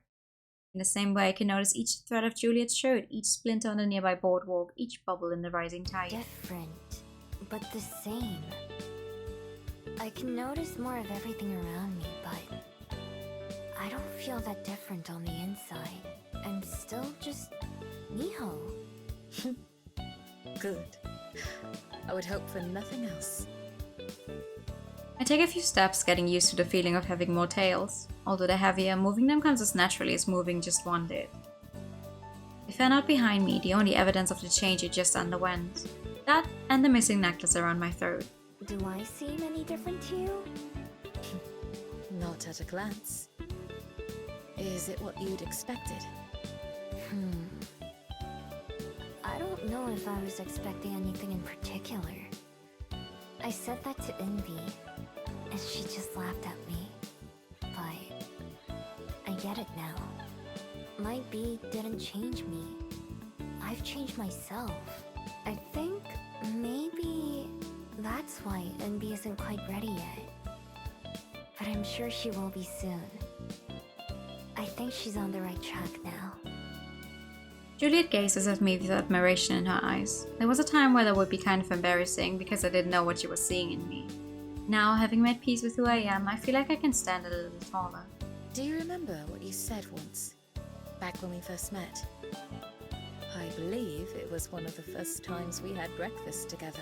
Yeah, maybe she can make it so it's only one tail. Because goddamn, trying to get through doors. You said that you wanted to learn how to be a person. I'd say I accomplished that. As would I. But you helped me do the same. Eunbi as well. And I'm sure there's much that Lyra will learn from you in time. Eunbi was right in that regard. The capacity to change. Not just yourself, but the others in your life has always been within you. Yeah. I guess my bead was just trying to show me that all along. Now that it's gone, I wonder if it means people will be able to remember me normally. If not... Then it'll be another trial, another goal to walk towards, another challenge to overcome. Somehow the thought of that isn't so scary anymore. Because I know that I can rely on myself and on my loved ones and that things will turn out okay. I smile. If not, then I'll keep trying to find a way. I'm pretty good at that after all. Somehow you always do. The sun is getting higher and Juliet repositions her parasol to block it. It feels luxuriously warm on my tails, but I know Juliet can't be comfortable. You should go back to the library without me. I'll be home soon, but I want to walk around a bit first. Alright. It's probably best if Lyra doesn't wake up to an empty house. I'll see you again soon then. Before she goes, we embrace each other for a kiss. Her lips feel even softer than usual, and her hand as it holds mine for a moment is gentler. We stop apart sharing a smile, and I wave goodbye as Juliet starts making her way back home. I head to the skyport myself. It's busy when I get there. The airship that I heard land not long ago has let its passengers off, and they flow through the security lines and into the freedom of the city. I stop outside the doors where I said goodbye to Eunbi, although I don't plan to go inside. Instead, I turn around and start walking towards town, following a zigzag path that takes me along roads and alleyways. It's been months since I arrived, but I can still remember every twist and turn that I took as I ran from the security guard. Some of those streets I've walked down several times since, and some of them I only passed through that time. The welcoming colors of Cuba Street guide me towards the heart of Wellington. Along the way, I pass by the Bell House, pausing outside of it. It's early enough that the inside is still dark, except for a couple lights in the kitchen. Even Aspen isn't here this early. In a glass window, I can see my own reflection. I half expect to find a fox staring back at me, but not this time. Like I said to Juliet, I'm still just Miho. From the Bell House's door, I make a sharp turn and go back the way I came from. On my way to Mount Victoria, I pass by the road to the library, but don't go down it, of course. I'm not quite ready to go home yet. I'm sure Juliet is waiting for me there, and Lyra too if she's awake. I wonder what she'll have to say about my new tales. I keep on walking, and soon the rising green slope of Mount Victoria comes into view. Climbing up the mountain is pretty much automatic since I can remember every curve and incline in the trail before it happens. Although I pass a few people who are also on their way up, and also some people heading down from the top, I'm all alone when I reach the summit. Just for a moment, I know, but a moment is enough. From up here, the skyport doesn't look very big, and the path I just took doesn't seem very far, yet in a sense, it took me months to walk it. I'm sure I'll come up here many more times in the future. There's so many places I want to go and things I want to see, but I know that I'll never get tired of this view. The people and places I care about are all within my reach. For me, everything comes back to this spot. When I stood up here for the first time, I couldn't have known the journey that was about to begin for me. That's why I can't help but feel excited as I gaze out at the city I've come to love. So many things are changing, but for once that isn't scary. The future's uncertain, but that just means it's full of opportunities and potential. I'm done with letting life just happen to me. From now on, I intend to make it what I want. A sudden gust sweeps across the mountain, down through the forest and out towards the sea. It ripples through my hair the same way it ripples through the trees. As the leaves rustle together in the breeze, it sounds like warm laughter. Little fox, where's your home? The wind whispers. Closing my eyes, I relax and surrender myself to it all. Right here.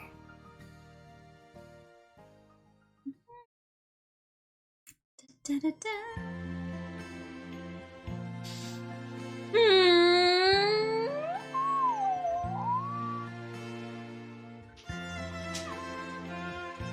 So she does become a sky fox.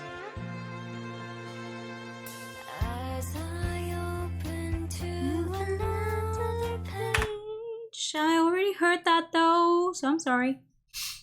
For it'll be the 100th time Aspen has Juliet show her around the library, making a list of every single chore that needs to be taken care of while we're away. Our trip will only last a few weeks, but Aspen seems to be preparing for us to be gone for a year.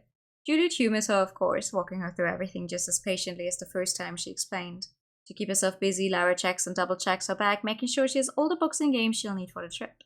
I told her that there's plenty to do in Korea and that she doesn't need to bring everything she owns, but she doesn't want to spend a single minute bored while we travel. From the way she's pacing around, I can tell she might be the most eager of all of us to get going. Compared to Lara, Juliet and I have both packed light. We have the essentials like clothes and all that, and a couple books apiece, but that's it. I want to make sure I have plenty of free space to bring back souvenirs. While we wait for Juliet, I'm surprised to realize that I'm a little antsy. This will be the first time I've left New Zealand since I arrived here. Traveling used to be second nature to me, but now it's something I have to remember how to do. At least I'm not the only one. It's been even longer since Juliet left, and Lara's first time out of the country. It's been nearly 5 years since people stopped forgetting about me, but somehow it's taking us this long to go on a vacation. Once Aspen is finally confident she's not going to accidentally burn the library down while she's taking care of it, Juliet comes and finds me in the foyer. I think that's everything. And we always get a The library will be in 5-year good time hands. skip. Interesting. There's no one I trust more to look after it than Aspen. Agreed. I take it you're ready to go. Yep. I think Lyra might Come on. explode if we don't Please, head out please, soon. show me. That would be a shame, since this I trip need is to know for what her she looks like birthday 5 after years all. later. I'm gonna be 5 years older by the time we finally leave. Ooh. Ooh. Still, she comes in when Juliet beckons for a hug before we depart. We both set our backs on the floor and Juliet leans down to embrace us. We don't want that now, do we? Are you all set as well, Lyra? Yep. Then, let's be off.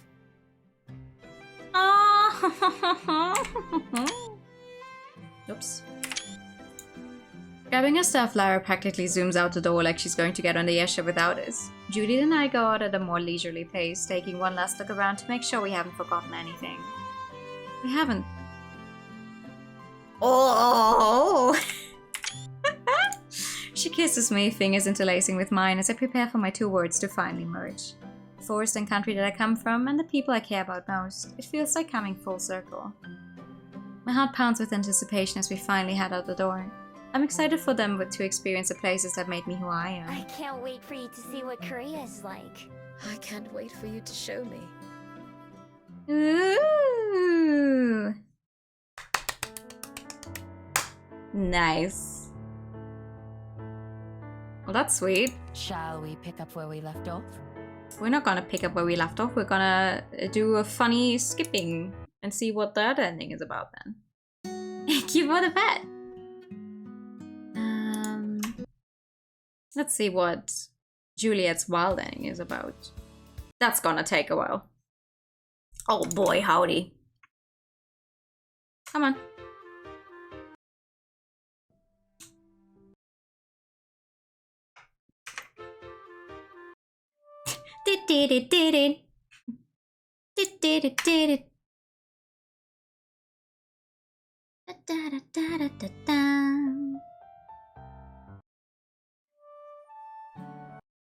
I really did not think I would be able to finish this game tonight, but I am proving myself wrong. Granted, we have to go into overtime, yes, but still.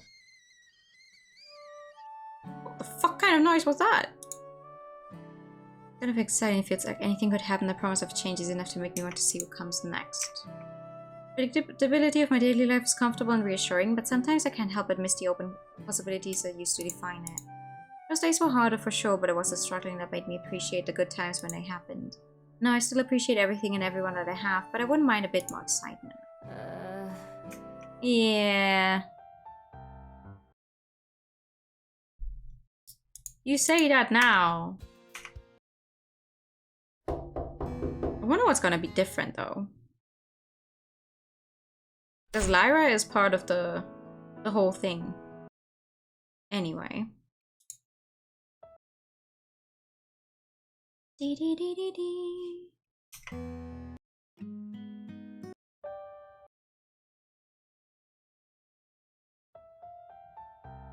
Okay, and then we miss traveling to new places. Alright. Now, the rest of the game should just play out, and we get the ending cutscenes, and then we should get a different scene after the ending, though. After the credits, I mean. Da, da, da, da, da.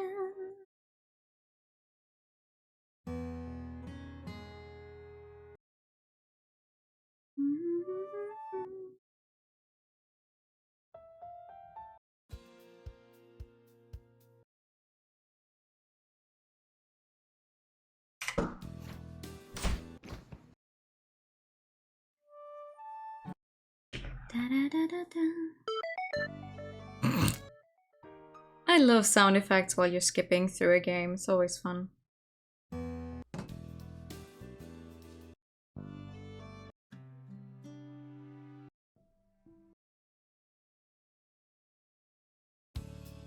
Anyway, I find it very interesting on Aspen's route you adopt a dog, which is like, okay, you know, there's just stray dogs out there. That's just a thing that happens sometimes. But this is just, basically, you just adopted a child.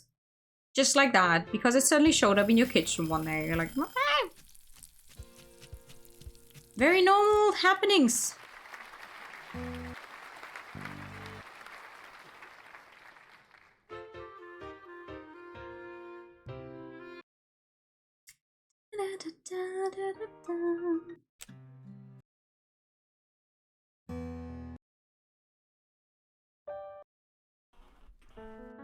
Alright, Skyfox time. Reddit. Everything is already packed up and on its way down to the underworld. All that remains is us. After 100 years in the library from Juliet and half a decade from Lyra and me, it only took a couple days for everything we own to be organized into boxes and sent ahead to our new home. Everything that we're keeping, at least. There was just as much to give away: toys and clothes Lyra had outgrown, furniture we didn't want to take, mementos that we left with our friends. The only part that's remained unchanged are the library shelves themselves. Aspen swore that she wouldn't take a single book off the shelves after taking over. The bedroom I shared with Juliet, Lyra's room and Juliet's office were the last ones to be packed up. At first it was jarring to see so much empty space, but over time I stopped thinking about it that way. Rather than picturing what's not there anymore, I prefer to think of it as being ready to be reborn. Whatever this place becomes, I hope whoever's hereafter has loves it as much as we do. Are you ready, dear? As ready as I'll ever be. For what might be the last time the two of us stand together in the library's foyer, hand in hand we take a final look around. Creaky spots on the floor, the faintly musty smell of so many books, the curtains fluttering in the breeze, all of it is imprinted on my heart. I'll never forget it. This was the first home I ever had. Well, the second after the forest, but as far as I'm concerned, it's where my life began. We've made a lot of memories here. I know that we'll be missed just as much as we'll miss it. Despite how long it's been, I'm still not entirely used to people remembering me, but I prefer the bittersweet feeling to the pain of being forgotten. Now it's time to say goodbye. Juliet clicks open the locket around her neck. And I would like to take a picture of it without the text on it. I can't hide the text on this one. Why? Why? Oh, why am I... I'm pressing the right button. Yeah. How do you ever pressing H? Yeah. It's not happening. I know I do not usually adopt random children to see my food. On one side is a tiny picture of the four of us, Juliet, Lara, Aspen and me. Although it's just the three of us who are going, Aspen will always be a part of our family. Even now, she's at the skyboard waiting to see us off. On the other is a photo of Cosette. She has the same wry look in the pictures in her portrait that once hung on the wall. Half smirk, half laugh. Her smile is immortalized forever. The tiny hands on the clock tick imperceptibly onward. What about you? Are you ready? Broken. There are plenty of things that I'll miss. Sure, I haven't even thought of them all yet. After so long, I can scarcely believe that I'm leaving. And yet, I'm excited for what awaits us. Not just in our new home, but in our new lives. I feel the same way I did 5 years ago, when we first fell in love. I can't wait to see what happens next. We lean in at the same time, the same thought in both of our minds. Even after another 100 years, I know that I won't get tired of kissing Juliet. The front door bangs open and we both look over to see Lara standing there impatiently. Judy and I look at each other with a smile. Forever's an awfully long time, you know. Right. So we'd better get going. Aww.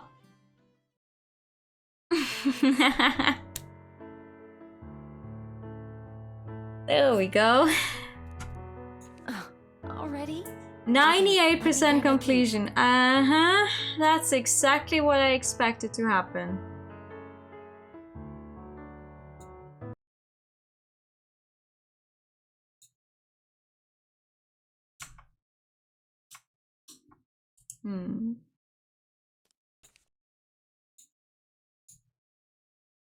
Hello, who's interested in this game? Do you recommend? You don't want to be spoiled? I just finished.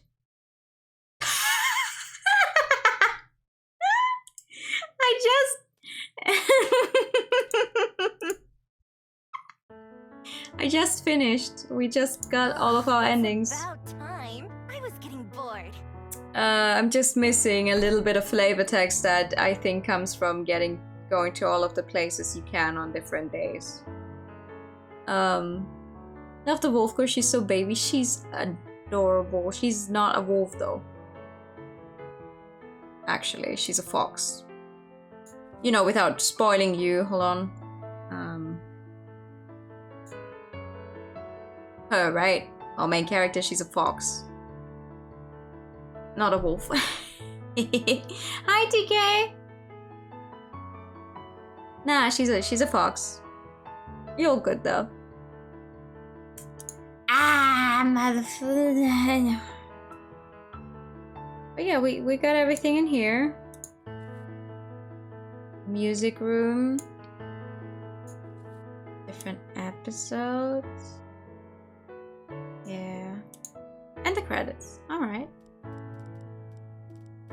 Well, yeah. 98% completion. That's definitely from the different places. I just have to rotate through all of them, probably. I think we...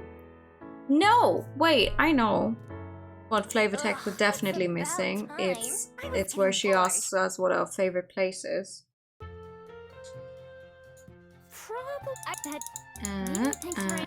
Thank you. Nice kittens. Yeah, that's exactly what I thought.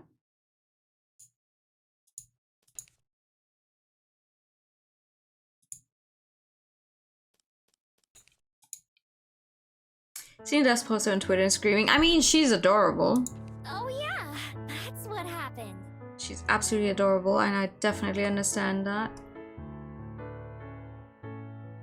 Yeah, I'm not gonna... I'll go look into those at my own time sometime. Those darn 2% of flavor text. But we got all of the endings. I did not expect to finish this game tonight. Tell you that much. I thought we would be doing one more stream, not gonna lie, but here we are. Slight overtime.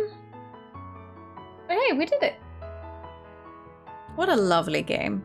What a lovely game for real. I like this one a lot. I'm so glad I played it. It was good to have something more lighthearted again. Another stream would have been 2 games that day. Yeah, definitely. 8 streams to get through this game. That's alright. You have to make it your next pickup. Please do. It was only very recently on sale, by the way. It's probably gonna be in... Like, is it? Maybe it is even still on sale. I don't know. Hold on. It was on sale just very recently, I can tell you that much. No, it's no longer on sale. Oh. It's probably gonna go on sale whenever another, like, visual novel thing is going. You very much broke, you get on summer sale Or maybe if they're gonna make like another narrative game thing. Good game, you like happy stories? Yeah. Very, very true. Now I have to figure out what game to play next week. Not that I do not have a wide variety to choose from, but like... do we do another happy one, or do we go play the dark and depressing mystery games again? Thinking, thonking.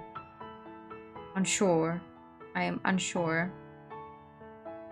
Picked up another VN recently. Your brain goes to Fatal 12 brain when anytime I play a VN.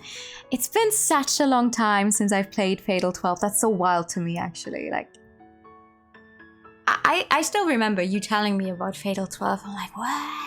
That's such a long time ago now. When did we play Fatal 12? Last played on May 13, 2021. God damn. That's crazy. I even wrote a review for Fatal 12. I don't remember doing that. Damn.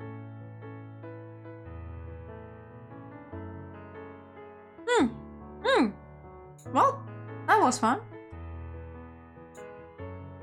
May 4th, 2021. Wow. Lovely game. For Fatal 12 and this one. You can make a list of happy dark games you want to play and try to make it even so you can switch them up at some point. I could, yeah. Nico was such a good protagonist. Yeah, she was. Miho here as well. Lovely character.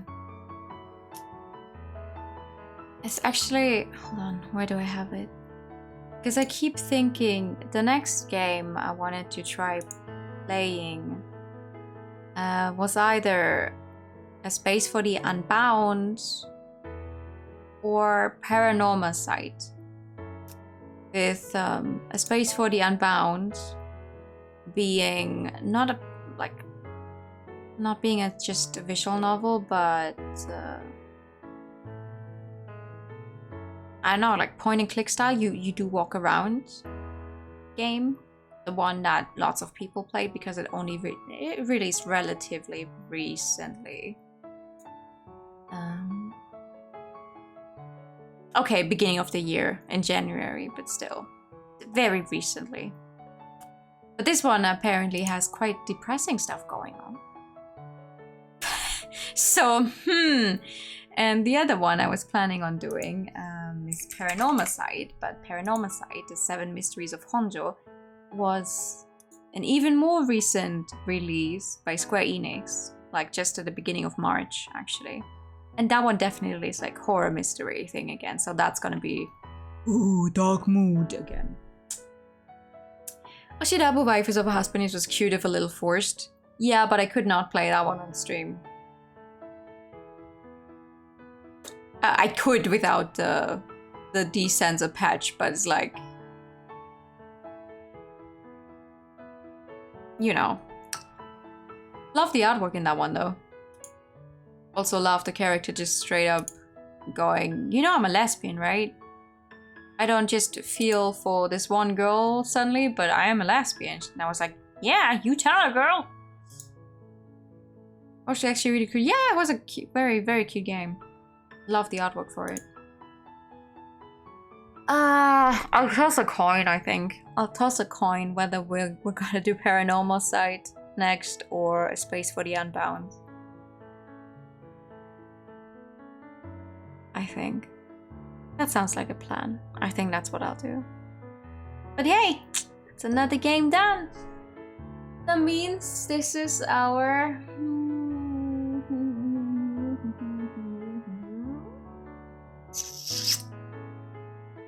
That is game 101, right? Saint Maker was my 100th game that I completed on stream. So this is 101. Some good lesbians for the number 101. I like that. No, Steve Achievement. Yeah, maybe they'll put them in at some point. For visual novels, I'm always like, please, just give me achievements. And if it's just like getting through the game, getting different endings, whatever, just give them to me. Thank you for a nice stream. No, thank you for coming. It's another game done. Cannot believe it. Believe it. Man, I'm proud of us. This was nice. This was nice. I like it. I like it.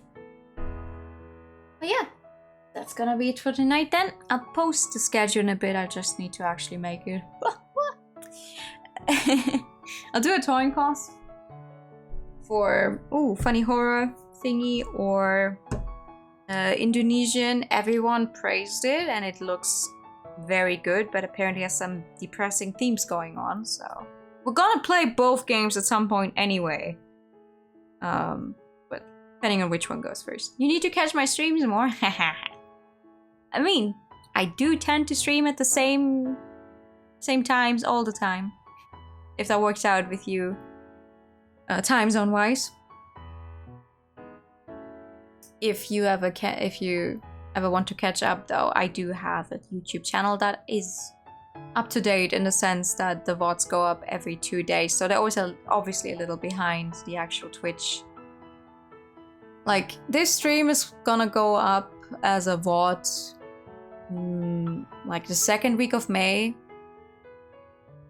Yeah, should be going up around then. Around when you work most days. Oh yeah. Yeah, that's unfortunate timing then. But you can always catch up. You can always catch up later on. I always save stuff. The only things that are not saved are stuff like the karaoke streams. But everything else is there. Almost everything else, except the one time we played a game that I'm not supposed to actually show. Haha. But yeah. This is where we're gonna stop. Because I'm already going over time. And I should take care not to keep going for even longer. Let me tap out here. What a lovely game. It's only saved to memory. Exactly. You just had to be there. You just had to be there. Oh man. I'm actually gonna try and write and ask them if that one thing was a reference to a thing I'm thinking of, and see if I can get an answer. Gonna do that. But what a lovely game. What a lovely game. I definitely need to get around to playing the other games of Studio Elan that I haven't played yet, which is not that many. I think I'm doing quite well, but I should get around to doing that. That's gonna be it for tonight. I'm gonna send you guys over to you, who is playing Your Turn to Die. Know that Your Turn to Die, which is still not complete, but it's now available on Steam, the English translated version by VG Person. It's a game I'm enjoying immensely. If you don't know it, definitely check it out. Please say hi to you for me. Here is the right mess. Did I write that correctly? Yes, I did. Oh my god. I always fear I write people's names incorrectly. Like, I definitely did it before. I remember one rate definitely did not go where it should have gone. So now I'm always scared. Good night. Go sleep. I will. I will hopefully get more than 4 hours of sleep this night. But yeah, that's gonna be it for tonight. Schedule goes up in a bit. It's gonna be the usual days though. So Wednesday new game, Friday more Atelier Sophie, and Saturday more Yakuza 5. And then Sunday, the new game. Whatever that will be. Good night everyone. Thank you for coming by. Get some rest. I'm just gonna say good night again because I keep repeating myself every time I try to finish stream. Fuck yeah. And bye bye. Bye bye bye.